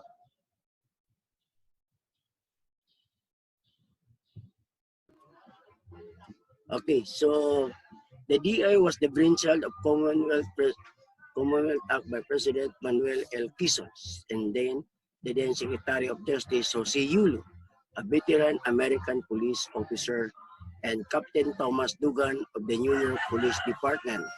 And the only Filipino member of the United States Federal Bureau of Investigations is no other than Flaviano Guerrero, were hired by the Philippine government to organize the divisions of investigations of the Department of Justice. So again, you need to bear in mind that the former name of the National Bureau of Investigation is no other than the Division of Investigations. Now let's go to the organizations of the NBI. The National Bureau of Investigation is a line agency under the Department of Justice and serves as the premier investigative agency of the government. So take note, the NBI is the investigative arm of the Department of Justice. The agency director is a presidential appointee and serves under the trust and confidence of the President and the Secretary of Justice. Effective February 21, 2019, last year, when the implementations of RA 10867, so this is now the new Reorganization Act of the PNP. It is modernizing the Bureau and providing funds. Therefore, the following works are enforced. So, nung nagkaroon ng reorganizations and modernization the National Bureau of Investigations, the rank of the NBI personnel was also amended. Now, let's go to these ranks. So, National Agent rank, Director, which is equivalent to Police General or Police Director General. Deputy Director, equivalent to Lieutenant General. Assistant Director, Major General, Regional Director, Brigadier General. Assistant Regional Director, Police Colonel. Head Agent, Police Lieutenant Colonel. Supervising Agent, equivalent to Police Major. Senior Agent, Police Captain. Investigation Agent 3, Police Lieutenant. Investigation Agent 2, Police Senior Master Sergeant. Investigation Agent 1, Police Master Sergeant. Special Investigator 5, Police Staff Sergeant. Special Investigator 4, Police Corporal. Special Investigator 2, which is the lowest rank of the NBI, which is equivalent to patrolman or patrolwoman in the PNP. Now let's go to the Republic Act number 10867, June 23, 2016. An act reorganizing and modernizing the National Bureau of Investigations. Kanina yung ranggo yun ha, nagbago yung ranggo nila sa 2019. So palita mo wala, itong 2019 nagkaroon ng amendment of the ranks of the NBI based on the Republic Act 10867 of June 23, 2016. Balik na to, katong 2019, gi-amend ang karaan nga ranggo sa NBI. So nana siya equivalent dito sa PNP. Base sa Republic Act number 10867 katong June 23, 2016. Katong ilang ranggo nga nausab sa 2019. Okay.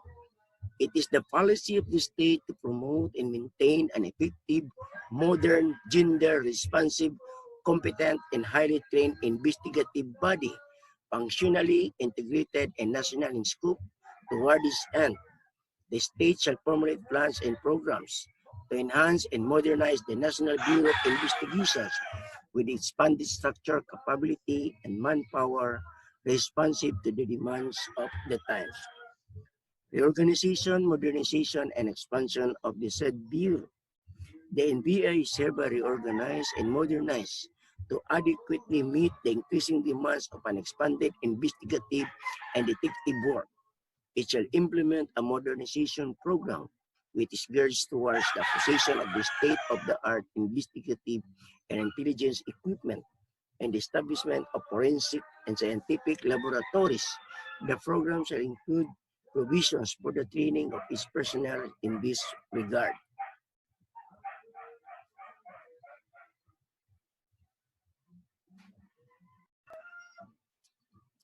The present organizational structure of the NBI shall be reorganized into the Office of the Director, Office of the Deputy Director for Administrations, Office of the Deputy Director for Operations, Offices of the Assistant Director for Investigation Service, Intelligence Service, Controller Service, Human Resource and Management Service, Forensic and Scientific Research Service, Legal Service, and Information and Communication Technology Service. Each service shall be composed of the necessary divisions and sections. The NBI shall establish a regional office in every region. So at present, we have 17 NBI regional offices. Now, each region shall be headed by regional director, and every district office shall be headed by district directors. In every province to be headed by head agent. Okay? A regional director and district offices in every province to be headed by head agent. Okay, I would stand for corrections. District offices in every province to be headed by a head agent. So sa district offices, kada probinsya, asa nang sa bansalan, naman tay district office dia sa NBI, no? So nagda dia is head agent ang iyang rank, no? Okay, field offices may also be established and maintained by the director as needed arises. The NBI shall complement the shall be increased in their position as upgraded as follows. So, we are not talking about the new salary grade. So, itong una, ang katong ilang head, no, director of the NBI, salary grade lang is 30. Karon, the same pa rin. Then the next is 29, pero ang director 3, murag ni taas gamay, nahimo na sang 28. Then, ang regional director from 26, nahimong 27. Assistant regional director from 25, naging 26. Then, investigation agent, the same, status quo pa rin yun, and the rest are status quo. Okay? So, there was no changes, no? The same pa rin, except for the positions of assistant regional director, and assistant director. Kasi sa assistant director dati is 27, naging 28, no? Then, from regional director, from 26, naging 27. Sa assistant regional director, from 25, naging 26. And the rest, walang nagbago. Okay. The number of administrative support personnel shall be increased to effectively carry out their functions. The NBI personnel occupying the positions affected by the changes as embodied in this act at the time of its approval shall thereafter occupy and discharge the duties and functions of the new positions and receive the corresponding salary and benefits without the necessity of the new appointment. Now let's go to the powers and functions of the NBI. The number NBI shall the following powers and functions: undertake investigations and detections of crimes and offenses enumerated under the Section 5 thereof. Issued subpoena for the appearance of any person for investigations or productions of documents through each from the ranks of regional director to director. Act as a national clearinghouse of criminal records and other related information for the benefit of the government.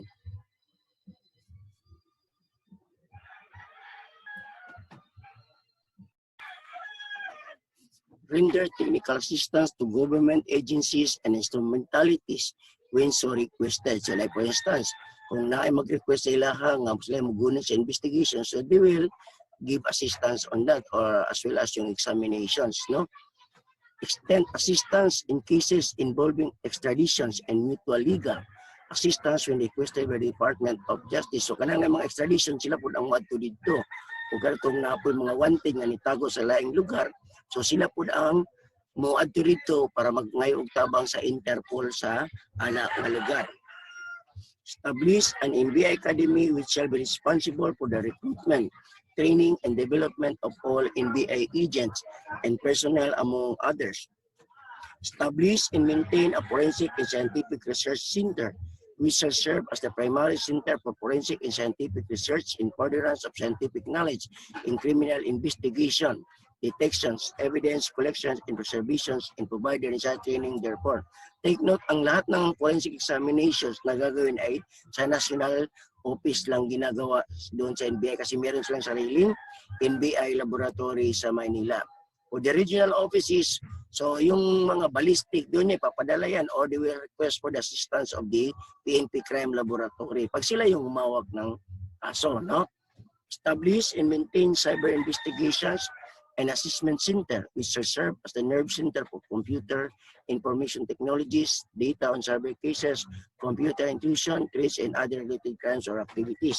So itong cyber investigation, yung cyber tracking sa mga cyber libel, so dito na yan sa regional offices except for those technical examinations, no? Establish and maintain an integrated, comprehensive, and state-of-the-art network of equipment and facilities to be used by the NBI in its criminal investigation, detections, and evidence gathering, and to provide the corresponding training in these regards. Request the assistance of the Philippine National Police, Armed Forces of the Philippines, or any other agency of the government, including government-owned or controlled corporation in its anti-crime drive. Such assistance may include the use of agencies' personnel and facilities upon prior approval by the head of the agencies concerned. So ito yung sinasabi natin kanina. So kung madalian, so they will now request for the technical assistance of the PNP crime laboratory for the forensic examinations. Now, kung kulang din sila sa tao, they will request for what we call this, yung enforcement from the other government agencies. Conduct intelligence operations in furtherance of the foregoing powers and functions. Enter into any contract or transactions for the acquisition of ownership, possessions, administration, lease, disposition of existence of real or personal properties in its name subject to approval of the Secretary of Justice. So, pwede po sila mo-enter into contract ng mga arkila o building o mapalit o magpa-renovate sila. So, ang kailangan lang is an approval from the Secretary of Justice. So, para na po sila pundo. Establish a modern NBI clearance and identification center containing all the regulatory and criminal records and civilian identification records, including their identifying marks and characteristics in fingerprint database, as well as dental records pursuant to Presidential Decree number 1575, entitled Requiring Practitioners of Dentistry to Keep Records of Their Patients. Okay, so karon wala man tayo problema no sa NBI clearance kay makuha man dahil ato una mo agi pagsimana. Okay? Maintain for purposes of investigative and forensic requirements of the NBI relevant database such as ballistic records of firearms, including but not limited to data ownerships, positions, and other related identifying circumstances, as well as the deoxyribonucleic acid data bank, and performs as other functions as the President of the Secretary of Justice may assign yung mga tinatawag natin na mga centralized issues, yung mga graft and corrupt practices, involvement of politicians in other illegal activities. So yan, tulad nung nangyari ngayon sa yung what we call on this PhilHealth, no? So the Department of Justice was given an assignment to conduct investigation so that the NBI are the leading agencies conducting or tracking the paper trail of the so-called corruptions on the PhilHealth. Now, what is the jurisdiction of the NBI? The NBI shall have the primary jurisdiction to undertake investigation in the following cases: human trafficking cases in all airports in the Philippines, extrajudicial, extralegal killings committed by the state's security forces against media practitioners and activities, killings of justice and judges, violation of Republic Act number 10175, otherwise known as the Cybercrime Prevention Act, cases referred by the Interagency Anti-Graft Coordinating Council or the EIGCC, violations of the anti-dummy law. Ano ito anti-dummy? Sa money laundering ito, yung mga bank account ng mga piki, no? Cases involving threats to security or assault against the persons of the President, Vice President, Senate President, Speaker of the House of Representatives, and Chief Justice of the Supreme Court. Transnational crimes pursuant to existing international agreements, identification of the dead bodies in case of mass fatality, incident caused by natural disasters, and violations of commercial, economic, and financial or white-collar crimes, such as but not limited to those punishable under Republic Act number 8792, otherwise known as E-Commerce Act of 2000, Republic Act number 8484, otherwise known as Access Device Regulation Act of 1998, Republic Act number 8293, otherwise known as Intellectual Property Code of the Philippines, Republic Act number 8799, otherwise known as Security Regulation Code, Presidential Decree number 1689, otherwise known as Decree increasing the penalty of certain forms of estafa, and other similar statutes that may be enacted by Congress.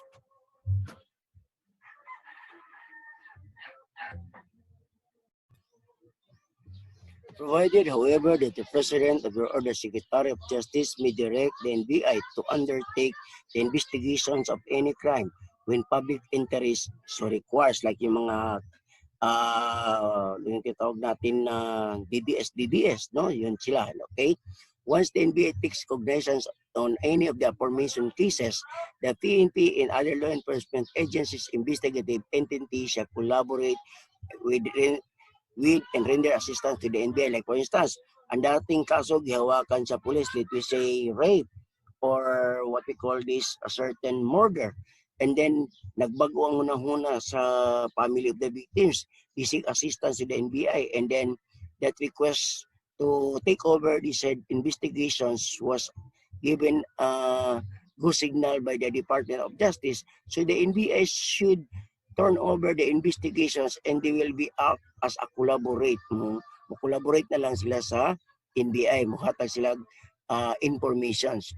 In cases where jurisdiction is vested exclusively and or primarily with the PNP or other law enforcement agency, investigating agency, the NBI shall collaborate with and render assistance to the same. So kung mga tabang ang PNP sa ilaha, para saan ang kitawag na ito o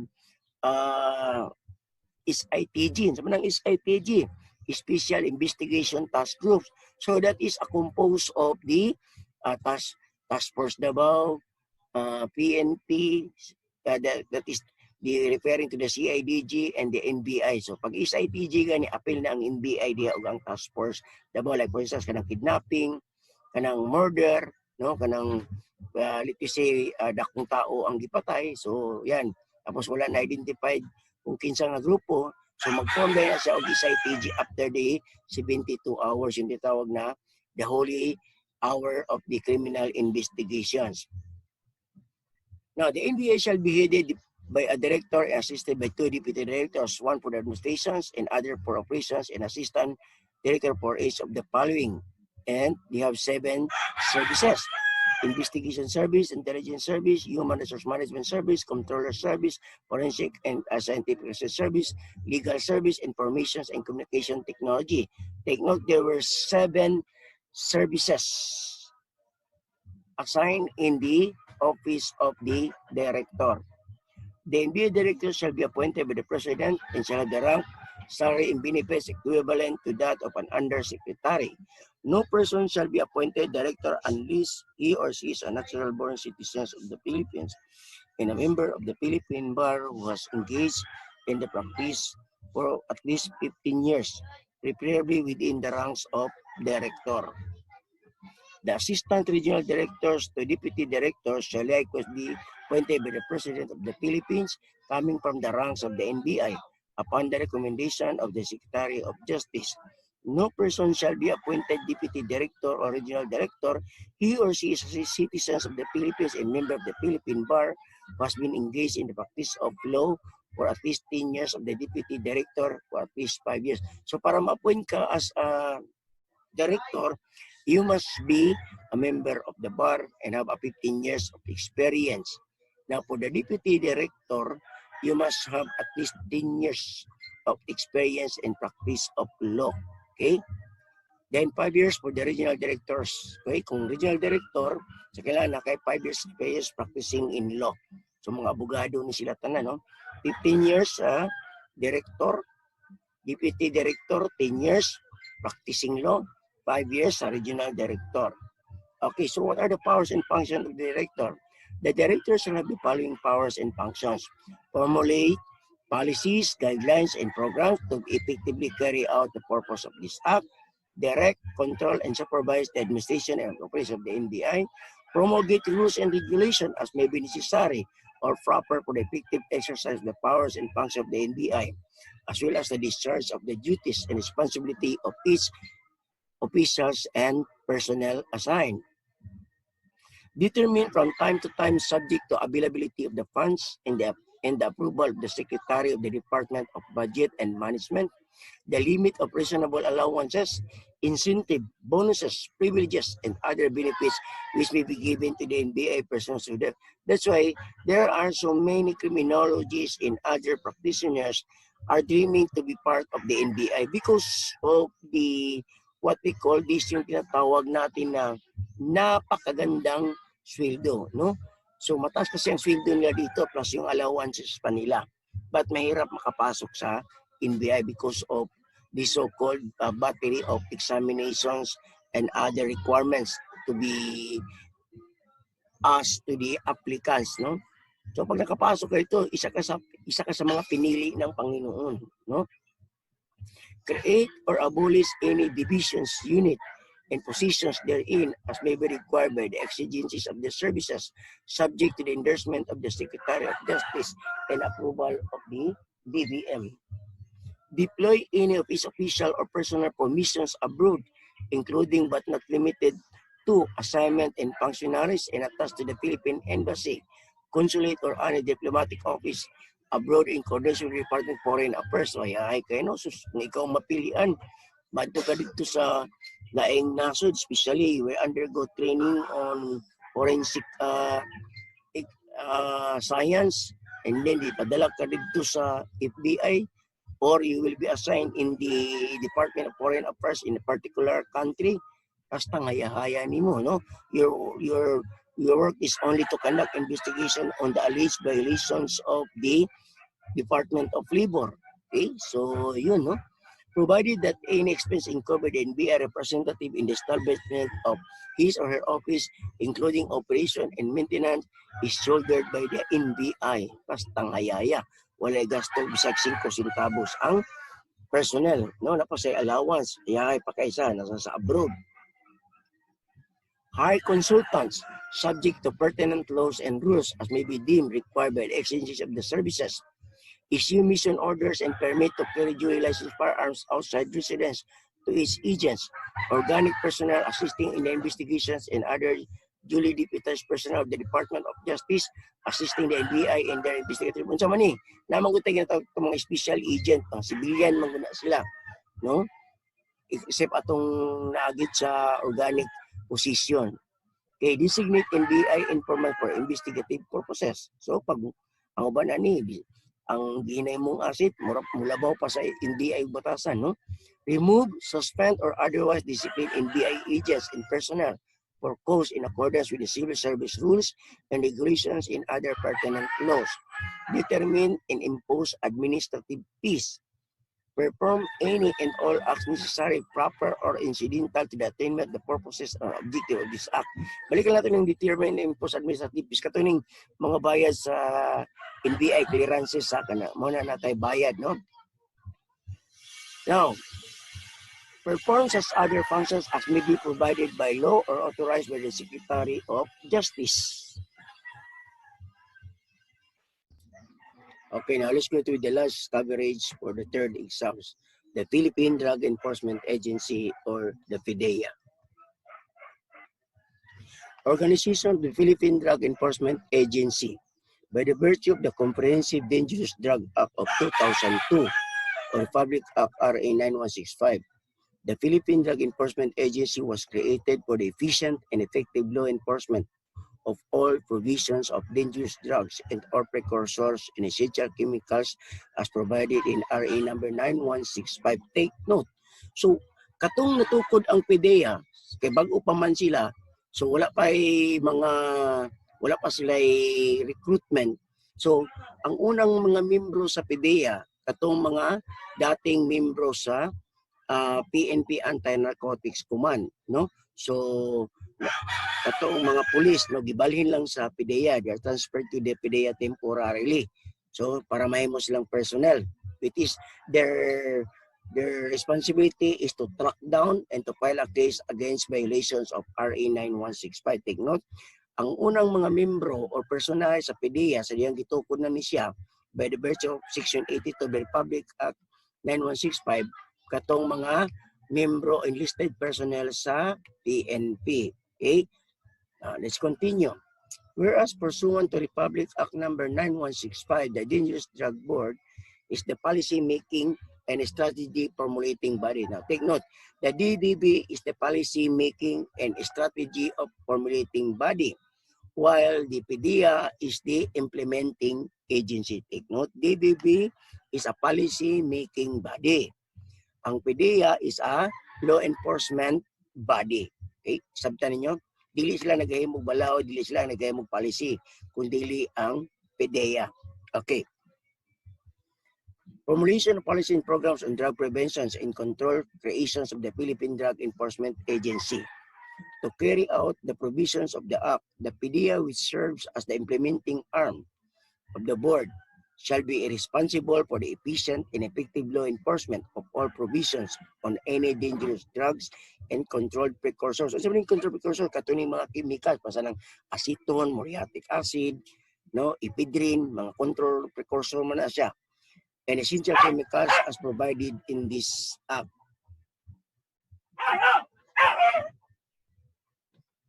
The PDEA shall be headed by a Director General with the rank of Undersecretary, who shall be responsible for the general administrations and management of the agency. The Director General of the PDEA shall be appointed by the President of the Philippines and shall perform such other duties that may be assigned to him or her. He or she must possess adequate knowledge, training, and experience in the field of dangerous drugs and any of the following fields: law enforcement, law, medicine, criminology, psychology, or social work. The Director General of the PDEA shall be assisted in the performance of his or her duties and responsible by 2 Deputy Director Generals with the rank of Assistant Secretary. One for the operations and other for the administration. Take note, the equivalent positions of the Director General of the PNP is equivalent to Deputy Secretary, no? So he is the Under Secretary. Okay.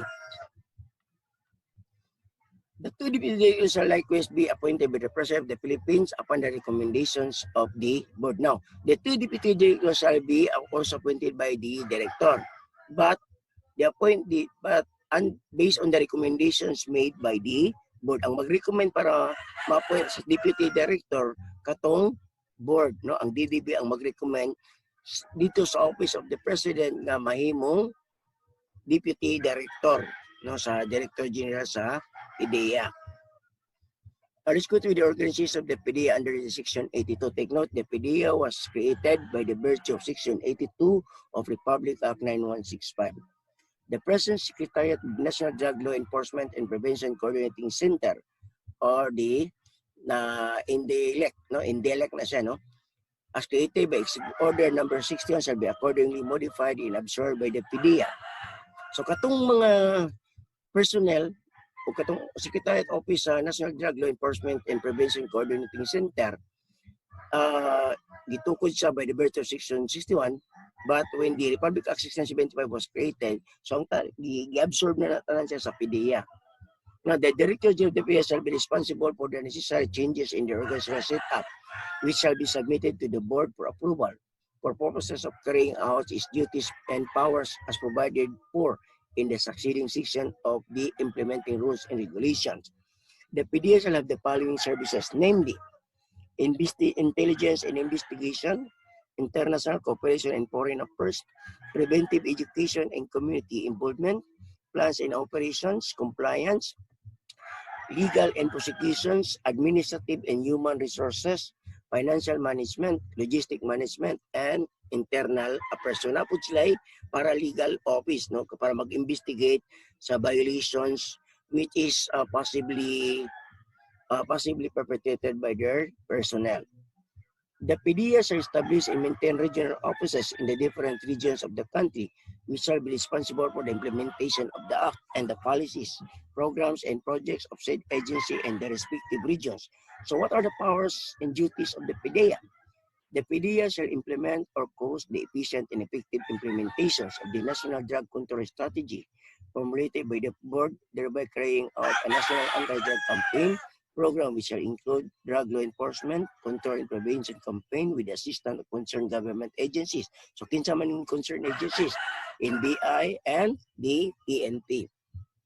Undertake the enforcement of provisions of Article 2 of the Act relative to the unlawful acts and penalties involving any dangerous drug or in controlled precursors and essential chemicals, and investigate all violators and other matters involved in the commissions of any crime relative to the use, abuse, or trafficking of any dangerous drugs and or controlled precursors and essential chemicals as provided for in the Act and the provision of Presidential Decree number 1619.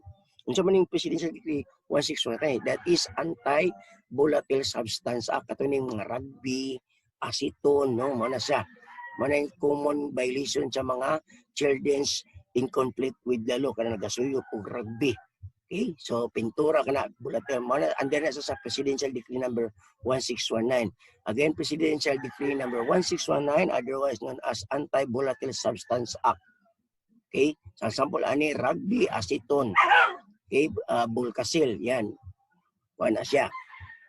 Administer oath, issue subpoena and subpoena justice relative to the conduct of investigation involving the violation of the Act arrest and apprehend as well as search all violators and seize or confiscate the effects or proceeds of the crimes as provided by law and take custody thereof for this purpose, and prosecutors and enforcement agents are authorized to possess firearms according to the existing law.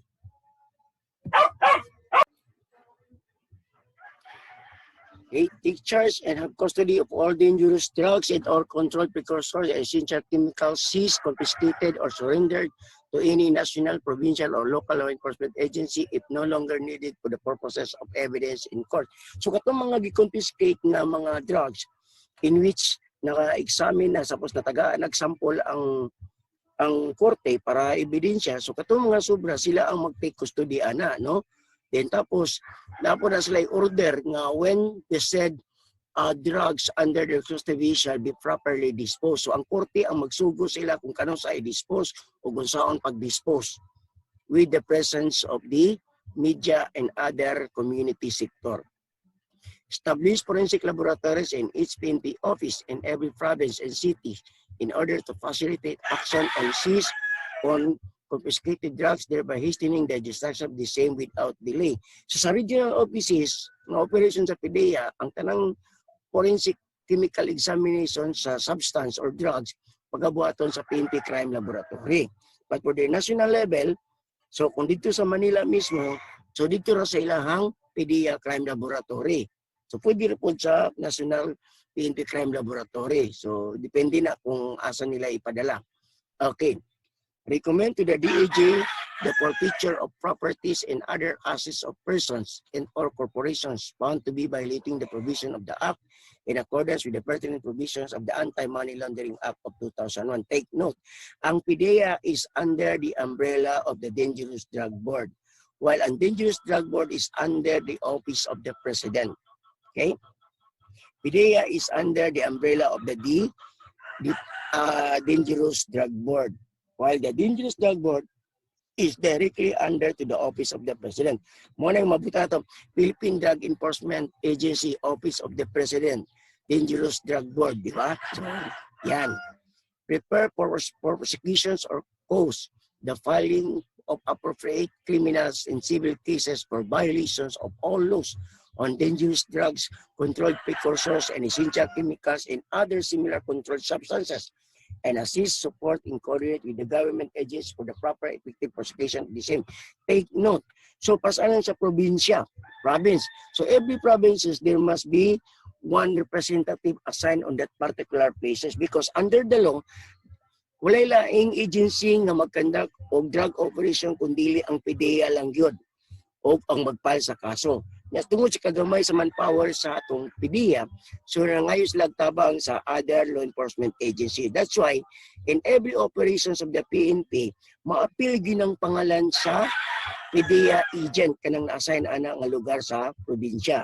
Kay na may balaod nga nag-ingon na only the PDEA can track down and file an appropriate case against in violation of the RA 9165. Kaya sabtan ninyo na sa inyong probinsya, mati. So na PDEA agent nga na-assign, representative na siya. So ang tanang operasyon gibuhat niya sa PNP sa mati, maapil ginang pangalan sa PDEA representative bisag wala na siya nakauban sa operasyon. Kay para lang dili ma-dismiss ang kaso by means of technicalities. Kaya kung wala manggod ang PDEA, so technicalities na siya. So pwede ma-dismiss ang kaso. Kaya walay PDEA agent because under the law, only the PDEA. Okay, nasabtan nyo.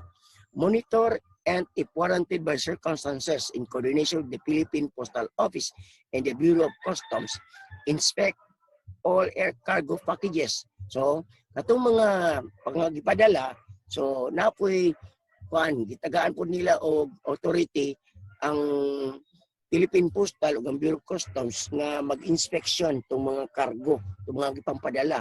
No? Nga basig, mana nga napoy Bureau of Customs Anti-Narcotic Unit, mana siya. And emails in the Central Post Offices which appear from the package of the dish itself to be a possible importation of dangerous drugs and or controlled precursors and essential chemicals. So kung mga po sir, pasan ng mga LBC sir. So ang tanang mga private courier, so wala ginabawalan na sila nga magpadal mag transport o kanang mga perfume, chemicals o ginabawalan na sila kanang mga jam So bawal na sila. Pero kung ang imong ipadala tibok durian na mangustin, pwede na siya, no? Pero katong gi-process na gisulod na og kanang botilya, so stricto ang LBC or GRS or GNT, no, kay naay kuandya natay ginatawag nato og balaod ana, no.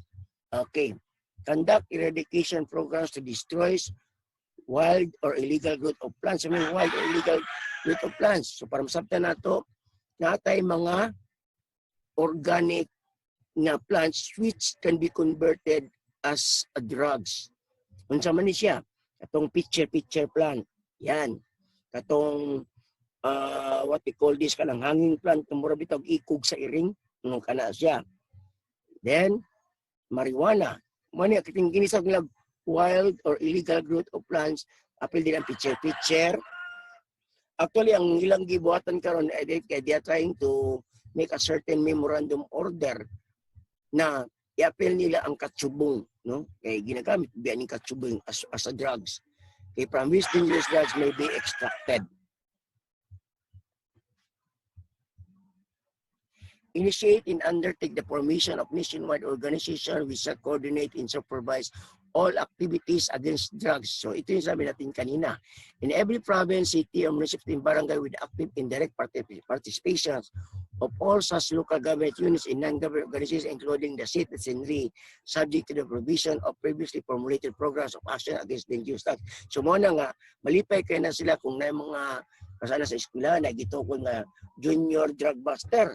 So because the member of the junior drug busters can also be used as their private eye for the purpose of prevention and control of proliferations of any types of drugs in the community or as well as in the society. Okay. Establish and maintain national drug intelligence systems in cooperation with law enforcement agencies, katulad ng mga NBI, Custom, no, so on and so forth. Other government agencies, offices, and local government units that will assist in the apprehension of big-time drug lords. Establish and maintain close coordination, cooperation, and linkages with international drug control and administration agencies and organizations, and implement the applicable provisions of international conventions and agreements related to dangerous drugs to which the Philippines is one of the signatory. Create and maintain an efficient special enforcement unit to conduct investigation, file charges, and transmit evidence to the proper court, wherein members of the said units shall possess suitable and adequate firearms for their protections and connections with the performance of their duties, provided that no previous special permit for such position shall be required. Require all government and private hospitals, clinics, doctors, dentists, and other practitioners to submit a report to it in coordination with the board about all dangerous drugs and or controlled precursors and essential chemicals which they have attended to for data information processing. So, katong mga doktor or ospital nga nagagamit og mga chemicals kasalang anesthesia. So kinahanglan ila ng tagaan nila og report or inventory report ang PDEA para ma-monitor pod, no? That's only for the purpose lang.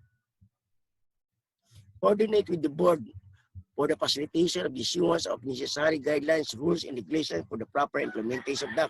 By the way, ang ginareport din na board is ang Dangerous Drug Board. Initiate and undertake a national campaign for drug abuse prevention and drug control programs, where it may enlist the assistance of any department, bureau, office, agency, or stimulate the government, including government-owned and controlled corporations, in the anti-illegal drugs drive, which may include the use of the respective personnel, facilities, and resources for a more resolute detections and investigation of drug-related crimes, as well as the prosecutions of the drug traffickers, and submit an annual and periodic reports to the board as may be required from time to time, and performs as other functions as may be authorized or required under the existing laws as directed by the President himself or herself, or as recommended by the Congressional Committee concerned. Now, let's go to the PDEA Academy. Supposed to be under the law, in every region there must be a PDEA Academy, but because of the budget constraint, so until now wala pa tayong regional PDEA training schools or academies. Sa one pa lang yun, no? Sa National Capital Region pa lang yun. So maybe 3 years or 4 years from now, basing na mga regional offices, and hopefully na sa Region 11 o Region 9 ang mauna. No, murag mao gina siya. Upon the approval of the board, the PDEA Academy shall be established either in Baguio or Tagaytay City and in such other places or may be necessary. The PDEA Academy shall be provide responsible in the recruitment and training of all PDEA agents and personnel. Murag na sa Tagaytay ata ang PDEA Academy, no? I don't know kung nasa Tagaytay ba. O nasa Silang Cavite. Murag dito ata tanan kay dako kay itong yuta sa gobyerno dito, no?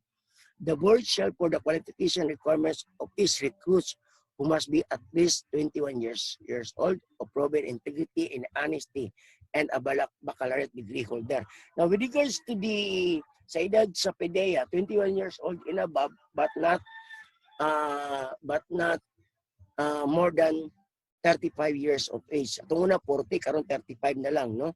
And then baccalaureate degree, and then must be eligible. Bisag unsa nga eligibility ang nasa mga pwede sa ilaha. Now, if we talk about the salary, murag naay gamayng diferensya sa PNP, no? Pero mas dako ni sila allowance, no? Dako ni sila hazard. The graduates of the academy shall later comprise the operating units of the PDEA after the termination of the transition period for 5 years. So, mo ni siya katong pagsugod nila nasa transition period na 5 years na ang ilang mga tao, mga organic personnel pa sa PNP. Pag-abot og 5 years, so kinala maginahinay na sila og recruit, no? Kinala na sila recruit para PDEA agent na gyud. Okay.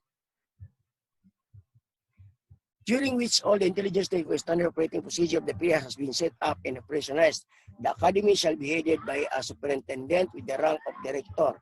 He or she shall be appointed by the PDEA director. Yeah, so, ang head sa PDEA Academy shall be headed by a superintendent and with a rank of director. And then the one will be appointed to become the superintendent of the training academy of the PDEA is no other than the PDEA Director General.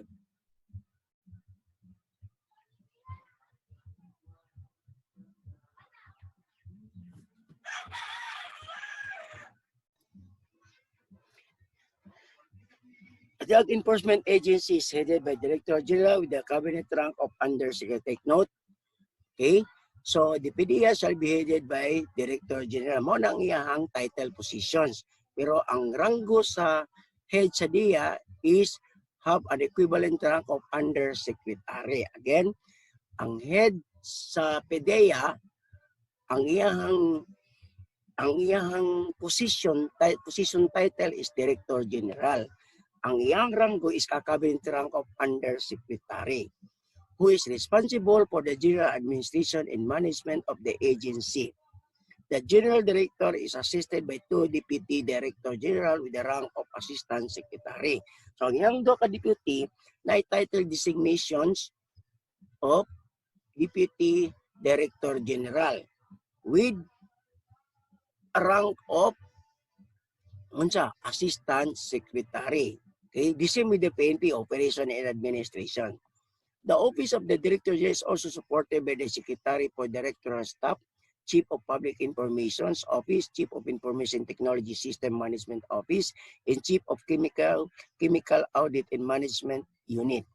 The Director General of the PDEA shall be responsible for the necessary changes in the organizational setup, which shall be submitted to the Office of the Dangerous Drug Board for the purpose of approval. The Philippine Drug Enforcement Agency is a line agency under the Department of Justice and serves as the premier investigative agency of the government. Take note, the PDEA is a line agency of the Department of Justice and he is under directly to the Office of the Dangerous Drug Board. The agency director is a presidential appointee and serves under the trust and confidence of the President as well as the Secretary of Justice. Mura po sila sa NBI, no? Now, let's go to the rank structure of the following of the PDEA. I listed the new rank structures under the 2019. Under Secretary, kinsa man niya ang ato ang Director General, Assistant Secretary, Assistant Director, Regional Director, Assistant Regional Director Head, Agent Supervising, Agent Senior, Agent Investigation, Agent 3. The following in a listing of the old rank: Director 6, Director 5, Director 3, Director 2, Director 1, Investigation Agent 6, Investigation 5, 4, 3, And 2, ang pinakagamay is Investigation Agent 2. Investigation Agent 1 per day. Then they have also Special Investigator 5, non-lawyer or CPA. Special Investigator 4, non-lawyer or CPA. Special Investigator 3, non-lawyer or CPA. The Director General of the PNP shall be appointed by the President of the Philippines, shall perform such other duties that may be assigned to him or to her, and he must possess adequate knowledge, training, experience in the field of dangerous drugs. Sige, balik na yung manatani. Okay, so now let's proceed with the final topics for the additional coverage for the final exams. Okay, so now shall we start? So now let's go to first with the mini glossary of the subject that we will discuss for the coverage of the final exam. So we have an actual or outright exportations. By the way, we are talking about the Bureau of Customs and the Bureau of Immigrations, no? So actual or outright exportation. So when we say actual or outright exportation, it is an on the spot, no? So yung pagpapadala ng mga produkto sa ibang bansa, okay? So refers to the customs procedures applicable to goods which being in pre-circulations, leave the Philippine territory, are intended to remain permanently outside it. So yung mga export items, no, yung mga produkto Pilipinas na in-export natin sa ibang bansa, okay? Admissions refers to the act of bringing imported goods directly or through transit into a free zone. So ano itong mga imported goods sa free zone? Nasa Subic, no? Parang yun lang at ating Subic port natin, no? Sa Subic, sa Pampanga. Now, airway bill, no? So pag sinabi natin airway bill, ito yung mga dokumento para pagpapadala ng mga produkto na ang ginagamit ay mga sasakyang panghimpapawid o yung mga eroplano. Pag barko naman, bill of lading ang tawag doon, no? Pero pag sa eroplano, airway bill ang tawag doon, babayaran yun. So titimbangin yung items, then babayaran, depende kung anong items ipapadala kasi may tax man din yan. Now, refers to transport document for air freight used by airlines and international freight forwarders, which specify the holder or consignee. So, sino itong consignee? Let's say, kung ikaw yung papadalahan, ikaw yung consignee. Ha? By the will who has the right to claim delivery of the goods. When they arrive at the port of destinations, it is a contract of carriage that includes carrier conditions, such as limit of liability in claims procedures. In addition, it contains transport instruction to airlines and carriers, a descriptions of the goods and applicable transportation charges. Yung sabi natin nga na, may bayad yun, no? Depende kung ano yung ipapadala.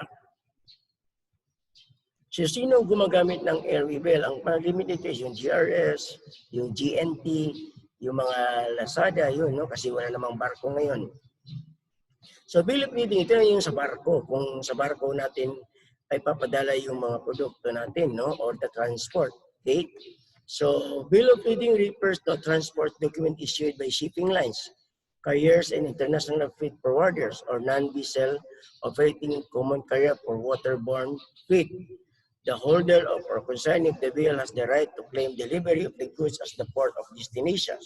It is a contract carriage that includes earner conditions such as limit of liability in claims procedures. In addition to it, contains and transport of instructions to shipping lines and carriers, are descriptions of the goods and applicable transportation of the charges. Now, talking with this is one of the problem of the government, especially the Bureau of Customs, because yung mga in-import na goods dito sa Pilipinas, kasi hindi man yan pwedeng buksan hanggat hindi dumating yung consignee, no?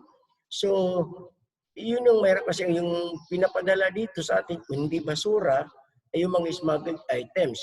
So, malalaman lang yan pag hindi dumating yung may-ari or alam natin na may corruption sa Bureau of Customs, no? So, yun ang problema doon. Now, with regards to the transportation, kunyari nagpapadala, pinasok na sa yarda, container yard. Alam niyo ba na hindi pwedeng harangin ng gobyerno o ng ating kapulisan ang isang delivery goods, yung mga fragile, no? Yung perishable goods. Kasi pag na-hold mo yan, nasira yung produkto, so magbabayad ang gobyerno dyan sa may-ari. Okay? So yun ang problema.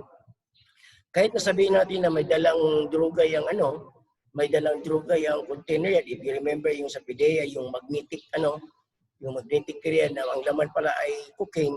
Kasi hindi pwedeng buksan ng law enforcement kung wala ang representative ng Bureau of Customs, because under the law, the Bureau of Customs is the only authorized agency to open the container yard and to inspect the container yard. So yun ang batas, no?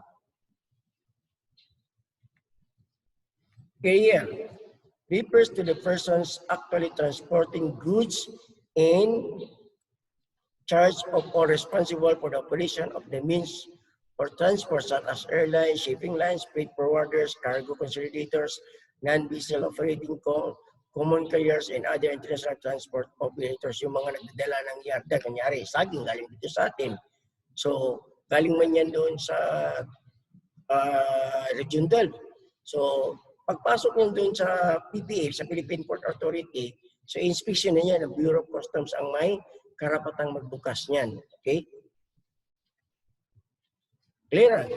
So, lahat ng mga goods, bago yan ipapadala or bago ipapalabas, kailangan muna ng mga dokumento or clearances. No? Kung wala ba itong what we call this, if this document is have no questions. Okay? Now, clearance refers to the completion of customs and government formalities necessary to allow goods to enter for consumptions, warehousing, transit, or transshipment, or to be exported or placed under another custom procedure. Sabi natin, kailangan pa natin ng custom clearance para makuha, may babayaran, no? para mapalabas yung produkto, tapos yung sa sensor pa, babayaran. So, kailangan may clearance yan. Kumbaga ba, para kang nag-renew ng sasakyan, pag wala siyang emission test, so hindi siya pwedeng ma-renew. So parang gano'n, no? Custom broker. So custom broker, this is referring to persons, no? Who middling a certain goods, no? So pero kailangan, pag custom broker ka, dapat meron kang lisensya. Refers to any person is a bona fide holder of a valid certificate of registrations, professional identification card, issued by the Professional Regulatory Board and Professional Regulation Commission pursuant to the Public Act 9280, as amended, otherwise known as the Custom Brokers Act of 2004. So mga private ito, no? Ito yung mga custom brokers. Sila yung ng mga produkto na ipapalabas, no? So they will sign that the said items is there is no contraband items or the get good is not prohibited by law. So kailangan magpirma din sila doon, no? Now, Executive Order number 94 of Republic Act number 52, the President of the Philippines reorganized the different departments, bureaus, offices, and agencies of the government of the Republic of the Philippines on July 1, 1947. Okay? The Insular Collector of Customs was changed to Collector of Customs for the Port of Manila. So if you try to look at, there are so many changes of happen in the Bureau of Customs, no? Lilipas lang ang 2 taon, 3 taon, magkakaroon na naman ng reorganizations.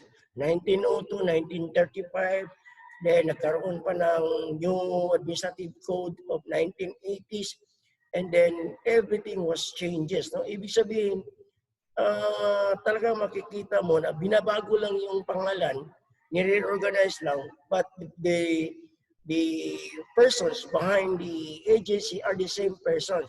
Ang pinagkaiba lang is pinagpalit-palit lang yung mga positions, no? So yun ang kaya yung graft in corruptions na problema sa Bureau of Customs hindi talaga mawala-wala, no? Kasi yun pa man din. So, kaya nga tama yung sinabi ni President Duterte na lahat ng tao baguhin, no? Or i-under niya sa kanyang office. So kasi under the Department of Justice nga ang Bureau of Customs. Now, the Bureau of Customs is an attached agency of the Department of Finance. Okay, the Bureau of Customs is an attached agency of the Department of Finance.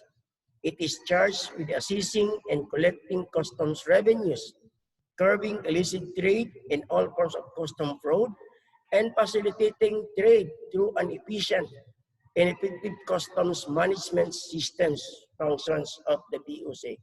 Actually, dapat nga itong ukay-ukay magbabayad yan eh. Kaya lang, ang ukay-ukay kasi hindi kasi sila nag-anchorage sa pier, no? Doon yan sila sa yung sa anchorage area. Kaya sinasalubong na lang yan sila ng mga pambot, no? Kasi nga libre kasi ang ukay-ukay kasi that is a relief goods. Ipapamigay sana yan sa mga underprivileged community. Kaya lang nangyari sa ukay-ukay, naging negosyo. Okay?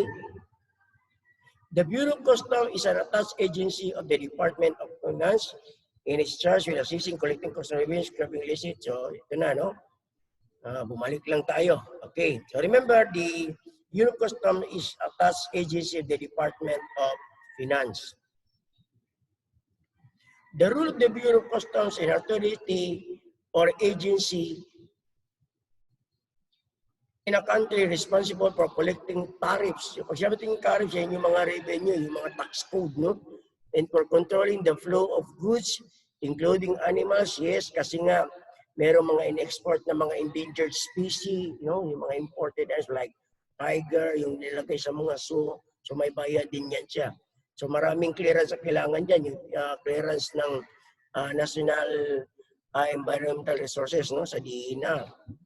Personal and hazardous items. What are those hazardous items? Yung mga substance, no? Yung mga chemicals, yung mga imported chemicals. Yan. Into and out of country. So, palabas, papasok sa ating bansa. Based on the Republic Act number 430 that transformed the Philippine Customs Service to a Bureau of Customs and Immigrations under the supervision and control of the Department of Finance and Justice. Ito yung kanina, no? So, Bureau of Customs is rule and export control. So, ano ba ang rule? No? Ano ba ang trabaho ng Bureau of Customs sa export, sa exporting business? The Bureau of Customs is one of the leading agencies which is responsible for the control and monitoring of the export and import of weapons of mass destructions and dual purposes articles in the Philippines. So ano ito yung mga weapon of destruction? Ito yung mga substance like mga nuclear, no? Yung ipapadala, no? Yung ipapadala natin sa ibang bansa, no? So baka may makalabas, so kailangan nila, baka ang pinapalabas pala is one of the substance to make a certain no? Yung weapons of mass destruction or WMD. It is considered as the first and the last line of defense in the enforcement of export control laws in the country. So, remember, the Bureau of Customs is the responsible to control and monitoring all export and import of weapons of mass destructions. And as well as this is the first and the last line of defense in the enforcement of export control laws. Kasi sila nga ang may karapatan, no? Na mag-inspect at magpataw ng parusa or mag-file ng kaso against those smugglers. Meaning pa, problema naman nila ngayon, itong human trafficking, no? Kasi, not human trafficking, the human smuggling. Kasi nga, human smuggling, these are transporting of other nationals to a certain country without proper document, no? So, minsan kasi pinapasok ito, tinatago sila sa mga overseas what we call this business or international forwarder, no? So, tinatago sila doon.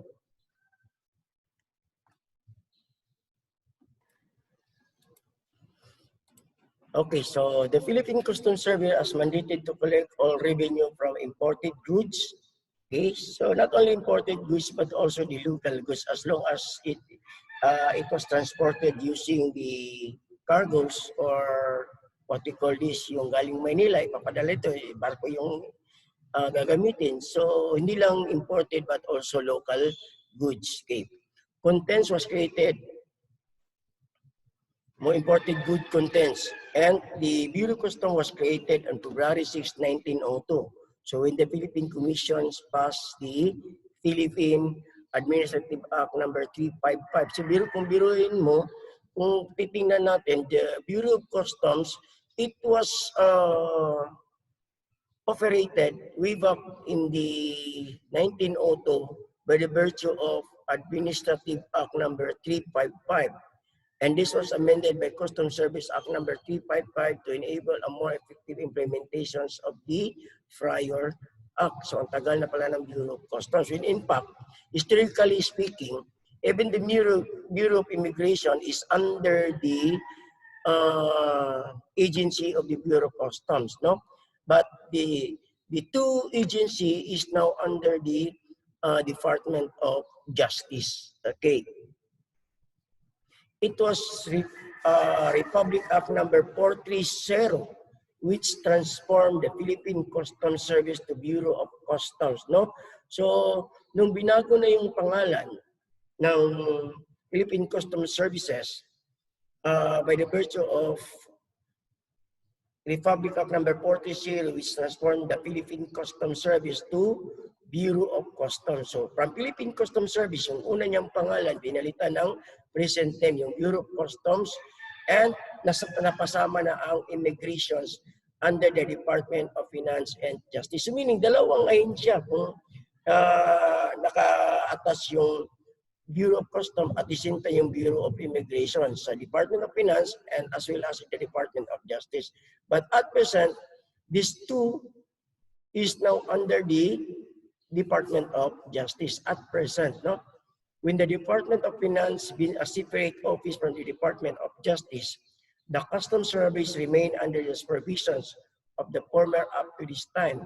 Through the years, the Bureau of Customs has since undergone several reorganization, no? Kasi pag iba-ibang administration, iba-iba namang commissioner, so iba-ibang pautot, kailangan gagawa sila ng kanilang reorganization kasi babaguhin nila yung tao. Base doon sa kanilang trust and confidence kung sino ang magiging district commissioner, port commissioner, no, or port inspector. So depende yan sa kanila. Kaya bawat administrasyon nagbabago. To date, the Bureau of Customs has 17 collections, district, and 39 sub-ports under the direct and control and supervision of the commissioners. So sa ngayon, kasi meron man tayong 17 regions, although we have a lot of ports, but we have only 17 collection districts and 39 sub-ports under the direct and control supervision of the commissioners. So, yung 39 sub-ports, no? Is headed by district collector, no? So every district, ang assign naman dyan is district collector. Yun naman sa sub-port is headed by port collector. Tulad ng, sabihin na natin dyan sa Pagadian. So meron silang port collector dyan, no? Okay. Now, the reorganizations of the Bureau of Customs. On February 4, 1965, the Bureau of Customs was reorganized pursuant to Customs Administrative Order number 4-65 or 465, no? Authority under the Section 550 and 551 of the Revised Administrative Code of Republic Act number 4164 on June 11, 1978. Tariff and Custom Codes was amended. The new code was embodied in Presidential Decree number 1464. Okay? Iba din itong Administrative Code Republic Act 4164, no? Yung Section 550 and 551, that is under the Revised Administrative Code of the Republic Act 4164. Okay? The Tariff and Custom Codes of 1982, revised by virtue of Executive Order number 688, under the Custom Code, under the PD 1628 in 1980. It was reprinted on the tariff under the General Agreement on the Tariff Multilateral Agreement Negotiations and Executive Order number 1980 granted to ASEAN member countries and Executive Order from 1978 to 1981. So grabe yung reorganizations, no? Taon-taon, nagre-reorganize. 2 taon lang, reorganize na naman.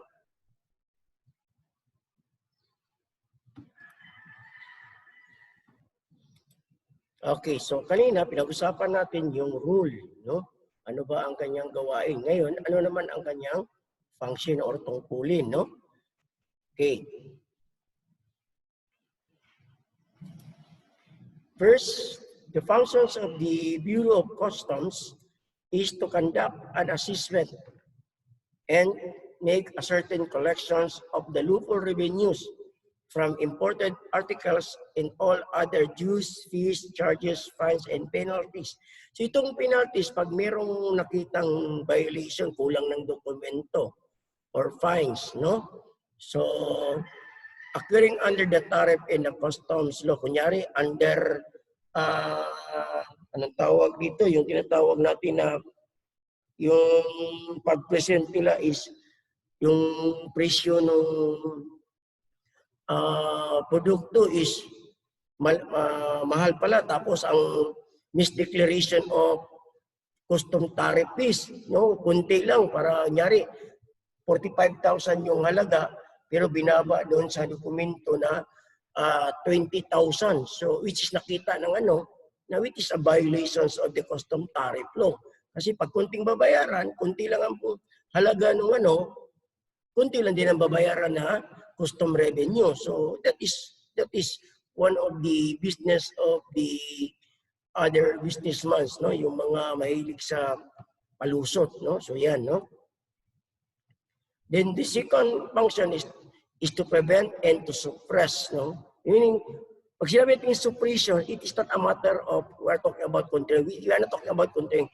It is about to suppress, or in order that these items will not be distributed, or it cannot be flown to another country because it makes danger, or what we call this, makes injury to another country. So ibig sabihin, ipapalabas na sana, makakalabas na, kaya lang natigilan, no?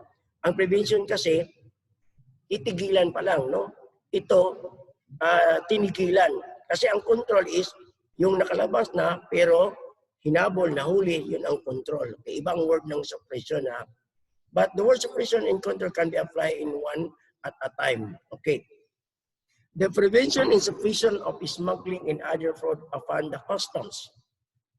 The supervision control over the entrance and clearance of vessels and aircraft engaged in foreign commerce.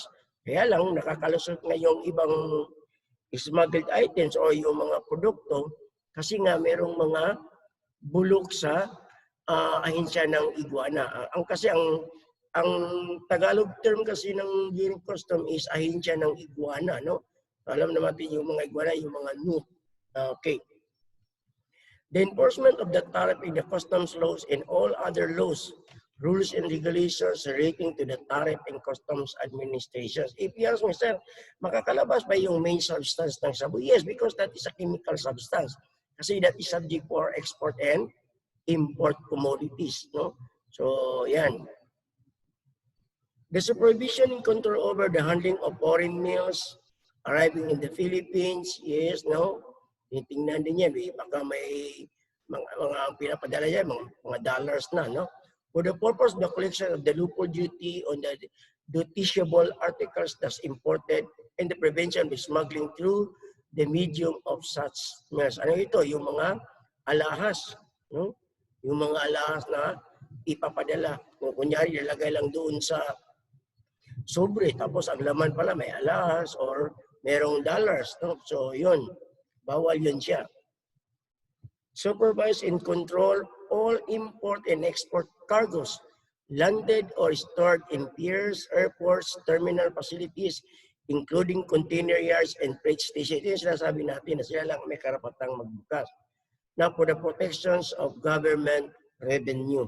So, kasi pagdating ng mga imported yards, kung kanang dagko gani kay nga container van, so i-stock man na dito, then after that, pag na po ipapadala dito sa ilang lugar, ibalik na po na sa dito. So mo na nga na yung mga kuken nga makalusot dili kay i-sekreto ro nagtago dito sa repair katong sayang nay murag ka ng aircon no dito sa taas. Exercise exclusive original jurisdiction over seizure and forfeiture cases under the tariff and customs law. So now this is number 7, no?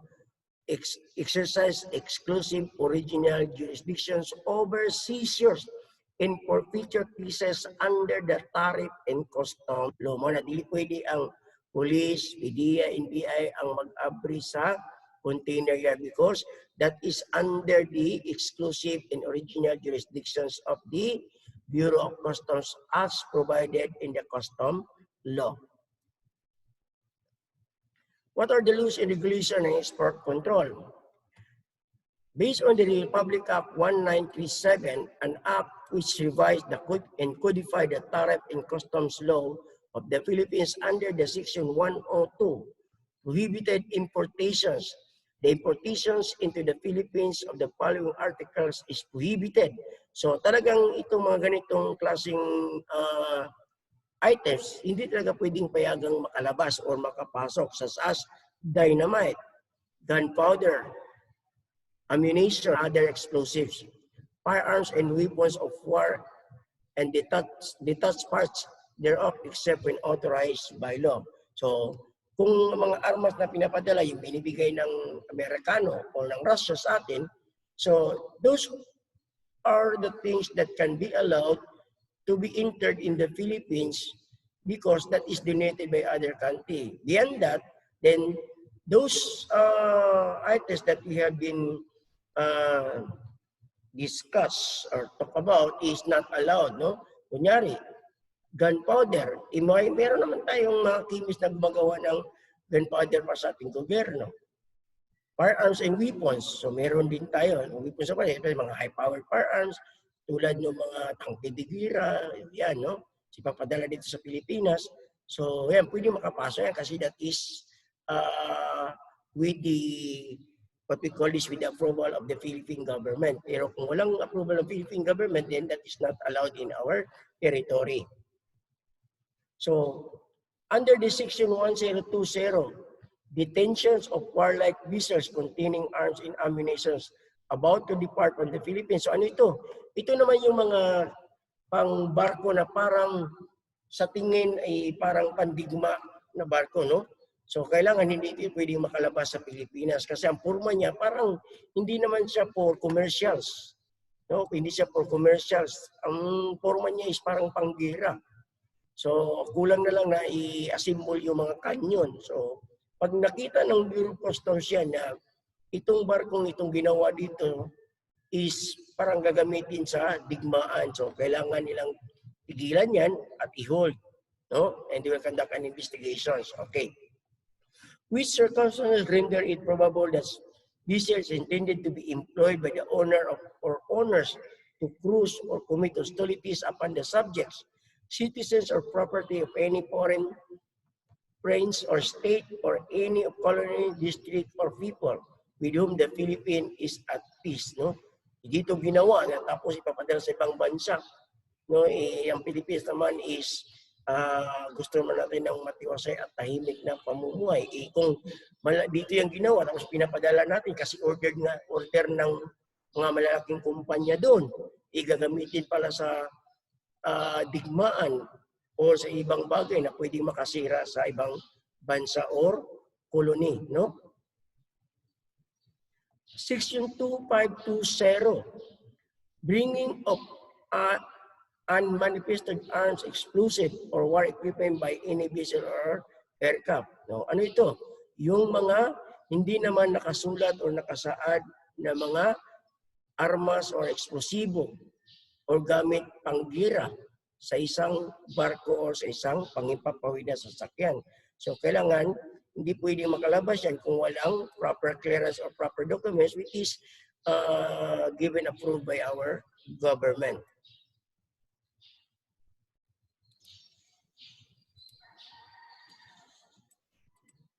Okay, under the Section 2530, property subject to forfeiture, kanina yung pinag-usapan natin yung mga warlike vessels. So ito naman under the Section 2530, property subject to forfeiture. Any vessel or aircraft including cargo which shall be used unlawfully in the importation or exportation of articles or in conveying and or transporting contraband or smuggled articles in commercial quantities. So lahat ng barko or cargo vessels o yung sasakyang ginagamit na sa pagpadala ng mga goods or items, which is that items to be transported or to be exported or imported to another place, is considered as smuggled or contraband items as defined by our laws. So that is subject for the forfeitures and seizures. Okay? So nakikita natin na yan sa news, no, sa TV news, no, na merong mga yarda o reaper na ang laman is mga smuggled items, mga sibuyas, bigas, or whatever, no, or sasakyan, especially doon sa Subic Prison, doon sa Pampanga. Okay? So laws and regulation and export and control. Under the Republic Act 6425, the Dangerous Drug Act. So, yung mga chemical substance na i-export or i-import, so it must be subject for the approval of the Dangerous Drug Board or the PDEA. No? Ngayon, ano naman tayo, RA 9165 na. So, kaya that is subject for the approval, and then you need to have a clearance from the Philippine Drug Enforcement Agency if you want to transport or to engage business on any form of substance or chemical substance and other precursors which is possibly to be converted in making of illegal drugs. So lahat ng chemicals na pwedeng i-convert sa paggawa ng illegal na droga ay kailangan may clearance yan sa PDEA kasi that is subject for the monitoring of the Philippine Drug Enforcement Agency as provided in the provisions of RA 9165. Ito yung lumang batas ng Dangerous Drug Act kasi kaya meron tayong Republic Act 9165, otherwise known as the Comprehensive Drug Act of 2000. No? So RA 6969, ito naman yung mga toxic substances or hazardous, like for instance, mga muriatic acid, sulfuric, ayan, mga. So ito yung batas ng toxic substance tulad ng mga chemicals na illegally nung pinalalabas ng mga kumpanya tapos sa dagat mapunta, and then masisira yung ecological nature. So yan, no? They are violating not only the laws on the DNR but also the Republic Act 6969, otherwise an act to control toxic substance and hazardous and nuclear waste, providing penalties for violation thereof and for other purposes. Okay? Then we have also the RA 8294. Now, the RA 8294, this is the law that amend the provisions of the old law of illegal possessions of firearms. Ang 8294, napasali na dito yung other explosives, no? When in fact, binago na naman ito, meron naman tayong Republic Act 10591, now, which is a very comprehensive. If you are bringing or having a possession of a single ammunition, so you can be charged as based on the provisions of the RA 10591. Kahit isang ammunition lang, maulian ka niyan, kulong ka, no? 8 years ka dyan, okay? So RA 8294, amending the provision of Presidential Decree number 18666. So ang PD 186, ito yung tinatawag natin na lumang batas or unang batas ng illegal possessions of firearms and ammunitions, okay? As amended, entitled codifying the laws on illegal possessions or unlawful possession, manufacturing, dealing, and acquisition or disposition of firearms, ammunition, or explosives, or instrument in use in the manufacture of firearms, ammunition, explosive, imposing stiffer penalties for certain violation thereof, and for relevant purposes. So una, yung laws ng firearms is PD 1866, then inamend, no? Binago yung provision, pinabigatan yung kaso, may dinagdag. So 8294. So ngayon naman, nagkaroon rin ng amendment, yung RA 10591. I think that is 2014 or 2015 laws, no? Yung RA 10591. Okay. Now we have EO 522. So ano naman ito? EU 522,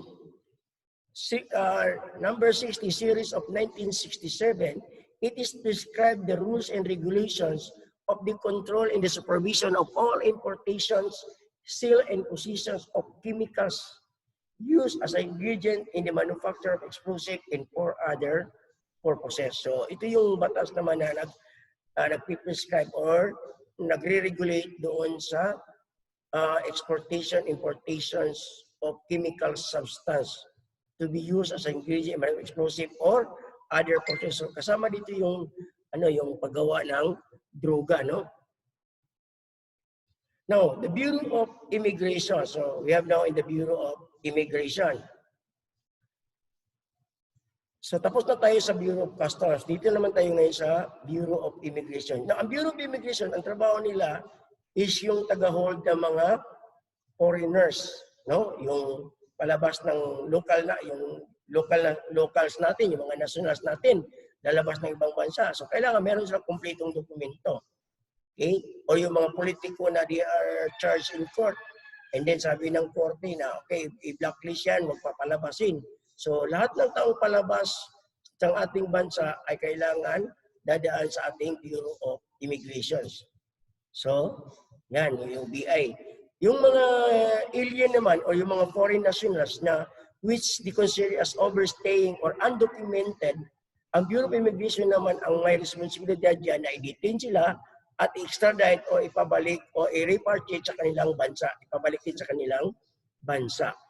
Kung may problema naman tayo, niya, repatriations, ang Bureau of Immigration naman yung yung ng ating mga locals, yung mga Pilipino na pabalikin dito sa Pilipinas with the recommendations in order by the ambassadors assigned on a certain country. Okay. Now let's go to the Bureau of Immigration. So the Bureau of Immigration is under the Commonwealth Act number 613, which is also known as Act to control and regulate the immigrations of aliens into the Philippines. Okay? So regulate the immigration of aliens into the Philippines. So, kunyari, let's say yung mga scholars, yung foreign scholars, nag-aaral sa Pilipinas. So, yung passport nila is renewable yan siya, no? Renewable.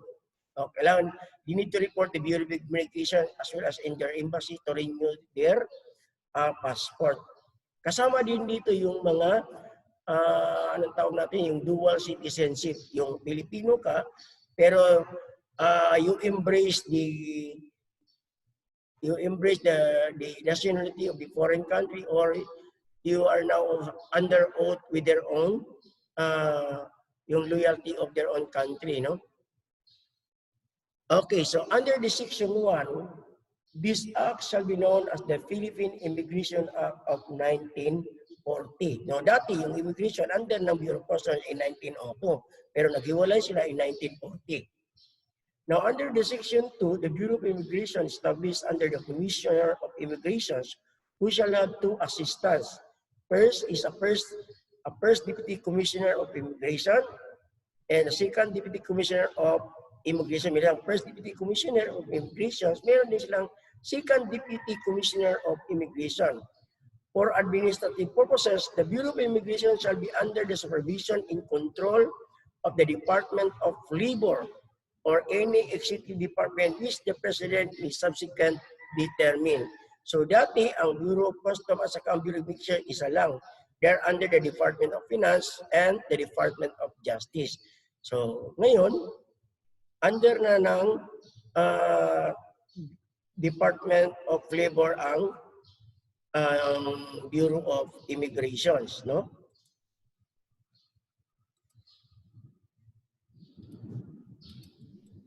Now, organizational structure of the Bureau of Immigration. So, balikan lang natin.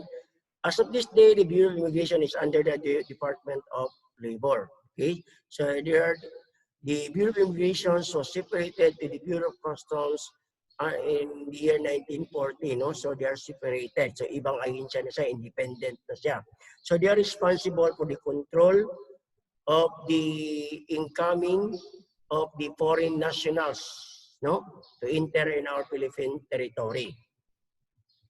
Now under the Section 3, of the BI laws, the Commissioner of Immigration shall be appointed by the President with the consent of the Commissions on Appointment. So, ibig sabihin, whoever be appointed as the Commissioner of the Bureau of Immigration, they are subject for the approval of the Commission of Appointment. The same with the PNP, no?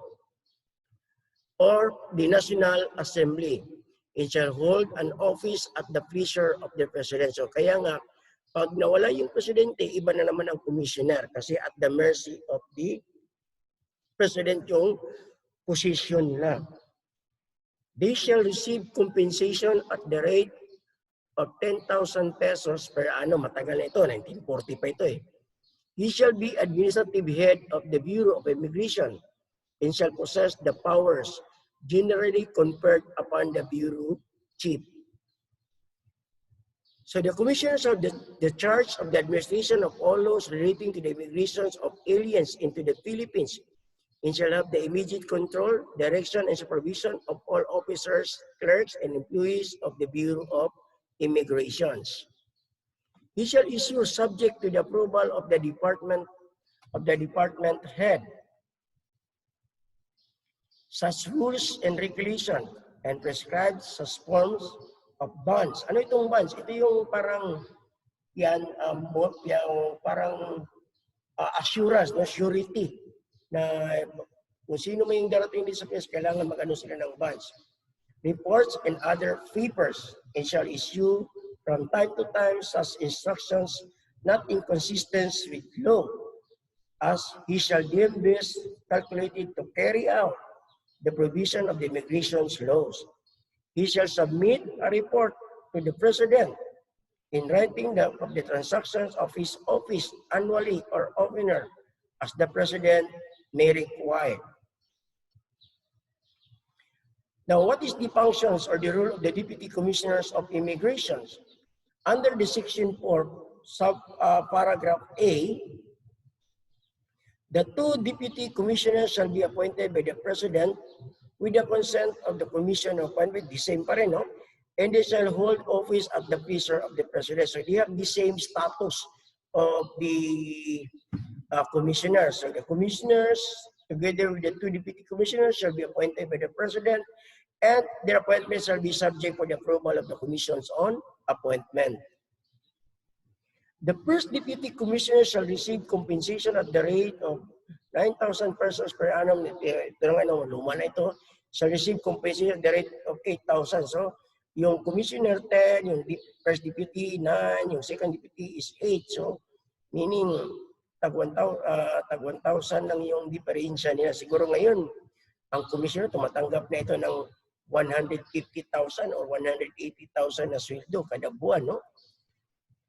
During the absence or disability of the Commissioner, the First Deputy Commissioner shall act as a Commissioner. So, kung magkaroon man ng problema sa functions ng Commissioner, it is say, based on the advice of his or her doctor who attended his medications, if the doctor will require the Commissioner to have a 6 months rest, so automatically the First Deputy Commissioner shall act as a Commissioner. And during the absence of disability of both the Commissioner and the First Deputy Commissioner, the Second Deputy Commissioner shall act as a Commissioner, and the Deputy Commissioner shall also act as a Commissioner, shall perform the duties of the latter in addition to his own duties. So, at the same time, siya yung First Deputy Commissioner, at the same time, siya pa yung tinatawag natin na yung Commissioner, no? So, he will be act or officer in charge of the Bureau of Immigrations. Okay. No person shall be appointed Commissioner or Deputy Commissioner unless he may be a natural-born citizen of the Philippines and at least 30 years of age. No? Kailangan yung edad magsisimula sa 30 paakyat.